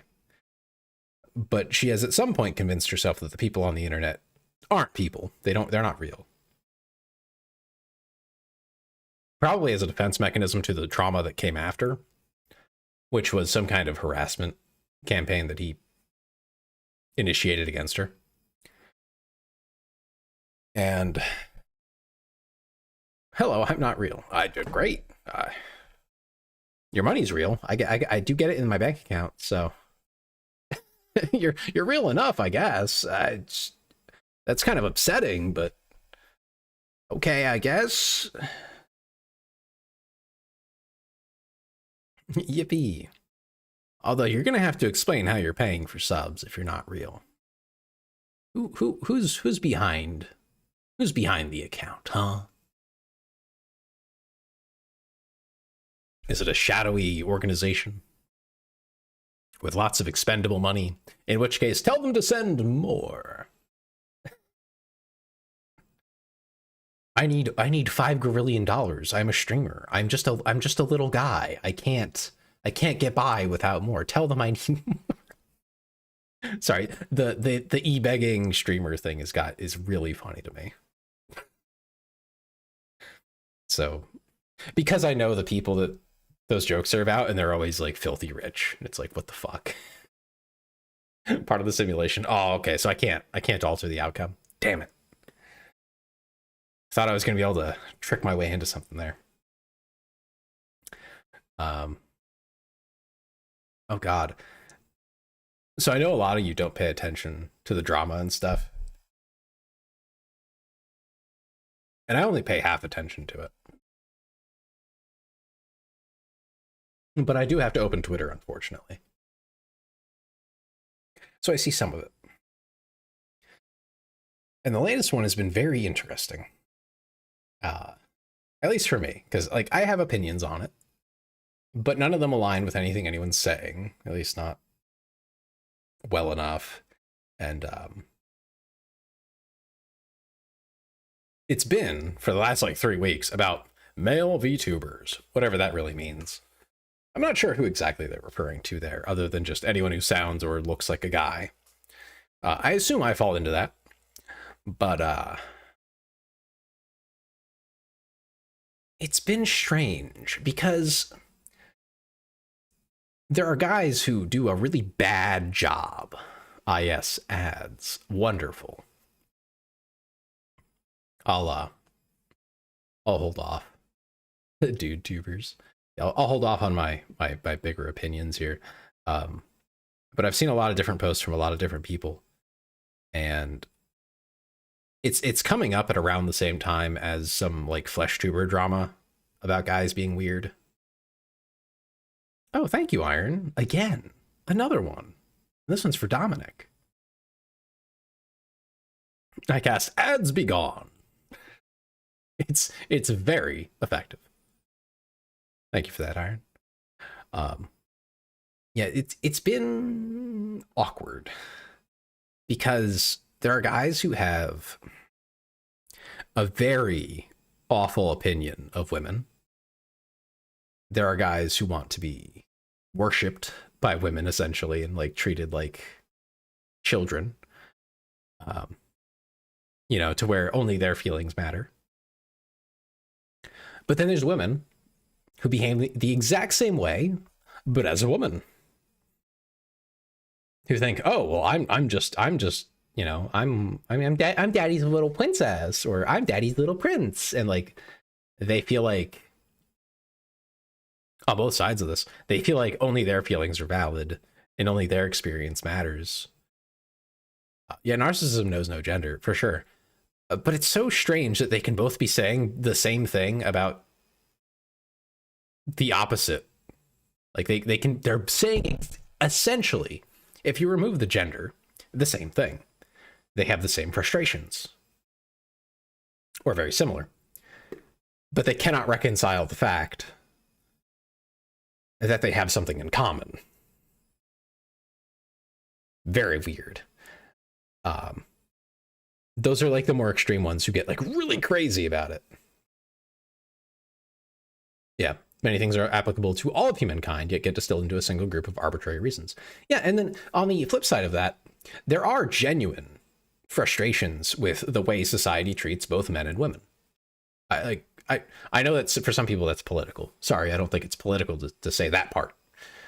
How you want to deal with that can become political, but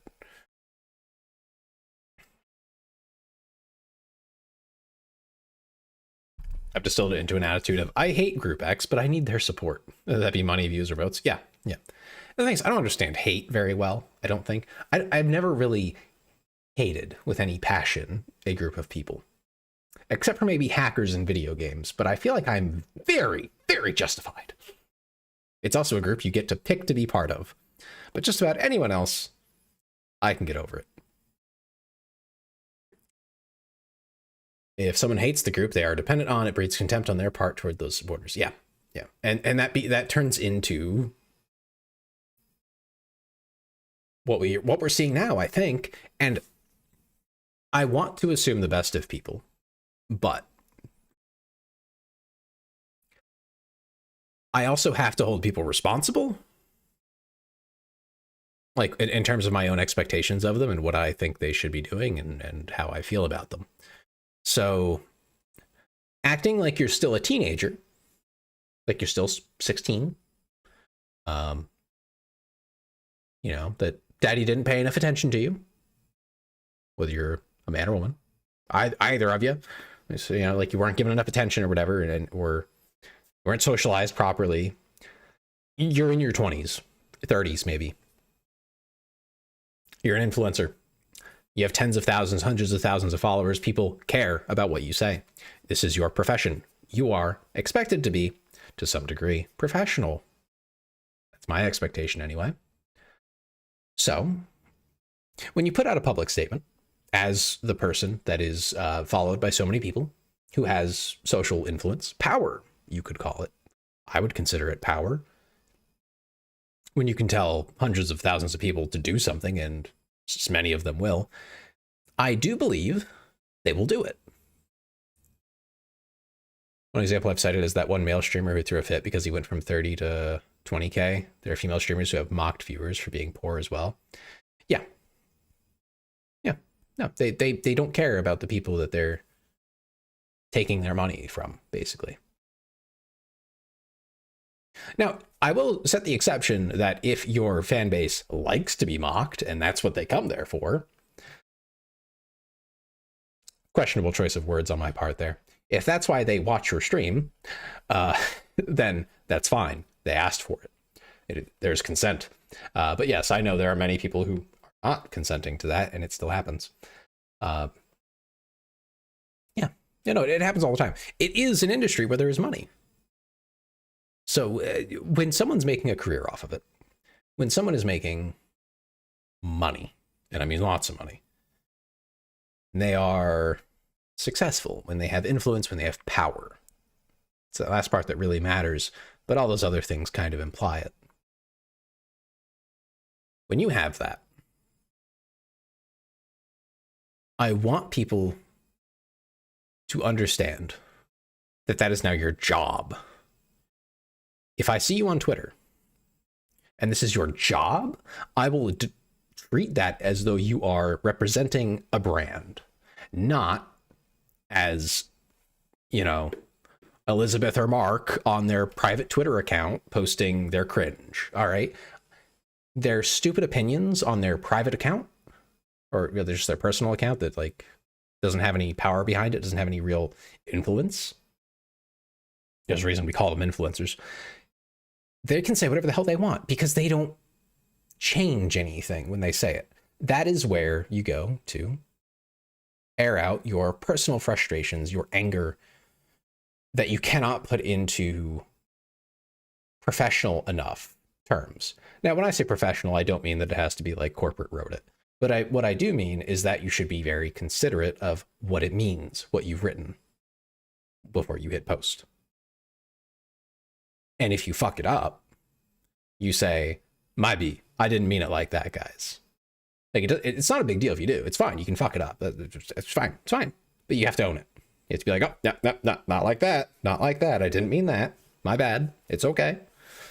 I don't feel that way. That's not what I meant. I meant this one. And then they go, oh, okay. Everyone goes, okay, cool. Yeah, no problem. Because the people who were gonna do it or act on whatever you said, they probably follow you, right? They're gonna see that you said, hey, not like that. And it's fine. What have you joined back to? Welcome back, Bo. We're talking about the VTuber drama of late with male VTubers and female VTubers, it seems. It's kind of just everybody. And my frustrations with the whole drama and the people involved. I am referring to Bao currently. Bao vague posted about something while there was also a concurrent drama post going on. Like there was tons of drama going on just about men in the VTubing space. It totally unrelated to the what's her name, Emiru or whatever, the drama with TwitchCon. I believe Bao was vague posting about TwitchCon, but a lot of people, believe it or not, don't give a shit about TwitchCon because they're not actually that invested in Twitch. They don't care. And this also happened to someone who was not a VTuber, so it's kind of like the odds of you seeing it in your algorithm are lower. I only saw it like once or twice, but I saw male VTuber stuff like all over the place. So, I was barely clued into what was going on before I saw Bao's post. And then people got upset because what Bao had said was vague posting about that very specific situation, which was a man taking advantage of a woman. But she wasn't clear about that. And like I said, there was a concurrent drama going on, so people thought she was talking about that because you vague posted. Silly. Why would you do that? Made an oopsie. Better say, oops, sorry. She did not say, oops, sorry. Not as far as I'm aware. She did sort of clarify, but with a very dismissive tone, which only made people more frustrated, which is why I say I understand where both sides of this come from, where guys who would look at what she had said. I'm trying to remember exactly what it was. It was basically, oh, if a bigger male streamer comes to you and offers things, avoid that. Don't do that. Be very skeptical of that. Which isn't off-base advice, but also you could just say that more generally and it would still be correct, which is why I say you should really consider what you say and when you say it and all those things. Make the effort. And if it doesn't go well, you should just say, not like that, guys. Sorry. This is what I meant. Let's be clear. Again, not what she did, which is where the whole that's the problem. There's your issue. And the thing is, of course, people aren't going to react with, hey, Bao, I think I feel like you're not talking about this, but maybe you are. You might want to reconsider how you phrased it. No, they fucking go off,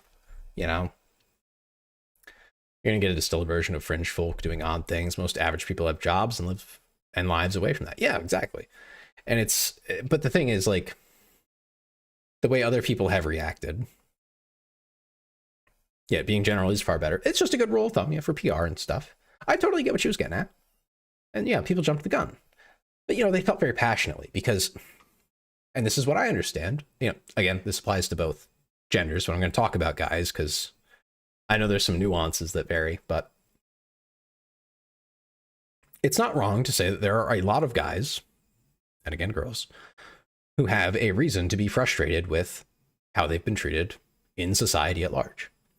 In this case, the guys felt like they were being vilified, like they were being, you know, told that like they're evil or something for being a man. Like they can't just have a professional relationship with someone else who is smaller as a streamer, as a creator. They're being told they can't do that because that must be this kind of thing. That is how they read it. You know, they might already have other circumstances going on, you know.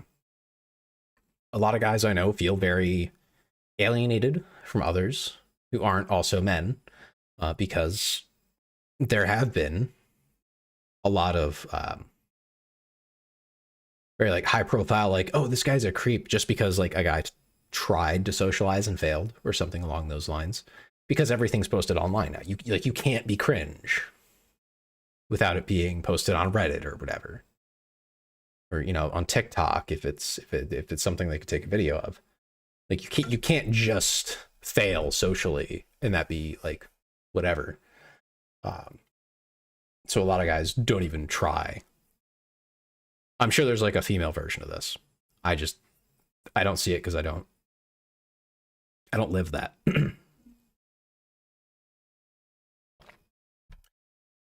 But you know, sorry, my voice is like dead from reading all that today. I'm trying to recover it by drinking water, but it's mixed results. But yeah, so you get that kind of frustration. And then it's just like, okay, they can't get out of it. They're stuck in here. And they haven't had a good opportunity to like find someone who will help them with it. So they're kind of just like in an awkward place. They feel frustrated. They can't form relationships. They have trouble making friends because now they're.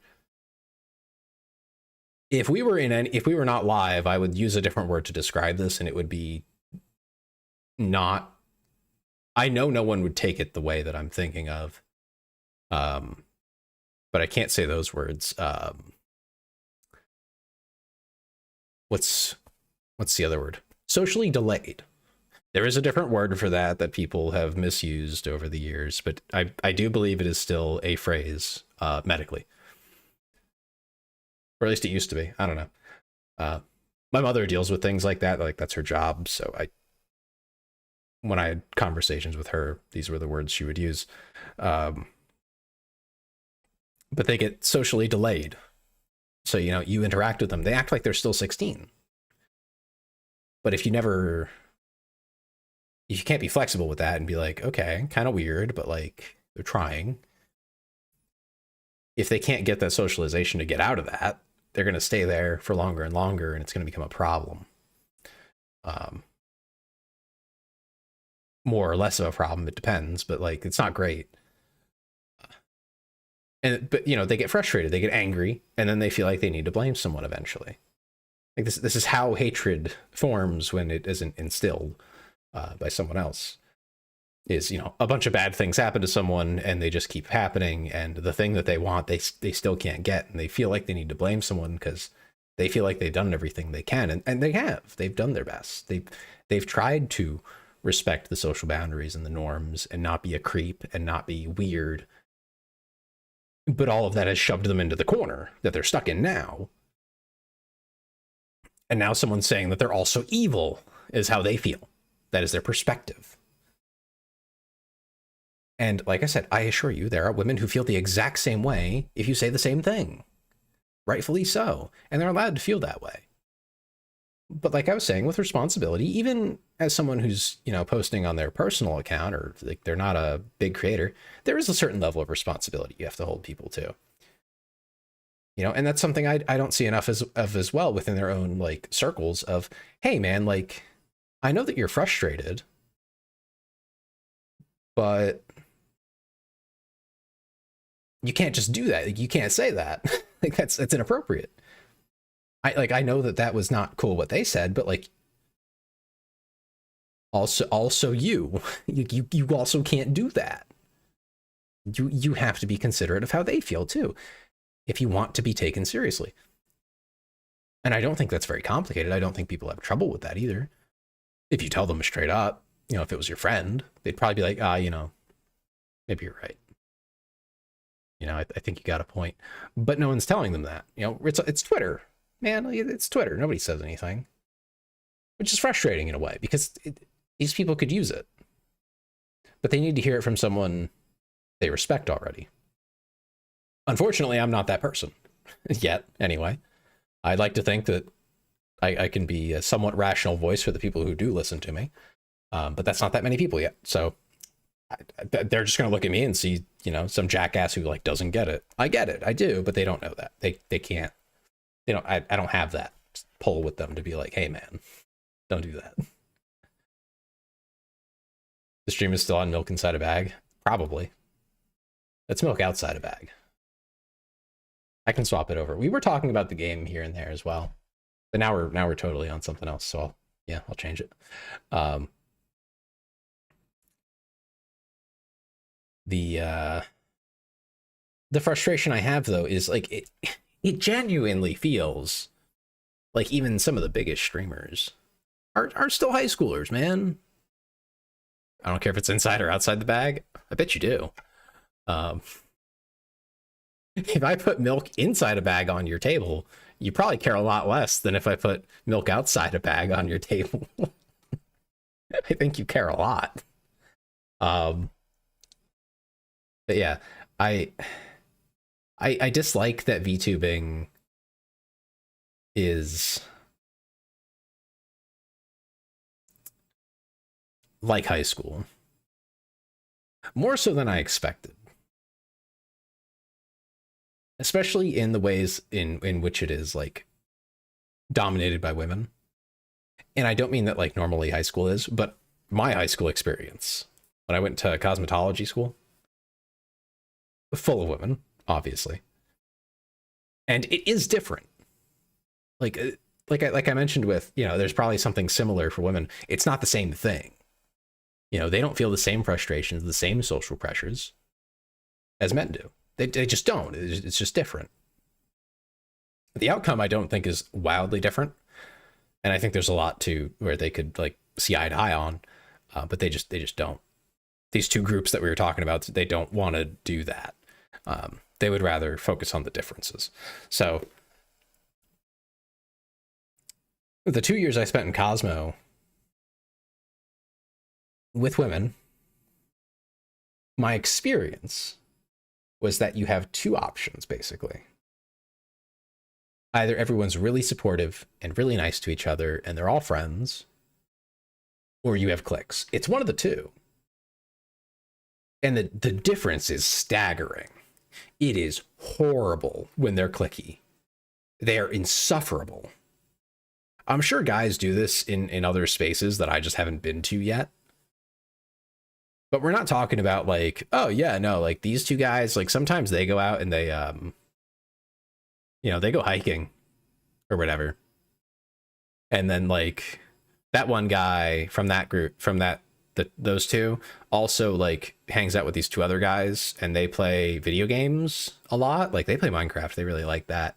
And then one of the guys from there, and then like this girl and this guy, they go kayaking. Actually, it's pretty fun. I've heard some nice rivers around here for that.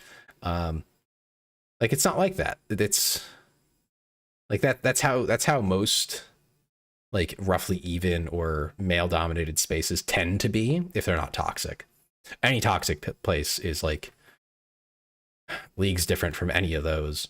And when I say cliquey, it wasn't like awful. Like there were no cat fights or anything, but it was very like people had their places and their things that they were supposed to be doing, and like the people they could and couldn't talk to as much. And it became a little more insular for all of them. It wasn't one big family. It wasn't one big class. It was, you know, little groups.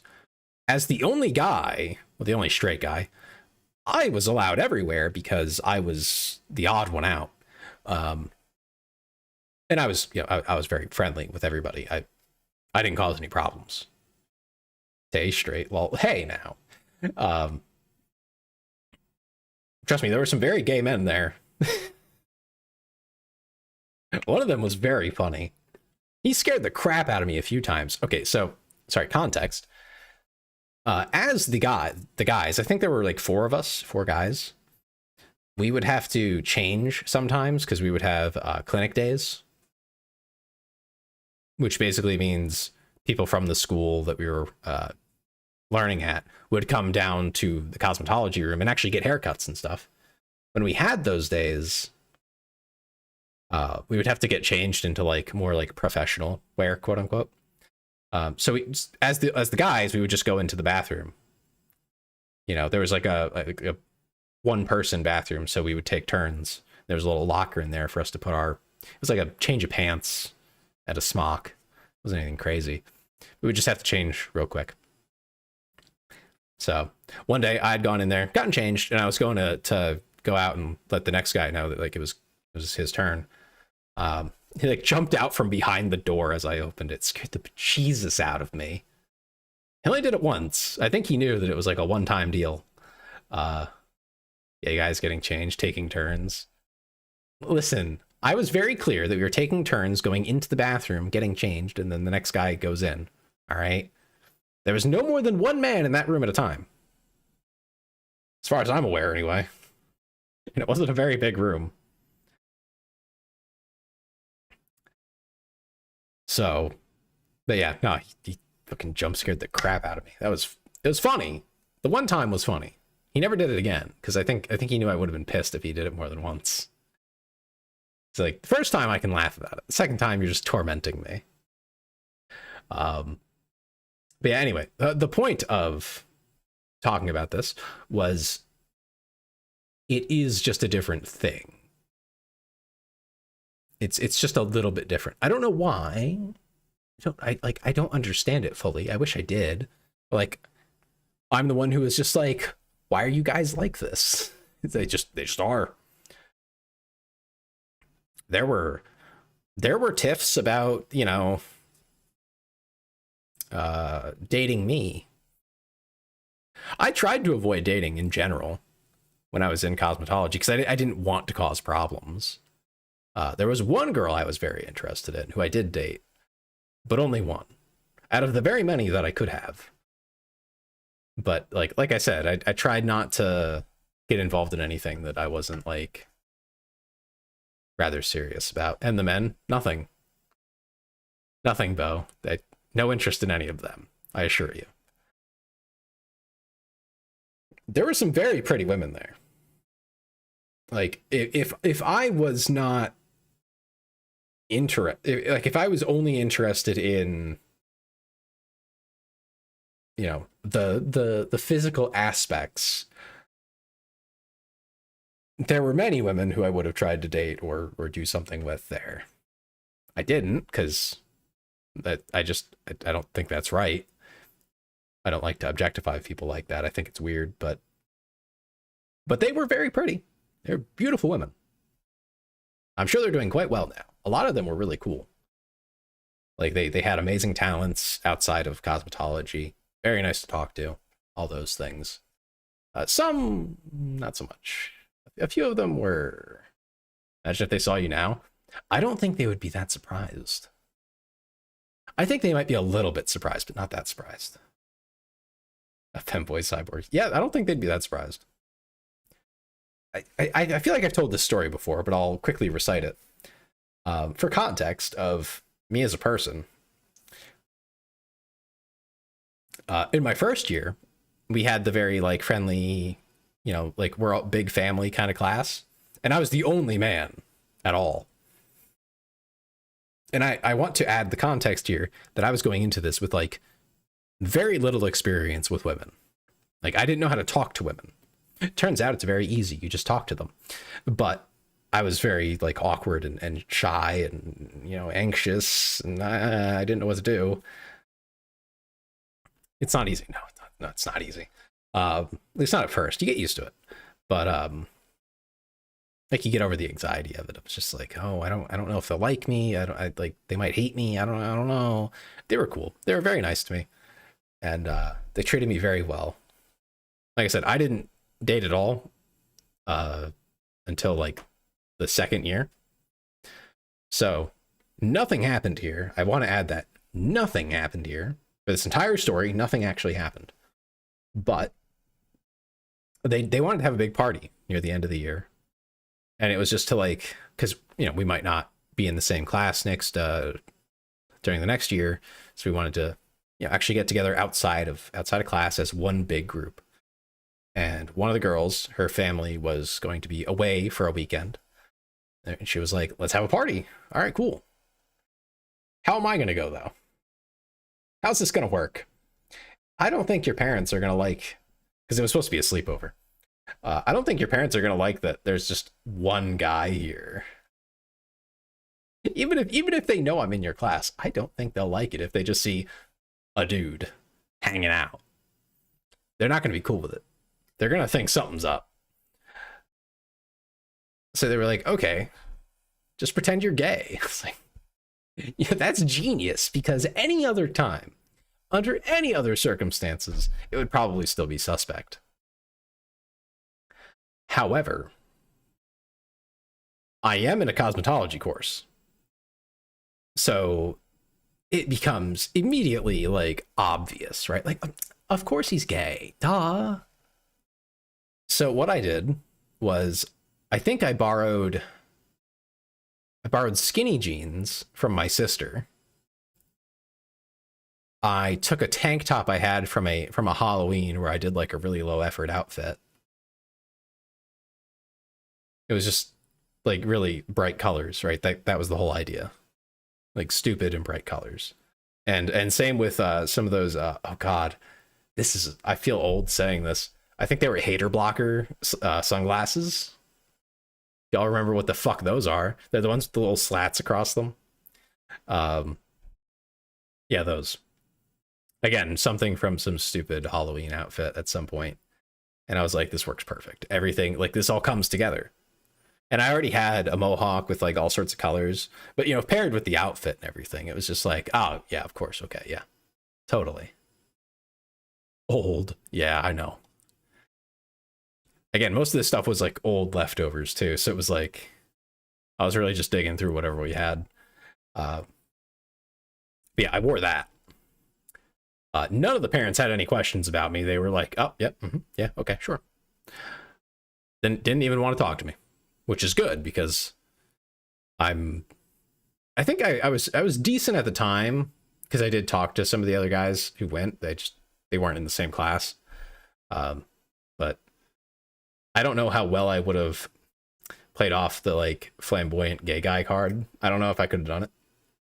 I don't know if I would have just sounded like normal old Tay. Which I don't think I sound very different from how I did, back then. So like, imagine this, but in that outfit, you know, like my voice on that, I'm like just a regular guy.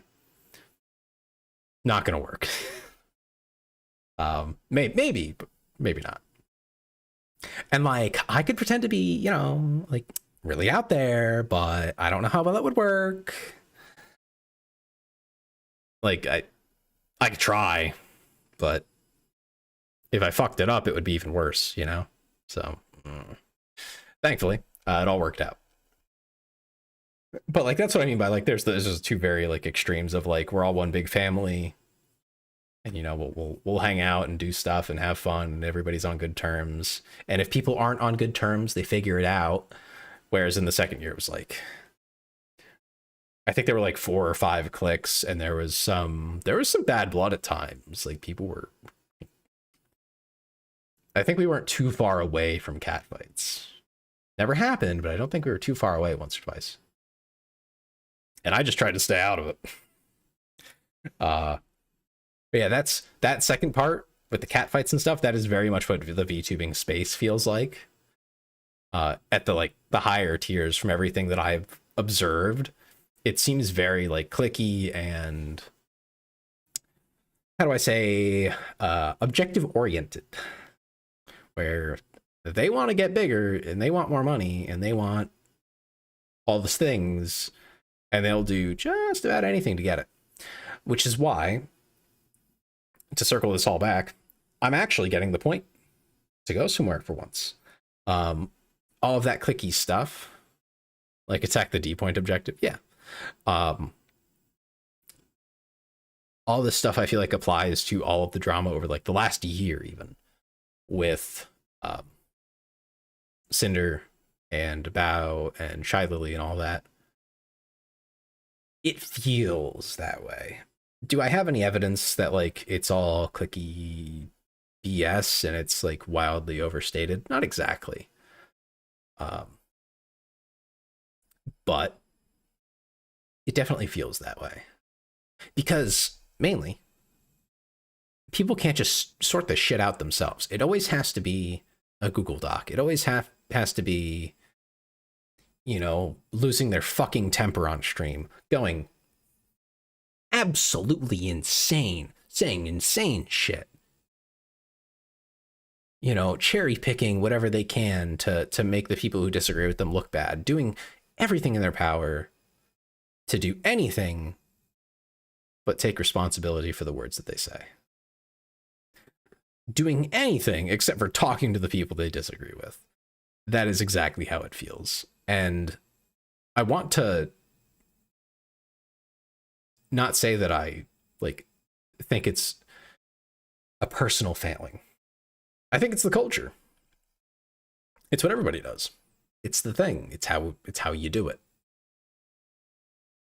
I don't think it's good, but for some reason I think when you have, again, like I don't understand it, but when you have a culture that is essentially pitting people against each other for any reason, in any way, in any environment, and it's woman dominated, I feel like you end up with the clicky behavior like that. I think there's a male version of it, but I don't understand it very well. It's, I think, more vague, actually. And it's more nebulous. A lot of popular VTubers are rather immature. Yeah. I think that's kind of what I'm getting at, though, is it's all very clicky and high schoolish and immature. And I am very frustrated that that's the case. And the viewers egg it on. Because you can't be, at least in my own opinion, a mature, serious VTuber and have like big success. You can't behave like a proper functioning adult. I haven't seen it yet. I might be missing somebody. Viewers want the drama? I guess. That's disappointing, isn't it? Because what's the point of the drama? What does it do? What does it add? I guess it's entertainment, but be entertaining yourself. The thing is, you can talk about all these things to get in a fight. I'm picking one right now, aren't I? I think I'm a little more reasonable about it. You know, I don't, like, I'll be honest and say I do think Bao is milking it. There you go. I'll pick a fight there. I do think Bao's milking it for attention. But the thing is, what do you want me to say? That she shouldn't do it? That's stupid. Why not? It's her job to get the money out of it. And the audience doesn't hold her accountable for it. Like they're not gonna stop watching her because she did that. Why should she care? What's this drama about again? It was the whole male VTubers drama that coincided with the TwitchCon drama, and Bao saying something about the TwitchCon drama, allegedly. I don't know how true that necessarily is. And it was worded in a way that was like super vague. It was vague posted to hell. And it was just like, oh, there's a bunch of people who don't really follow the TwitchCon shit, and now they think you're just talking shit about men because you're You're saying specifically, if a man does the thing to run away, which is obviously not a charitable reading. It's not the way you should approach that. It's not like that's not where you should even start the like the interpretation from. Like it's a bad faith argument from the beginning, but it is how people feel, and we should be sensitive to how people feel to the degree that we understand. Like, oh, well, I see why they're upset. Like the appropriate way for Bao to have dealt with it would have been, hey, listen, I know you're upset. I didn't mean to upset you, but this is what I meant. I don't know if she did that. I don't watch her streams, bluntly, but that would be the proper response, right? And then be done with it and not touch it and not keep dipping back into it for free drama points, which is something I have seen her do. Just like, oh, okay, we're milking it. Got it. But, like I'm saying, why shouldn't she? Why shouldn't she milk it? Nobody cares. Nobody cares if she does that. If anything, they reward her for it. So why the hell wouldn't she? That'd be stupid. From a business standpoint, from a money standpoint, from a growth standpoint, from all the things that are what we're actually being judged by as professionals in the space. And I say professionals, not including me. It's okay, Tay. I'll watch her stream. You're being replaced. Thanks, Bo. Report back. Let me know what you find. But it's like all those things, they're rewarded. So why wouldn't you do it? So as much as I don't like it, it's going to happen, and it should. From a objective standpoint, like that is how she should behave if she wants to achieve her goals. Well, ain't that fucked up? So the answer really is that the viewers and the commenters on Twitter and stuff, everyone else needs to demand better. It's the same thing with like companies and stuff. If nobody cares and it works, they're just going to keep doing it. You're not going to get change by calling someone out. It doesn't happen. Well, not usually. So if there's anyone to be angry at, it's all the people that engage in it and reward it. If you don't like that someone's always in drama, don't watch them. Don't engage with them. Especially if it's stupid drama. That's because there's drama to get involved in that makes sense. Like the things that I'm saying here, I'm sure there's people who would get pissed off that I said them. I don't think it's stupid drama to be in, though. Like my prior statements about, I think the frustrations that some guys, and again, to stress it, and girls go through is valid, but the way they behave in relation to it may not be. Like there's lines in the sand to draw. There's things to say that are like, okay, you're allowed to feel a way, but you're not allowed to, be awful to people. The differences in how stuff works. All those important details get lost, though, in anything online, unfortunately.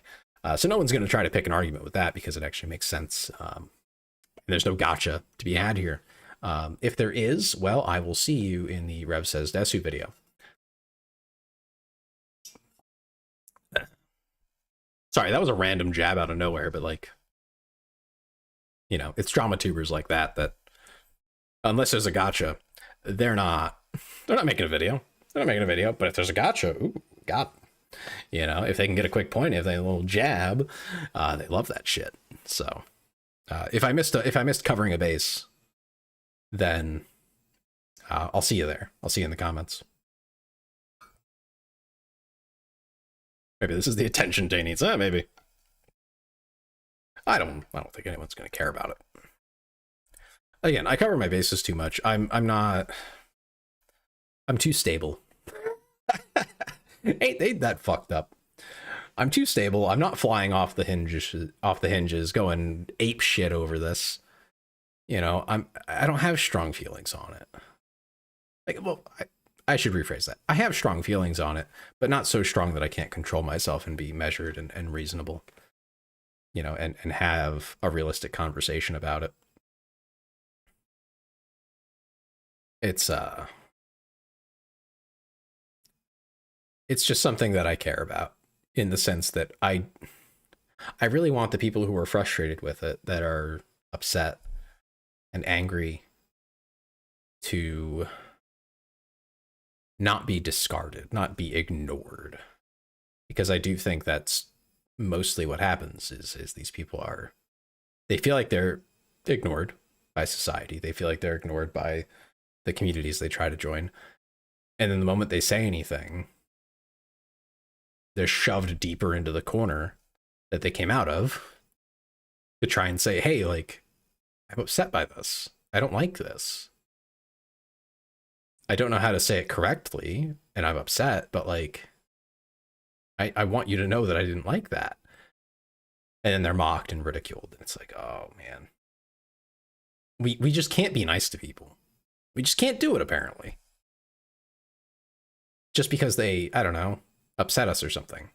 Like, I genuinely feel, and this is totally my feelings, right? I have no evidence for this.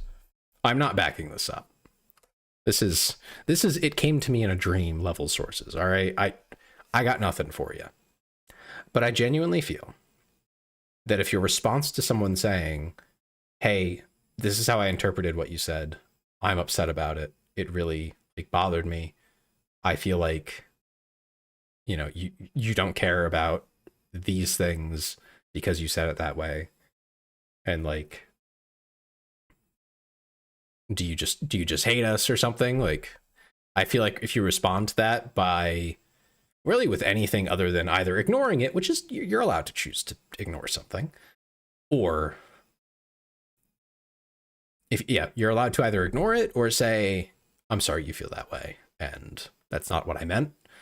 I mean, I guess unless that's what you meant and you're just evil or something, then I guess that is your technical third option, but then you're just confirming that you're evil. But anything else, mocking, ridiculing, calling them out, calling them names, etc., that is not genuinely the right way to do it. Secret ending is just double down. Yeah. I could at least respect doubling down because, yeah, okay, yeah. Yeah, no, I actually just hate you. Oh, well. Oh, okay. Sure. But like, it's always the deflecting. It's always, well, that's not what I meant. Well, what did you mean? You know, explain or apologize or do something other than say, or like, you just didn't get it. It's like, okay, hell, that doesn't help. Then I think you're lacking empathy. If you can't do either the I choose not to engage or, you know, hey, I'm sorry you feel that way. If you can't do one of those two things, I think you lack empathy on some level. Like, I don't think you care that that's a person that's genuinely upset by something you said. That's what I think. I think there's something wrong with you if it doesn't bother you that someone's that upset by something you said. You should feel bad about that. Like, that's a normal human response. It shouldn't ruin your day, but like, for a moment, you should be like, oh shit, I gotta figure out what I did wrong here. That's a normal response. Even if you feel like, oh, well, I didn't do anything wrong here, actually. You know, after you check, you know, read up on whatever they said and go, well, okay. Well, that's how they feel. What did I say again? Okay, well, you know, I don't feel like I did anything wrong here. I think they just don't understand what I'm trying to get at here. You say, well, I'm sorry you feel that way, and this is what I meant. I really didn't mean what you thought I meant, and again, sorry about that.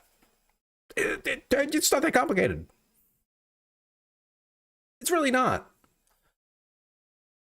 Like, I feel like that's the normal human thing. But again, I want to say all of that, but then I have to wrestle with the reality that doesn't make money. There's no engagement there. That doesn't generate dollars. It doesn't hold people's attention. It doesn't get you more attention. So being the childish teenager is better. It is a better move. How do we deal with that? It's okay, Tay. I can call you. I don't know that that's a good idea. the same time, I find being unhinged drives away a good audience.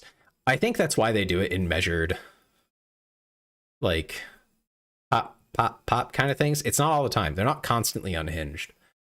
They are strategically unhinged when they feel like they're allowed to be. I genuinely believe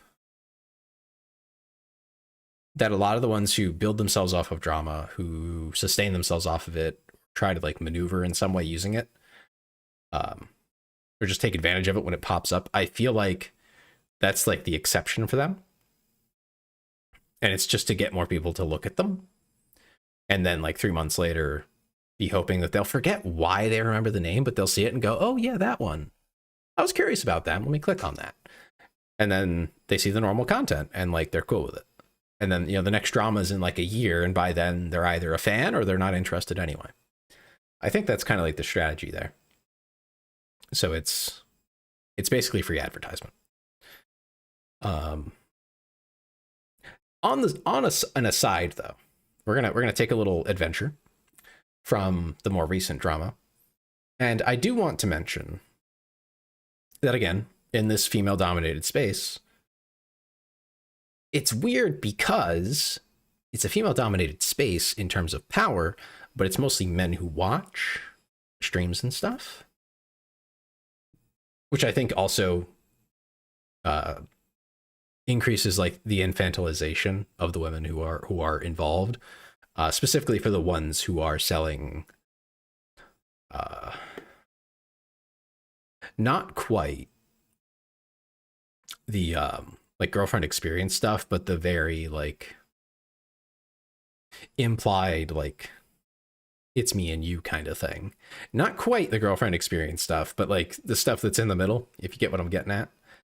How is your bag of milk inside of a bag of milk inside of a bag of milk outside a bag of milk over there with the bag of milk underneath the bag of milk inside a bag of milk inside a bag of milk? It was pretty good. I think I only got like 2 endings technically on outside, and one of them was dying. Like dying. But it was good. It got me off on a totally different tangent now, but it was a fun game. Fun game in the intellectual sense. It explored a lot of ideas that I thought were interesting. They're complicated too, that makes it difficult to talk about because like I feel like I don't know where to start. But it's good. For anyone who hasn't played them, I recommend playing them. Just play them. Or watch someone else who has.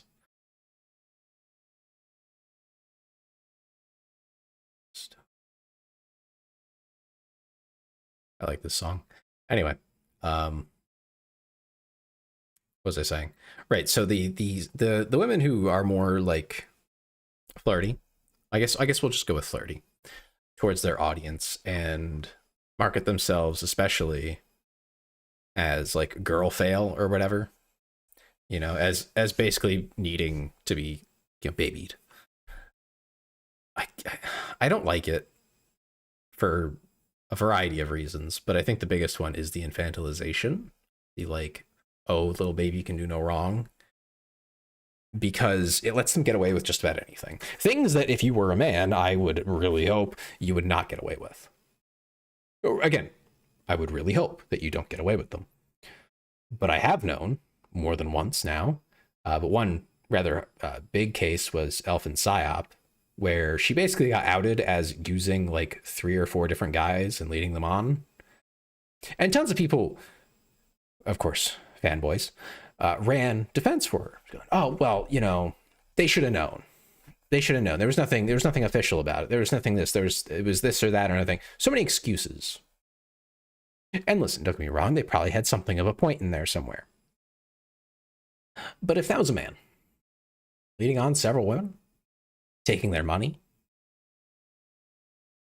going so far as to have them fly out, and then refusing to meet them, doing all these things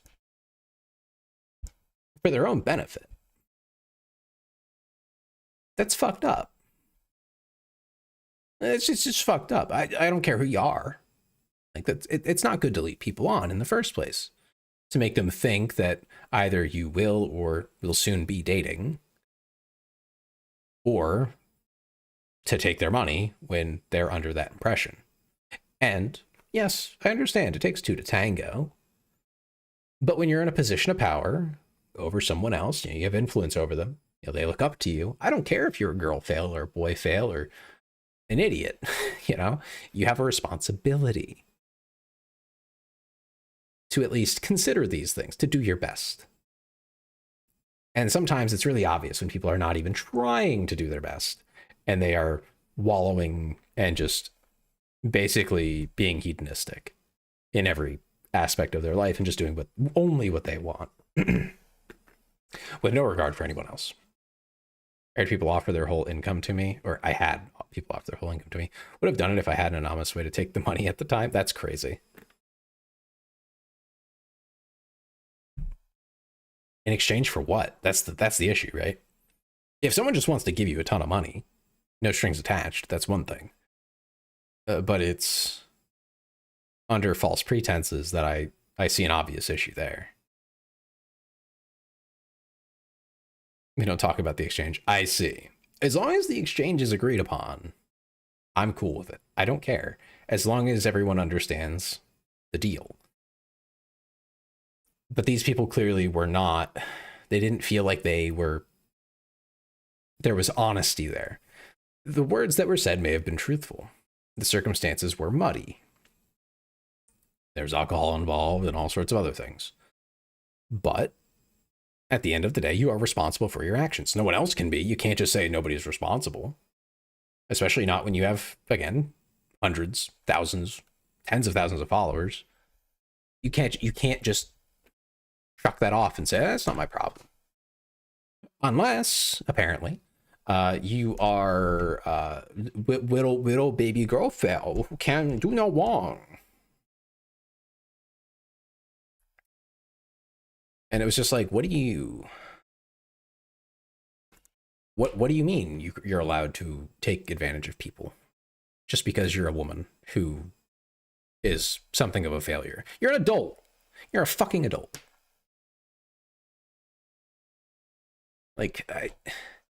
No, you are an adult. You are responsible for the results of your actions. Just as much as anyone else. Like I said, the other guys involved aren't innocent either. They fucked up. They were being very silly. But she still has a complete, like a very big following. She's still popular, relatively speaking. It definitely did some damage to her reputation. But yeah, not great. Also, on the Bao stuff, I just remembered this. I want to come back to Shikai, however the hell you pronounce her name. She hopped on that bandwagon, and she is a little more on the nose with the misandrist comments. And I'm not particularly surprised. She's made plenty of comments before, more or less being like, men are gross and not liking men. Of course, the majority of her viewer base is men who give her money, but not them, of course.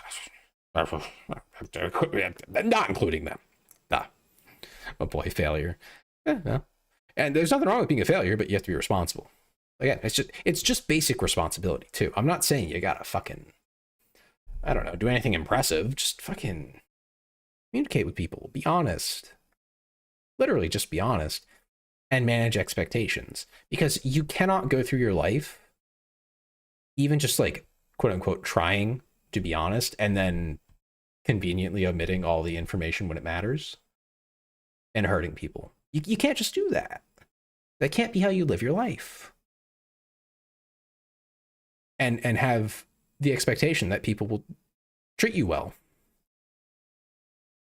Just because you fail at art school doesn't mean you have to.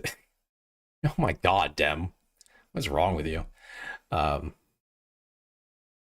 funny enough, I had interactions with Shikai at one point. This was very early on, before I met Dem. I was just, commenting on other VTubers and stuff and trying to network, trying to get to know people, learn from them, and maybe get some pointers and stuff and get myself a foot in the door. And she had interacted with me I made a post on this about on Twitter. She's one of these people who interacted with me until she found out I was a man, and not a pay pick, of course. And then she never interacted with me again, ever. Like, I continued to comment and stuff. None of the people in her little clique would talk to me anymore. I don't know if I did something wrong. Maybe I did, but no one ever talked to me. So I'm assuming it's because I'm a guy and I'm not part of that clique, in the first place. But that's my assumption, considering everything that she's said since.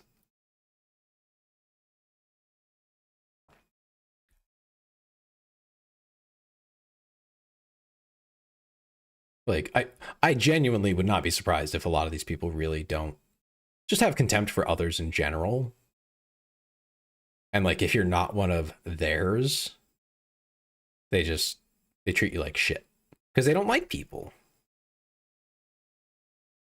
What's up, Taylor Swift? The what now? I can see everything. Whom?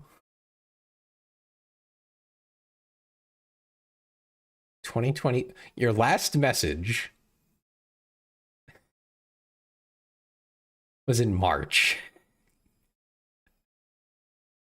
And you called me Taylor Swift back then too. Oh my god. Anyway, yeah, we're talking drama right now. It's getting juicy in here. Better made the same. Yeah, exactly. You did. I can tell you the exact message. It was, OMG, it's Taylor Swift, lol. Welcome back. Yeah, talking about the latest VTuber drama and my own experience with the last thing I was talking about was a particular group of VTubers who would interact with me at first, and then the moment they found out I was a guy, basically they heard my voice and then cut me off completely. I don't know why. I'm very confused still. I assume it's because I'm just like a guy that wasn't in their little clique, but there were other guys there. So I don't know what was up with that. There's drama? Oh, there's always drama. There's so much drama. I'm not involved in any of it in any real way, but I love talking about it because it's funny. I couldn't believe it at first, too. The Taylor Swift. Oh, God. That's scary. You guys are gonna, if I ever do like a karaoke, you guys are just gonna make me sing Taylor Swift all night, aren't you? That would be awful. Me trying to hit those notes? Oof. Oof. I can't sing in the first place. Don't do that to me. I'm begging you. He gave us the idea. It was gonna happen anyway. I know Dem. I know Dem well enough to know that he would totally do it. The moment he saw those on the list, he'd just instantly pick them for this exact joke. But yeah, no, it was the whole creator space, as I understand it, is like full of very strange people with like weird attitudes. The thing is, I assume, right, that some of these people don't talk to me because they found out I was a guy and they're just, for some reason, they don't like men. But it also occurs to me that there could be like 5 other reasons, right? The pettiest things will sometimes cause people to like not want to talk to you. I'm sure that there are creators out there who are like insecure about their voice. People like my voice. They might listen to me and go, I can't talk to this person. I can't be around them. I'll look bad standing next to them, basically. Is how they might see it. Which I think is silly, but I understand it. There's some anxiety about things, and like, if you're insecure, I get it. I don't have anything against that. But at the same time, like, I don't know, maybe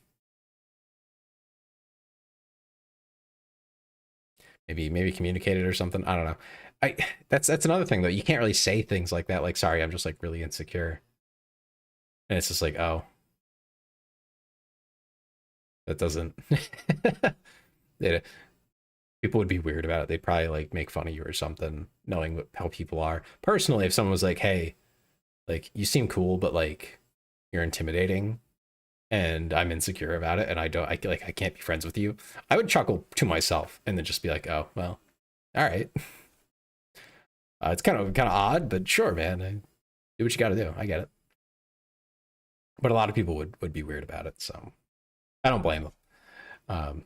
If that was to be something, I'm thankful that I don't have, as far as I'm aware, any insecurities like that. Can't think of any anyway. I'll let you know if I ever run into one where I'm like, this person's too cool or something, or like they outshine me way too much and I feel weird. There's so many people who I get like, I have the insecurity of reaching out to someone way bigger than me, but that's from a perspective of I don't want to come across as though I'm trying to use them. So I'm insecure about my image as a creator in general, in that sense, where like if I know someone has 500 concurrent viewers and I don't have a connection with them already, I'm not going to try to reach out to them. Maybe I should, but I won't, because to a lot of people that'll come across as like clout chasing, and I don't want to come across that way. So there's that. I don't know if these dramas, they're very entertaining if you're watching from the outside. Worst case they can say is no. No, they can do so much worse than say no. You have no idea. Dem, you have not been in enough drama in your life. you have not been in the middle of like a metaphorical cat fight.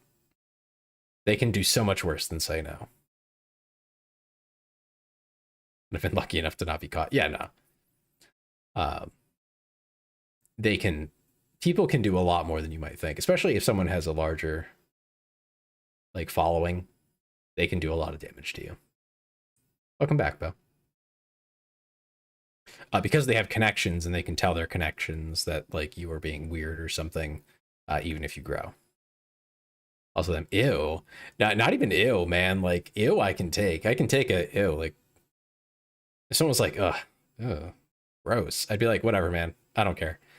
But like if they were to then make the extra 10 seconds of effort to tell their friends not to interact with me, and that like spread out, because it can. That's what could do a lot of damage to you as a person. So you do have to manage your optics. If their following's rabid, yeah, you want to stay away from that, generally speaking. Unless you just happen to wander in, right? Imagine using your connections to hurt people. Some people do. They might not see it that way either. Like they might see what I did, maybe try to reach out to them or something, again, as something else, and then think, oh, this person's being weird. I should let my friends know that this person's being weird so they don't like get used or something. Like that's their perspective. That's what they're thinking. In their mind, they're doing the right thing. That's usually how all this stuff happens, is people think they're doing the right thing. So to avoid matters like that, you do have to consider, how is someone else going to see this thing I'm going to do in full, not just as like a little flat 2D representation of them. You have to really think about, if I was in that position, what would I think? If I was maybe someone slightly different or something, like me personally in that position, I wouldn't do that. I have a very short blacklist, and I think it's only got one person on it, and it's an artist who scammed the hell out of someone. Like I read all about that drama. That was interesting. They scammed the hell out of someone. Like they really tried their best to not do what they were paid to do, and they tried to turn it into a big drama thing. And I was like, oh, I didn't think I'd need a list, but this person's going on a list. Yeah, they could weaponize their following. That's something some people do. It's not as common as it used to be, but it is still a thing. It is definitely something you can get in trouble for, which is good, but it's hard to prove. Yeah. I know someone who that more or less happened to. Well, I know someone who knows someone who that happened to. And it does suck when it happens. That is one of those things. As a guy, in the creator space, it's very unlikely that I'm going to have to deal with that. And that's a huge benefit of being a guy. Is unless I say something really wild, where I like get into something really controversial, the worst people are going to do is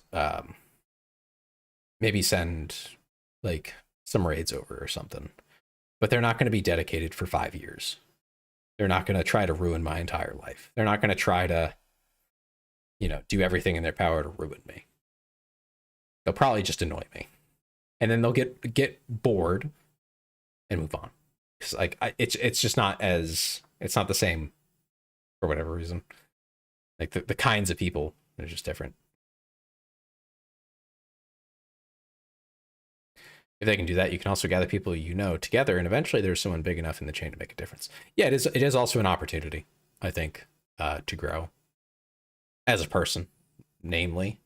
I've experienced similar things where you do have to stand up to a large group of people and tell them that they're wrong and that they're gross and that they're being stupid and like stop it and shut up and get out. I've never had a problem with it, but one of the big things is you can't feed into them in the same way. Like if you're going to deal with it, you deal with it, but you don't feed it.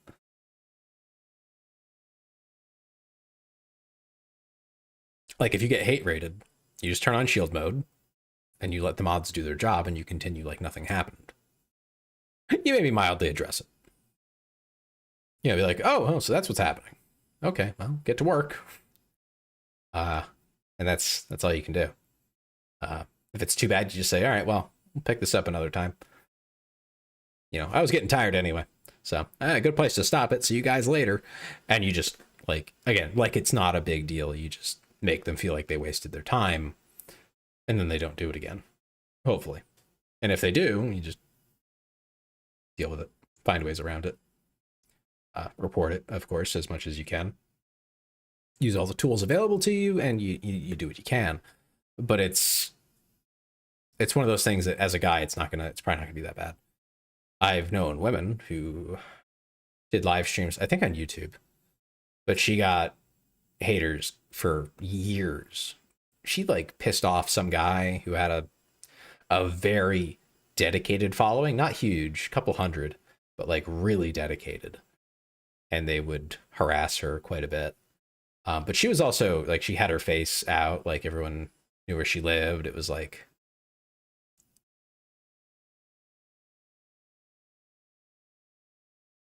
I never liked bad mouthing other people. When my friends try to do it with me, it just feels really wrong. So I just nod and laugh.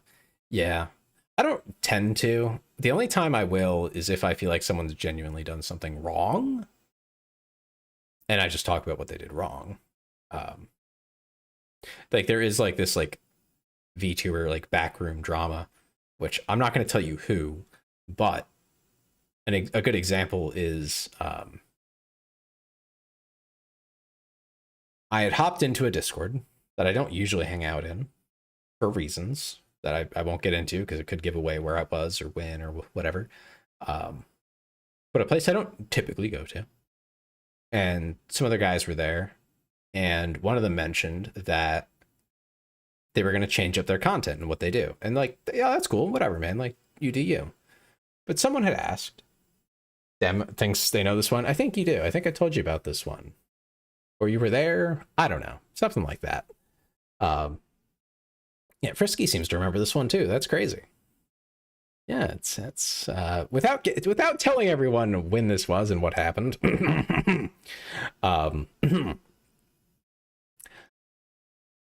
Yeah, so they were saying, they're going to change their content. That's fine. Good for you. And then they started talking all businessy, like,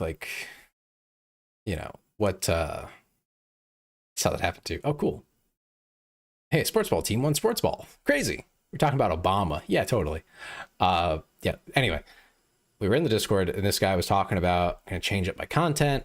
And someone asked, hey, like, but what about your current viewers?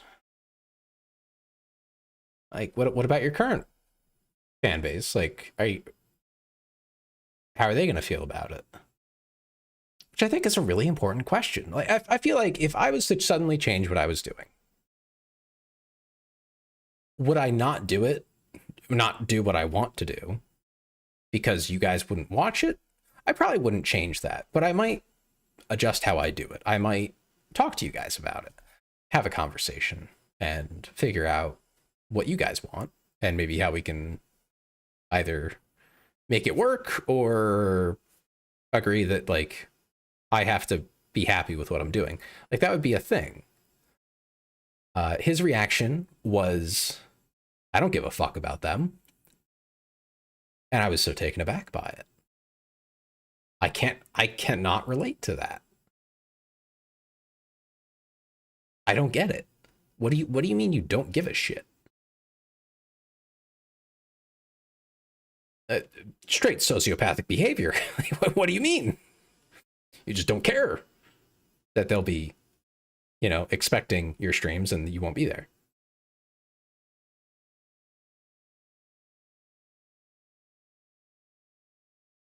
And it's just, and yeah, no, I'll admit, I badmouthed them behind their back a little bit later because I was stunned. We just talked about what they said. It wasn't like I wasn't trying to tell anyone that they were evil, but just like holy shit, did that just happen? Like, what the fuck? What do you mean? What do you mean you don't care, man? Maybe I'm missing something. Don't get me wrong. Again, not trying to badmouth someone, but that was something we couldn't ignore. Like, I couldn't just let that go. I was stunned. Crazy. And not calling anyone out. Maybe they had their reasons. Maybe the people that did watch them didn't actually watch them, right? Maybe they were not the number one, not the number two, but maybe the number three. Maybe chat was dead every time. Nobody talked. Nobody cared. And that upset them. And they were angry about that. Maybe. I don't know. But that is like one of the few times where I very seriously talk about someone when they're not present in any negative light. It was for money. Was it? I don't remember the exact conversation. Obviously, it was for money at the end of the day. I guess I can add one piece of context to this also and say when they were talking about a growth plan and everything after that piece of the conversation, it was very clear that they did want money from it. Like, that was their end goal. All they cared about was making money. And I will say, I looked recently. It looks like it's working. So, I mean, I guess it worked. So, okay. Very well. I don't think I like their attitude, but it worked out. I don't know. I don't really think it has a growth direction. How do I know which camera cat dog thing am I? The what now? Oh, the little guys. I'm not used to having questions about that. Been so long since anyone asked a question. So you're that one with your name over it, actually. Oh, there it goes. Let me see if I can find it. Let me see if I can grab the little guy. Which one are you? There you are. Whenever someone talks, I think their name pops up over it.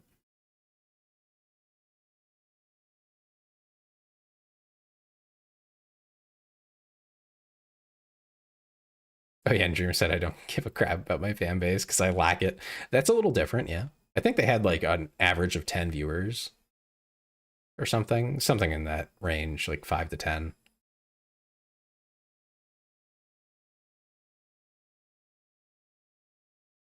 Oop, oop. If you want to customize them, God, what's the link? I think it's this. Am I right? I'm right. If you go there, you can customize yours for anyone who hasn't done it yet.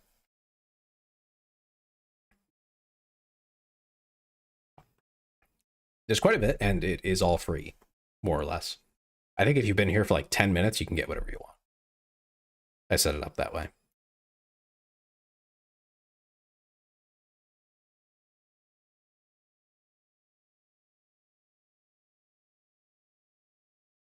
Okay.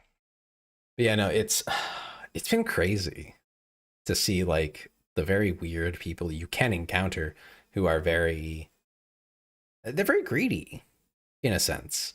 And again, they might have a reason to be.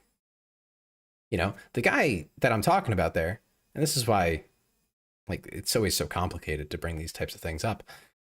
He might have reasons. He might be broke as hell. He might need that money. Like tragically. It's not like he had already 100 viewers. He was at like, somewhere around 10ish. It wasn't paying any bills. Maybe he needed it. So, fair if you need it. But again, it's just the attitude that I didn't like. It was the dismissal, the things like that. That's what really gets me. So, not saying it's wrong to do, just saying it's wrong to do with the attitude. But that's it. You need money? Stream Elements can give you a Raid Shadow sponsorship or some other crap. Oh God, those are shit though. I've heard from so many people who tried them that getting a payout from them is like near impossible.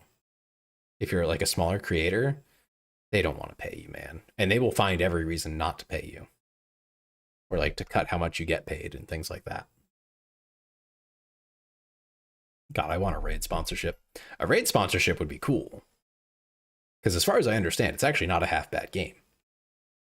But the sponsorships that come up in Stream Elements are awful. The games suck. I think I've seen like one Zenless Zone Zero one, which actually didn't seem that bad. But like for the most part, it just sucks. GrabTap paid me what I earned, so I can vouch for that. Yeah, I don't know what that is exactly. But maybe these are people in other countries and it was like difficult to pay them or something. Or they didn't follow instructions. I don't know. But I haven't heard great things. And the amounts don't seem to be that much. So unless you already have a lot of viewers, it's going to be hard to get much out of it. Like the baseline is $50 or something, or $25. And then you can get like $8 per person or something. I had a friend take the ZZZ one, and I just thought it was so bad, and I was playing the game at the time. It's a decent gacha for what it is. An issue with GrabTap was they broke my link so I could only earn a little. That's not good. That's very bad, actually. But it's sponsorships, and this is how I want to be able to approach them as I grow as a creator, is I only want to take a sponsorship from a company I like.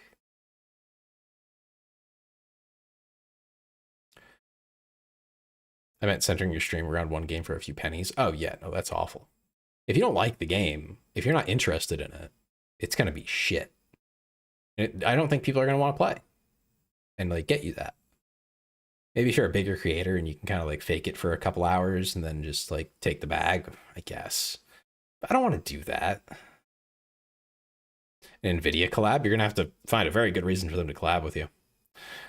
That's going to be tough. I'll play a game if a dev sends me a key. I had a few indie devs do that for me recently. There's a website for that, I think, where you can just ask for them. I want a Taslor 5090. I don't know who Taslor is, but good luck. I would love to do computer builds as content at some point. The problem is they cost a lot of money, and the way I'd want to do them is as like a a giveaway for creators, for small creators. So there would have to be, a whole entry system and then a way to validate people who have made an entry.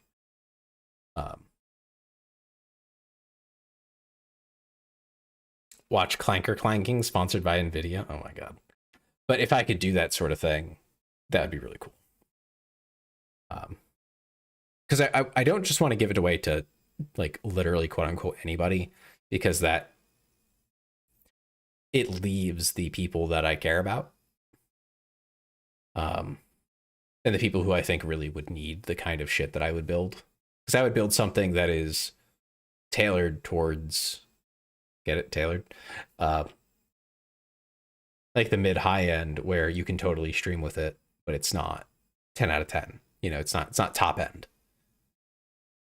If I get sponsorship to help run such things, that would be cool, and I would be able to, make it a high end build. But that would be a separate topic at that point. That would be very different. But I'd love to be able to do like I'm going to build a computer for $1,000, and then I'm just going to give it away to someone who's involved in content creation. Who's up and coming in a way. Some kind of requirements. I don't know what they would be. I would have to figure something out. There'd be legality involved in it. It would be the whole thing. I wouldn't want to get sued, and I wouldn't want someone to get it who doesn't deserve it. I wouldn't want to set the bar like really high or anything, but I would want it to be where I can feel confident that they're going to at least try to use it to stream and stuff. If you ever make merch, I wanted to say tailor-made instead of tailor-made. Uh-huh. I have merch, Bo. It exists. It doesn't say that, though. Would it be too on the nose if I just put tails are made? I don't know if I can, actually. That might be, like, quote-unquote false.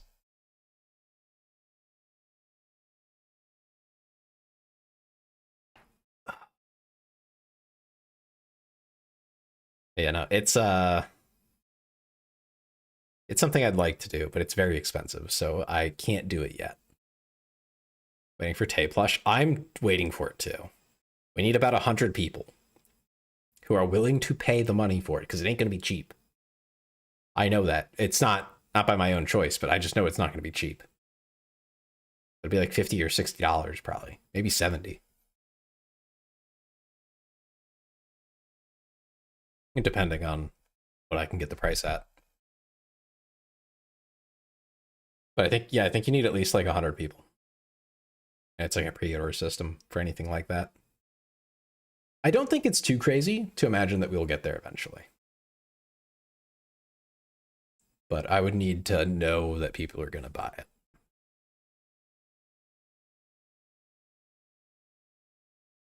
Because I'm sure there's like upfront costs for me. I really want to make my own online shop, but I know if I tried it now, it would just fail and be a huge money loss. You can do like the on-demand printing stuff for free. Doesn't cost you a dime. Like not a penny. $70 is like 50 euros. I'm willing to pay that. Yeah. It's not crazy for like quality, but it is money that a lot of people don't have. Yeah, fourth wall. That's what I use. If you do there. See? It's right there. Is integration with Twitch. Yeah, I don't think I've even integrated it with Twitch. I probably should, but I've only gotten one order from there, one actual order. And I know who it was and I know why they did it. Nothing wrong with it, but like very special case. No one's been like, I want Tay merch, and it's like stuff that I can give them there.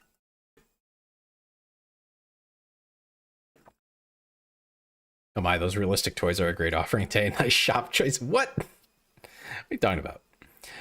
The idea is that I would get some artists I know and then open the shop, not just featuring my stuff, but also theirs, etc. Why are the prices so specific? What do you mean?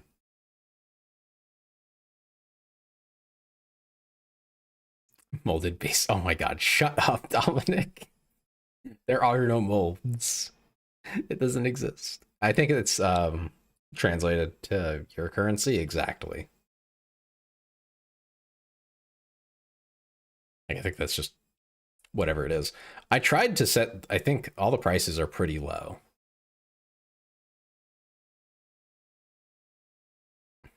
Good night, Suka. I know I'm up late. Sorry about that. Don't stay up for me. Gotta turn on the adult. Oh my god.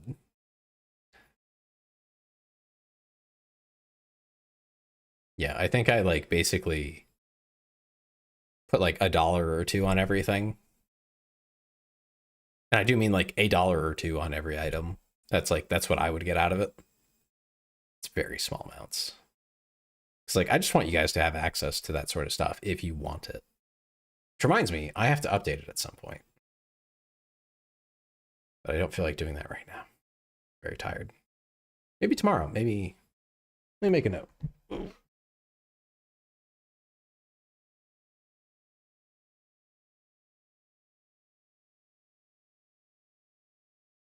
Update the merch.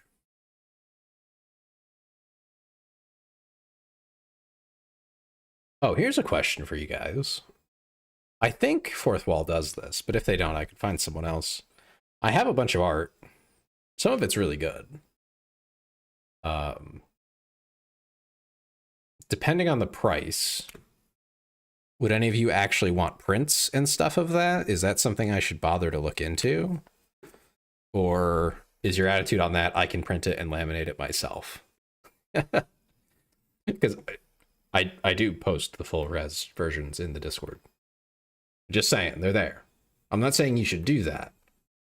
But I am saying, like, I do post the full res versions there. So if any of you wanted to print that sort of thing for your personal use, it is there. I can't stop you.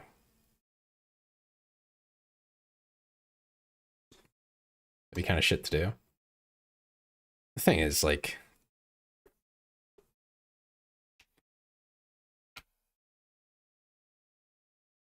I personally don't care much. And if there's no money being made from all the artists that I've ever spoken to in my life, I don't think they'd mind if it's... I think the quality would probably be kind of shit, if that's what you mean.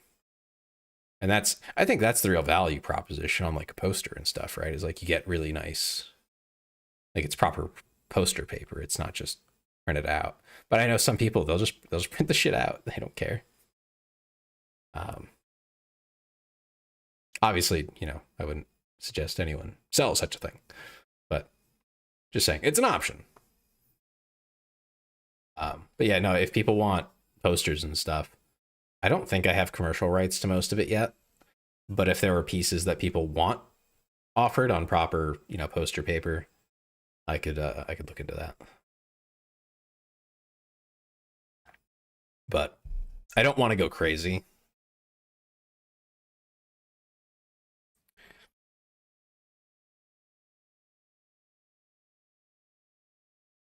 Yeah, I mean, it would be shit quality.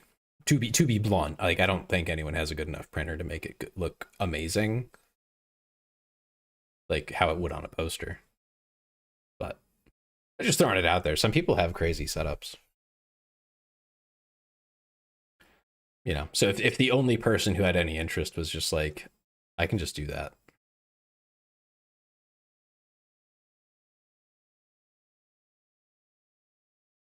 Why am I getting pinged?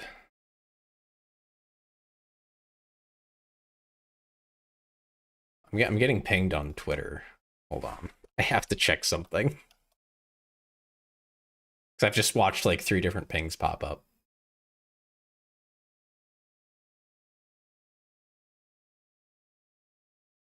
Oh, okay, that's funny. Anyway. I thought someone needed my attention for something, but no, they didn't. Everything's fine.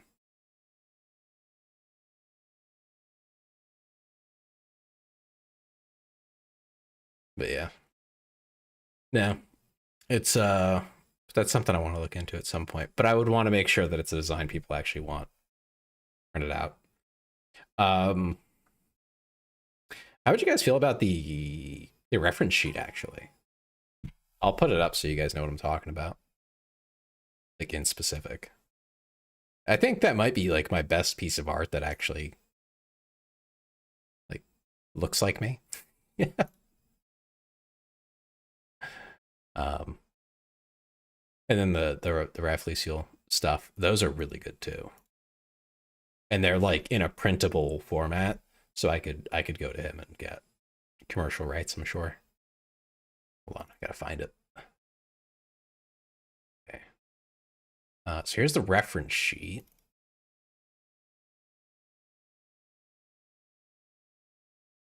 going to sleep. Have a good night, Bo.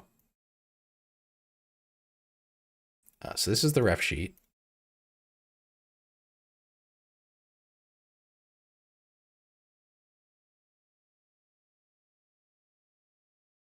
So there's that. That is like the perfect size for a landscape poster, as far as I understand. And then we have these other pieces by Raph. Let me just find them.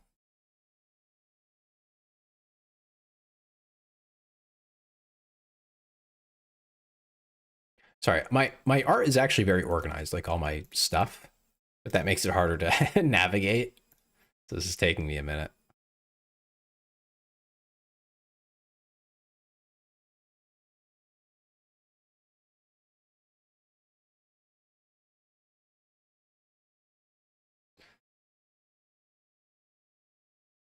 Okay, so here's one of the pieces by Raph. Where on your model is the red? Oh, okay, hold on. Hold on. This is crazy.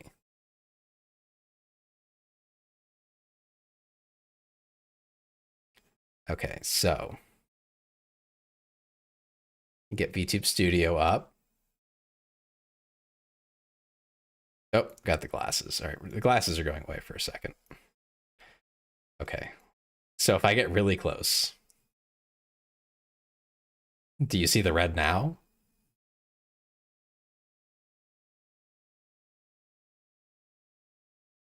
Wow, I know, right? But the color palette's there for it, so that when an artist goes to draw it, they can say, "Oh, that little thing. That's what that is." Where's the color for that? So I can pick it real easy. Oh, great, right there. It is tiny.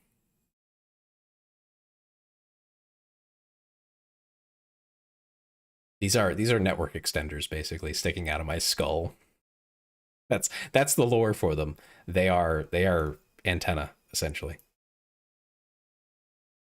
for neural implants, as it were. Anyway, there's the RAF art back. What position was I in? We're just gonna go to that one for now. Okay, so there's the one RAF piece, and then you recently made another one.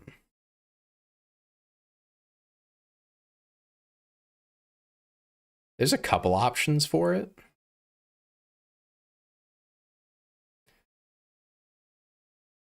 There's this one.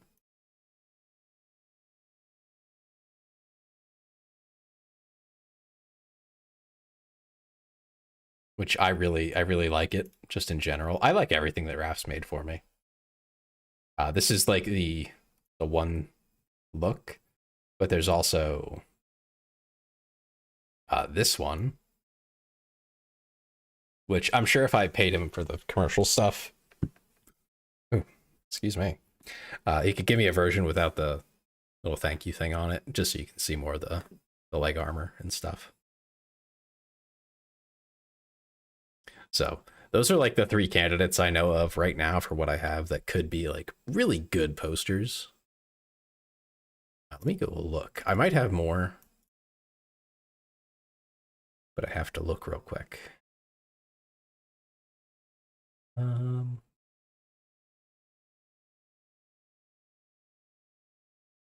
I definitely don't have commercial for this one. I don't know if I can get it, but it is a very different style.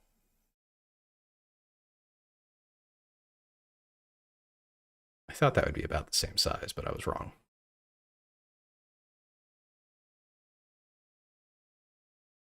Oop, like crap. The artist that made the reference sheet, that was also Gnome, my model parent. Let me get you that.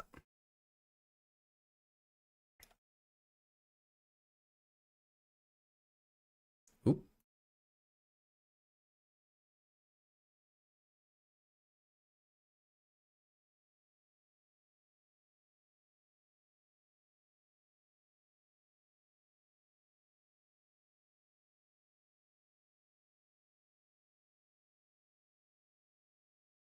Trying to find their account now. I think they changed their name slightly.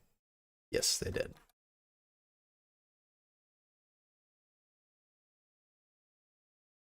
They're also, like I said, my model parent. Their prices just went up again recently. So, you know, good luck with that. But they will do, like, if you get the reference sheet, they will design the character for you. And they are willing to do a lot. You can ask Frisky. He basically got a model and a design all at once. I think that's part of why they've raised their price, because they're very flexible with everything. You know, they'll work with you. Very good to work with. They are excellent in every way. I think the only, again, if I'm being very like blunt about it, the only negative thing I could say is that they are still learning. Like, they're clearly still learning a lot of things. They're still getting better by significant amounts on like a month to month, year to year, especially basis. So it's not like they've been doing this for 20 years, as far as I can tell. You know, where 20 years of experience would demand, thousands of dollars for a model, at least. But, I feel like the price is well within what's okay for that. Like, it is very reasonable, if not a bit cheap. I feel like they're getting closer to where they should be. I would say, assuming it's roughly in the range of where I'm at now, $1,000 would not be unreasonable. Largely because of the turnaround time. It does take Gnome a good while. I don't know how long others take typically. But, not a fan of the full price up front if it's that much. You could probably talk to them about it. The ref sheet is also, if you wanted something that's less thorough, let's say, or if you have a very clear design already in mind, again, you might be able to talk to them about price. It probably varies wildly. I think they set the price at what they want for, from scratch. I imagine if you went to them for a ref sheet and then you said, okay, I want a ref sheet and I think I want one of your models, they'll probably make the art for the ref sheet so that it's usable in some sense, at least, as parts of the model. Like, if you look at my ref sheet, it's not very far off from how I look now. Like, the design is almost the same. Big parts of it have not changed at all, really. There's been some more work. Not negotiating prices. That's fair.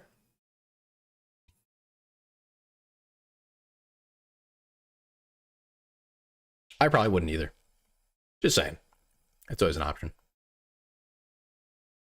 If you're too scrapped or something.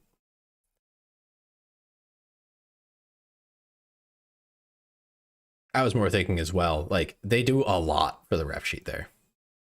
So if you were like, hey, what would the price be for a ref sheet that's just like not as extra? Or maybe, you want something more of like a sketch. You could ask about that.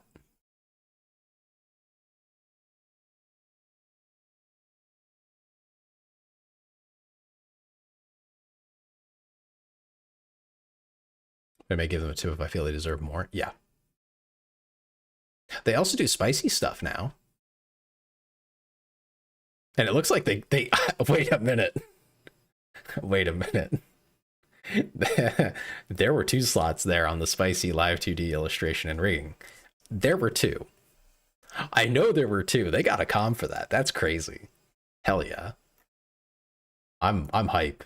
I want to see the portfolio when it's done. Oh, that's crazy.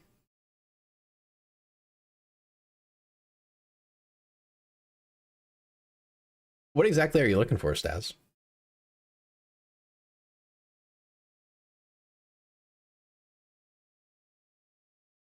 That foot looks fucked up. You're looking at the feet. Oh, the big toe. Yeah. Yeah, that looks off. You're right.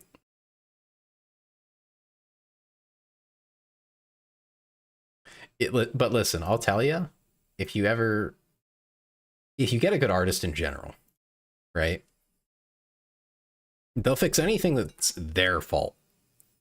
I have never had an artist not be willing to fix something that like definitely should have been there or should be working a certain way. And I've not heard of anyone else who's interacted with an artist who wouldn't. Sure, they exist. You know, they're like, but my terms of service say, and they're like being really weird about it. Um, but like I've been at the end stage of a character thing, like an art piece that I commissioned, and I'd be like, oh yeah, you I hate to be that guy, but like you forgot the horns. Pretty please, and they'll just add them because they're not a huge detail, you know, and it is something they definitely missed, and that's, you know, it's fine, it's whatever. If ever they said, oh, like that just won't fit in my schedule, like I can't do that for you, I'd be like, ah, whatever. And it's also not a big deal, but I've only had good experiences, which is why I'm always so suspicious when someone tells me that like their artist is being awful to them, where I'm just like, I don't know who to believe here, because like it might be like a bad piece or something, right? But then it's like, okay, but what's the context? What happened here? And then you have to dig into it because it's always, someone's always screwing somebody when something like that is coming up.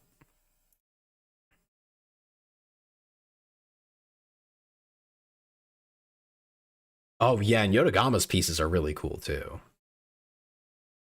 Hold on, hold on. You guys have to see this one. If you haven't seen it, it's a great piece.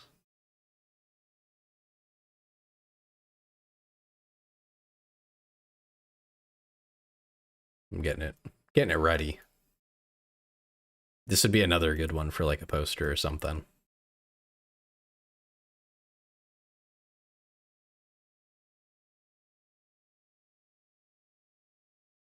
This is a fantastic piece. I've shrunk it down so much that like the details are getting messed up. Wait a second, that's me. It is you, Dem. And oh look, it's a frisky.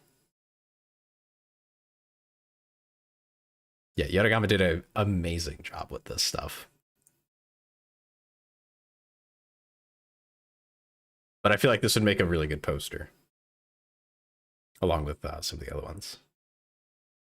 I think we might have to crop it a little depending on the poster dimensions, but like, so whenever I get around to making more merch options, I will look into all that.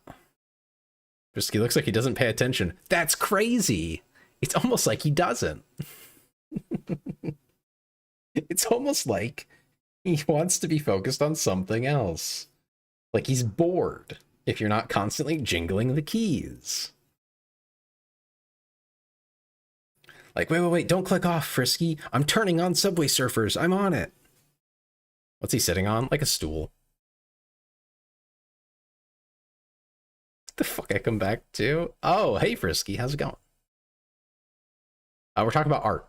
I was talking about like getting posters and stuff made at some point to offer more merch options. And we were talking about this piece by Yotogama that we all really loved and really captured our essences. Isn't there a leg missing? No. So how do I put this?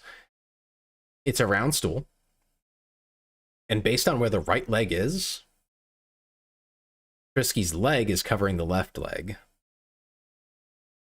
And the front, the one that the one in the middle, where it would be the middle,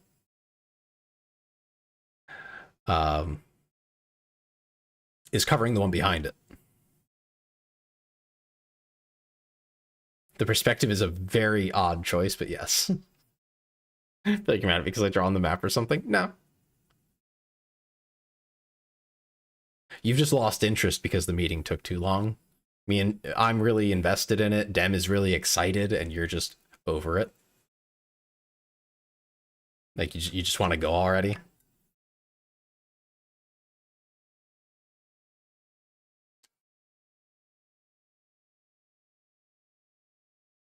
I'd love to see Frisky play Tarkov, actually. That'd be so funny. If only PvE wasn't $5 gazillion or whatever. I don't know how much it actually is, but it's stupid expensive to get PvE, be able to actually play it. Or at least it was. I don't know. It might be a little more approachable now, but it's still stupid. Yeah, I'd love to see Impatient Frisky play that game. He would die so much. Just like everybody else, but it would just be funnier because Frisky is funny when he dies in games like that. The suffering is the entertainment, of course. I'll just leave this up. It's a lovely piece. Lovely reference sheet. What was I thinking about? We're on about the male VTuber stuff and like the clicky behavior of people. It feels like it's that culture of it is rewarded to act like a childish teenager and be stupid like that. I think that's what bothers me about it all. Because then the responses are also childish and they engage in that same way. And it's like we never got out of high school or something. Like I'm happy to disagree, but it's just, can we be reasonable? Just kind of wrap that all up. Maybe able to tank it now, but then I wouldn't have much in case something goes wrong on my end. Yeah. They might be able to open to like a payment plan. It's another thing to, like, very reasonable thing to ask about. Just be like, hey, this much now, this much then, or whatever. Which thing are you looking at?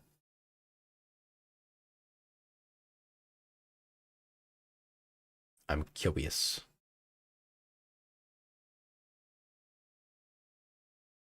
The model? Oh yeah, that is quite a bit. That is a chunk of change. They'd probably be willing to do a plan because you're probably gonna be waiting a while anyway. Like they just take a long time to make, but also I'm pretty sure they have other people in line. It's not a very long line, but I'm pretty sure they have one. Yeah, let me look at their work queue. Yeah, right now, oh, they have a model that's due by the end of the start of next month. And some illustrations. Yeah, like I said, you just ask them if they're open to it. I'm telling you this as someone who has commissioned them like a dozen times. If you ask, hey, have you ever considered? They'll probably be like, no, not really. I haven't considered that. I'd be willing to do X, Y, or Z. They like, I would say, hold on, let me. 1, 2, 3. 3 of their services exist because I asked about them. So they're not like galaxy brained thinking ahead of things. Welcome, William Afton. We're not playing FNAF right now, but welcome in. I saw purple. There's a lot of purple here. I know you're quite the fan. Right now we're talking about my artist, my model parent, as it were. Because Stan's here is considering getting a model. Boy, Wally, welcome. Thank you for the follow. Where are you people coming from? But yeah, welcome in. You got bunny ears. I'd like it even more. Hey, wait a second. I think I know where this is going. Agreed. Oh my goodness. You're like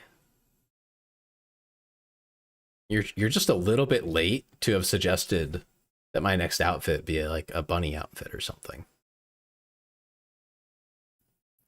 So, I'm sorry to say, but you missed that opportunity.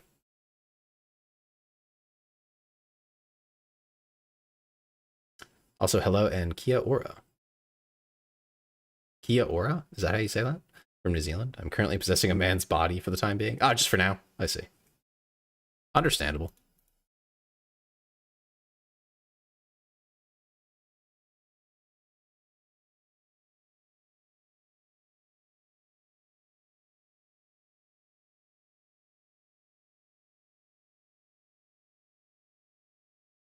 But yeah, no, it's VTubing's been quite the adventure.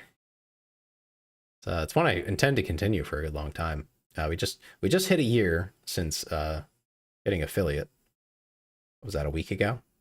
So after a year, I'm pretty happy with it overall. The the culture's a little odd sometimes.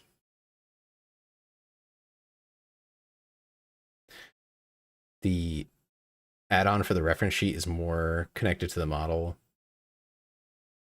Is more connected to the model than if you get it separate. Odd. Is it? Hold on, I have to look at that. You stole my cat ears.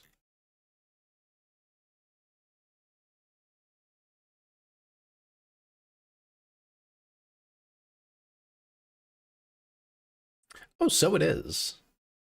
Now bunny ears? Oh, I don't have those. If I did, then that would also be a toggle.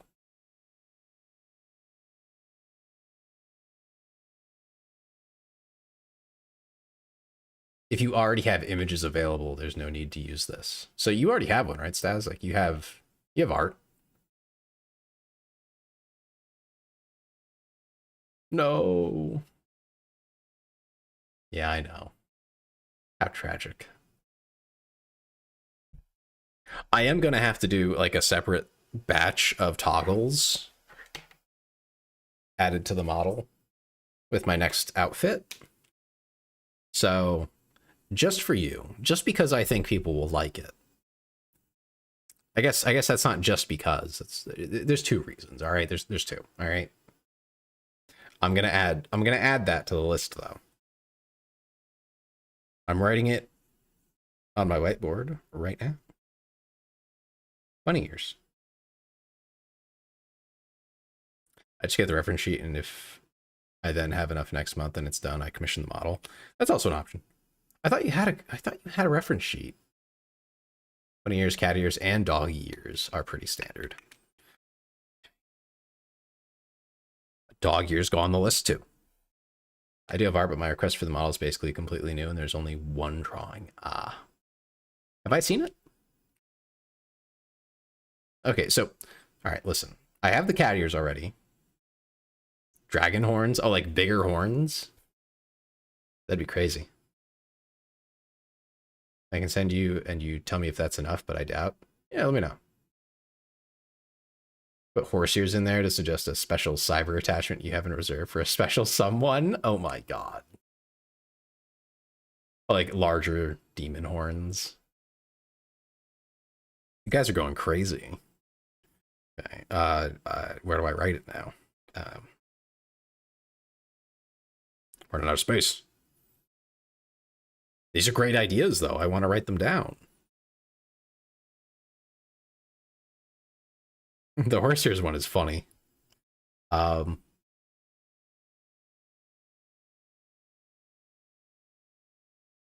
have some ideas. When you say demon horns, I'm thinking of different things than you probably are. But I am thinking about them. Holy crap, a string topic. Uh-oh, I'm afraid. I don't know you very well yet. And now you get to tell me what to do a stream on. Tiefling horns from Baldur's Gate 3. I'm thinking something very different, yeah.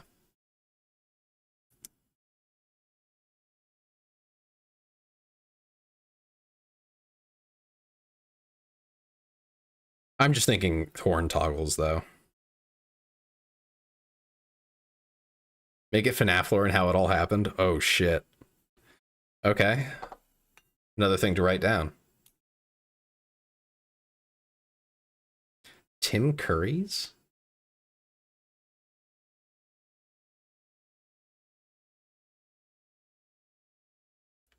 I don't know what that is, but I will make sure to look into it. And then FNAF lore. I have to do a FNAF lore stream. Well, you know, I didn't have anything planned for tomorrow. However, because we already did milk. The only problem is I don't think I have enough time to prepare that level of information. Imagine if I get it again, I might cry a little bit. I don't mind doing it once, but I'm not doing more than one. Because I think there's a fair amount of FNAF lore. There's not that much. I could probably yap about it for a few hours. But I can't imagine doing it again.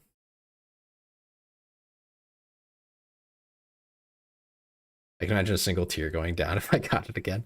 Only if you ask for FNAF lore again. If you ask for something else, that'd be fine. I do, of course, always reserve the right to say, no, I can't do that. But yeah, FNAF lore doesn't, that's not a bad idea. We did just play the games recently. I'm surprised you didn't just ask me to play one of the games I haven't. But at the same time, I feel like that was a strategic choice because the games are a lot more popular than actually just talking about it.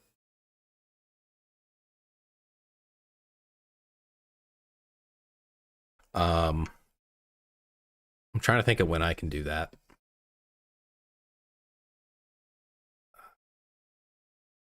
I want to say I can commit to doing that next Sunday. So not tomorrow, but a week from now. Because I will have to read a lot of stuff. And, oh God, how am I going to present it?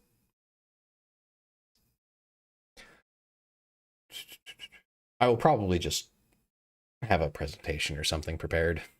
Or maybe a bunch of images or something to cycle through. I'm not sure. But I'll figure something out. Maybe maybe a presentation. Yeah, I think I'll make a little presentation. A little Google Sheets or something. You're awake at 6 a.m. The hell is that? That is the piss command. Because Dem wouldn't stop spamming it. And eventually I figured if I make it do something, he'll stop using it. And then I went to take it away. After it worked and he stopped doing it.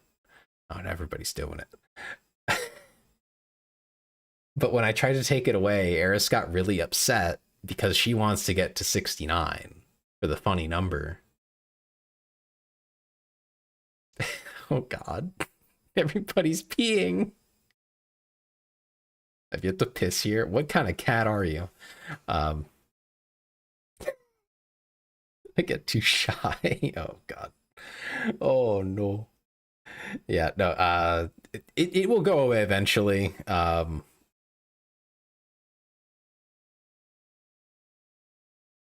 Doomsday is next Tay stream, huh?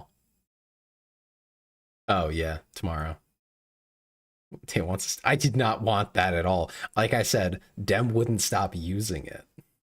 He wouldn't stop sending the piss command that didn't exist. So I gave up. I caved to the pressure. And I said, fine, have your piss command, oh piss boy. And he used it like twice. And then Eris found out about it. And you know, she is German. So she started pissing a lot.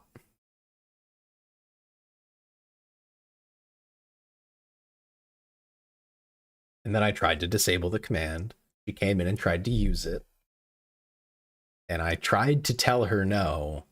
and she got really upset that she couldn't piss anymore. So I felt bad. It is on a timer. I think it's like 3 minutes or something.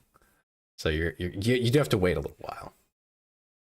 5 ads. Oh man. Creeper. Oh man.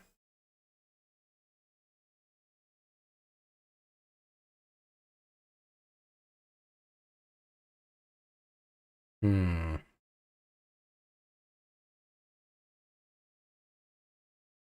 I don't get ads. They just don't show for me. Neither do they for me.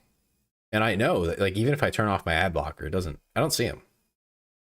So I just leave it on. But yeah, no, I don't get ads on Twitch. I don't know why.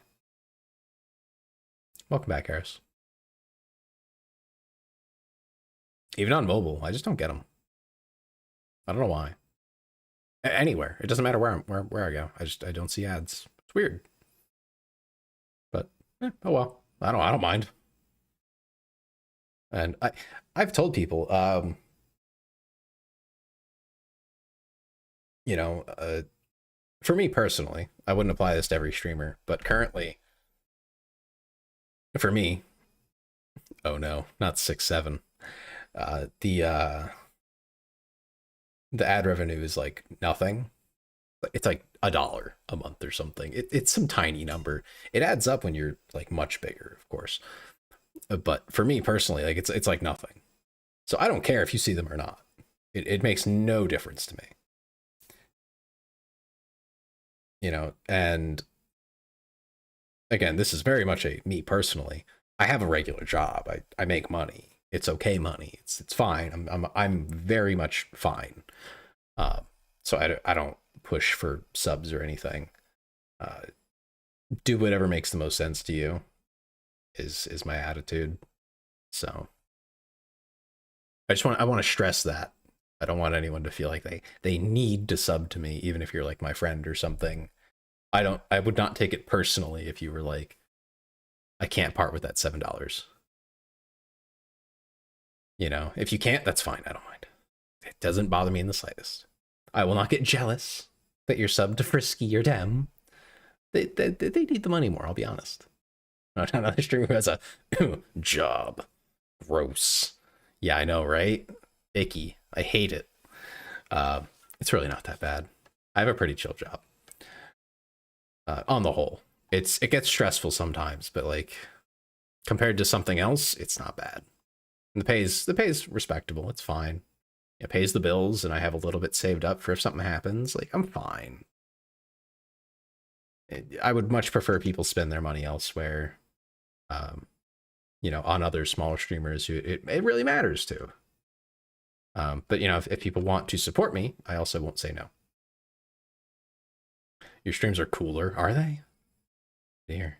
What's my job? I can't give you my title because it's too specific to where I work. But I guess you could say that I do software consulting. Not privately, like I'm not a freelancer, but I work for a company that does it. I think you could say that. My work relates to taxes. Like I said, software consulting, though, I'm not the tax man, all right? It's just, it relates to taxes. That's about all I can really say. That's fine, I like technology. Yeah. Basically what we do is, he's a stripper by night. I'm a streamer by night, thank you very much.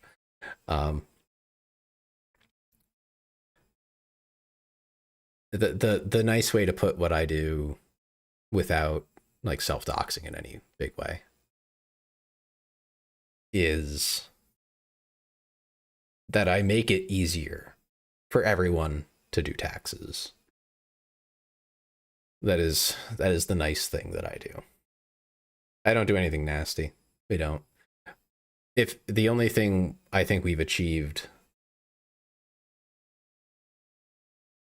is making it better for people.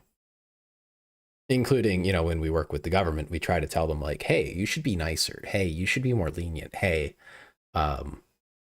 you should eat those costs. You should do these things. You should you should be really nice to the taxpayers. Like we try really hard to be pushing in those directions, you know,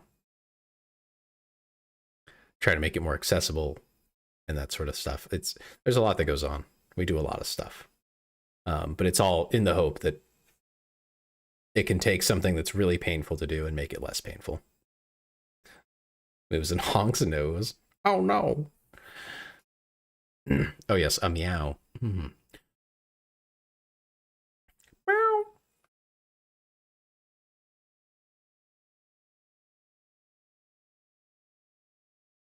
I don't do anything nasty. Also, Tay does most NSFW script reading ever.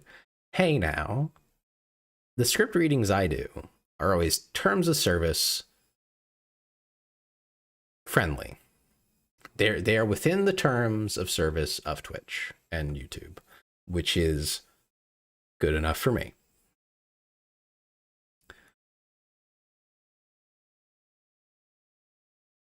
Oh yeah, for anyone new, I do script readings that you can just redeem. They're like 750, I think, channel points.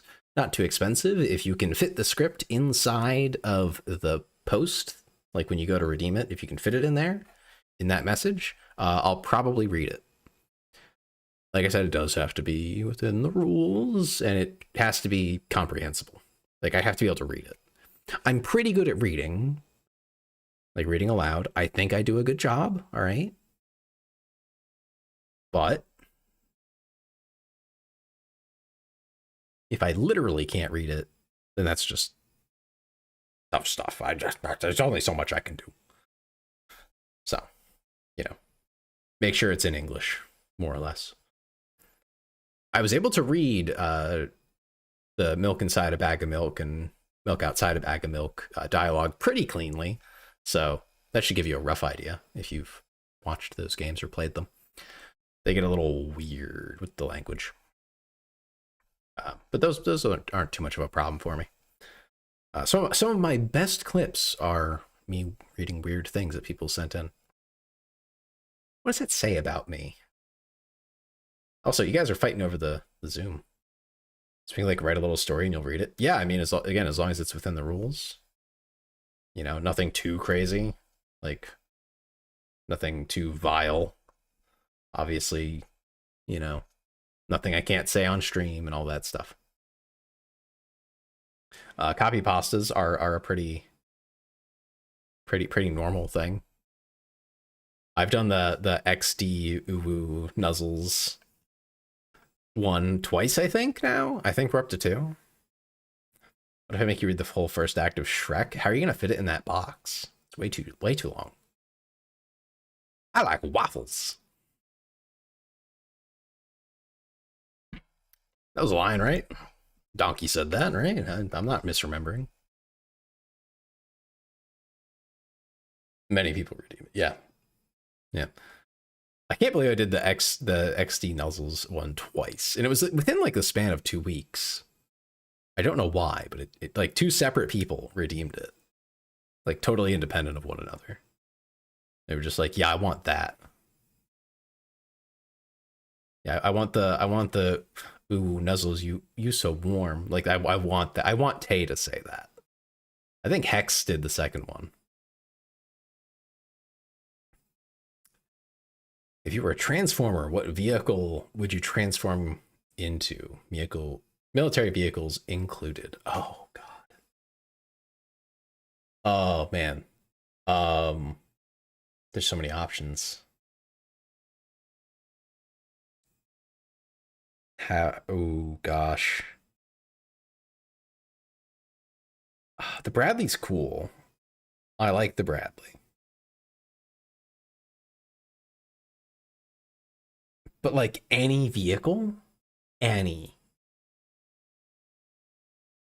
How do I fit it? I want to do the same thing every night. Eris, what are you doing? And why are you telling everybody? Gosh. Any vehicle though. Does an aircraft carrier count as a vehicle? Please? or is that too Is that too like big?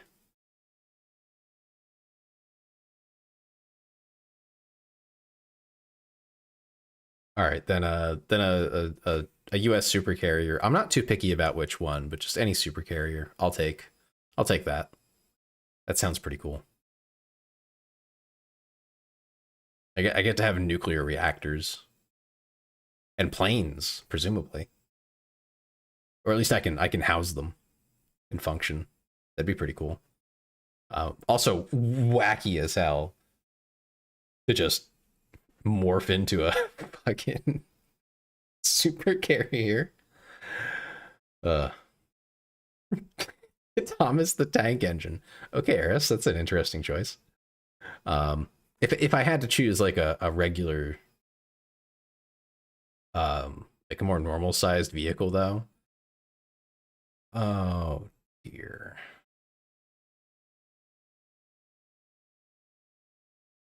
I'm thinking like Thomas is my hero. No, it's just funny that that's what you thought of. Um, if I wanted to just like for practical reasons, like if it was me personally right now, then I think Iron has a point with the Bradley because that thing can move. Like it's got power and it's got speed. It's not crazy powerful. It's not a Abrams, but like you can just drive that thing on the road. Like you can just go anywhere you want. So I think that's a very big appeal. You know, it's got off road, on road, fits in like normal civilian spaces. You don't need anything crazy, but you also get a big fucking cannon. I like that. So I think the Bradley's a solid choice. You would have all the weapons like the actual Transformers. Hell yeah.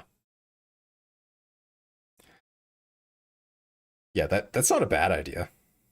Uh, Assuming you don't have to like fight other Transformers. If I have to fight other Transformers, ooh,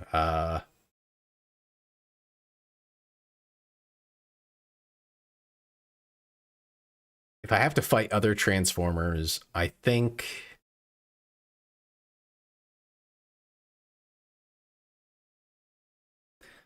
I'm trying to think of like what is a very powerful option.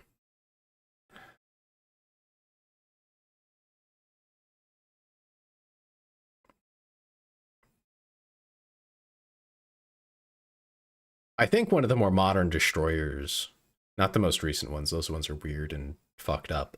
But one of the more modern destroyers would be a really good option for solo.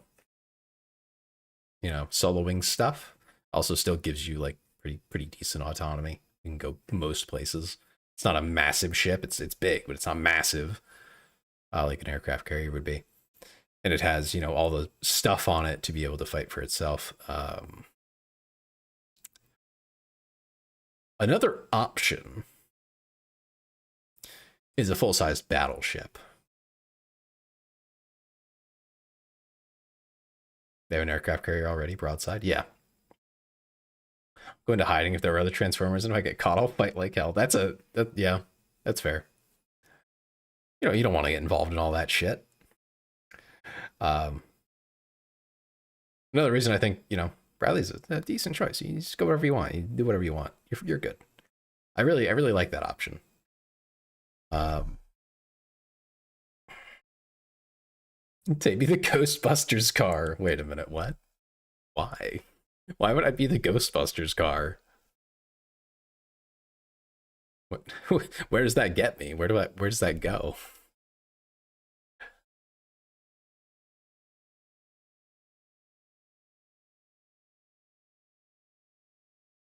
Because then you could hunt ghosts as a robot. I mean, what's stopping me? Built-in proton packs. Oh dear. But what ghosts? Mint Cade Yeager. Oh, and that flying drone it comes with. I don't think I'm familiar with all that. Is this the part where I tell you I haven't seen Ghostbusters? Any of them? Yeah. Sorry to disappoint. That'll happen sometimes.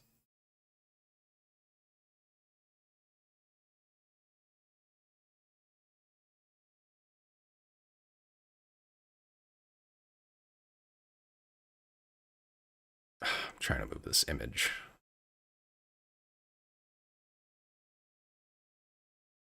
Didn't really work out. There we go. Oh, it still didn't work. Damn it. It's fighting me. There we go. Enough about if you were a but if you were a Transformer, what side would you be on? I don't know the lore well enough. I know that the Autobots and the Decepticons have their reasons, and it's not so one-sided as it is initially presented.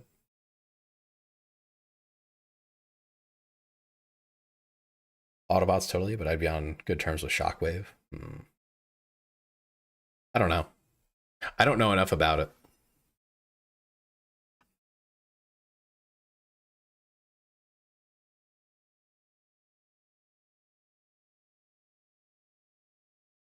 That is beyond my knowledge. Instinct says Autobots, but like that's just because they're the flashier ones.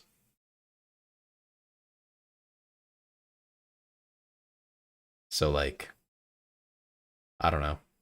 Realistically, no clue. All right, let's see. Where are we at?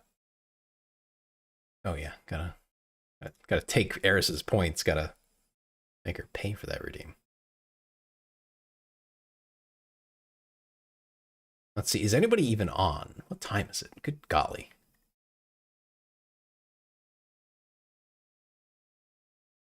Okay, we got a couple people on. Cool. It's a lot of people.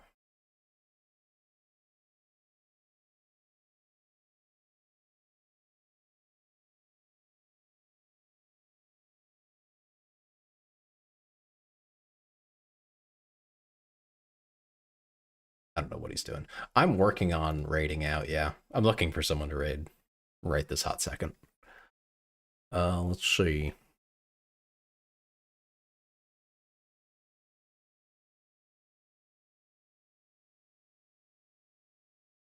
Oh, here we go.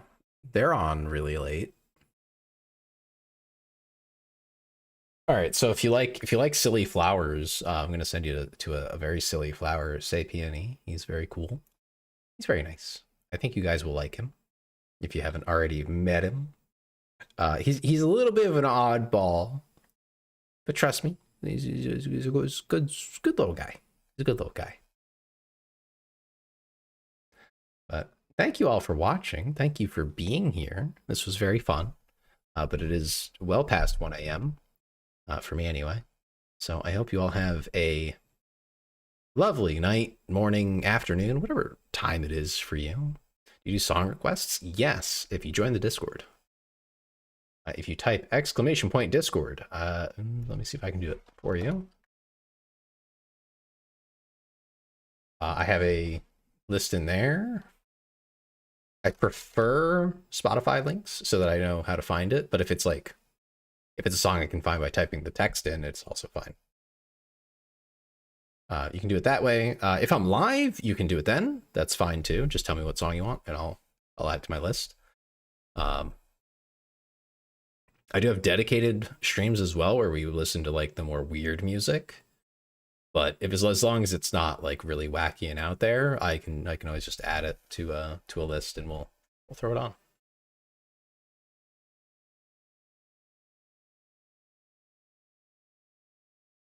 All right. See you guys later and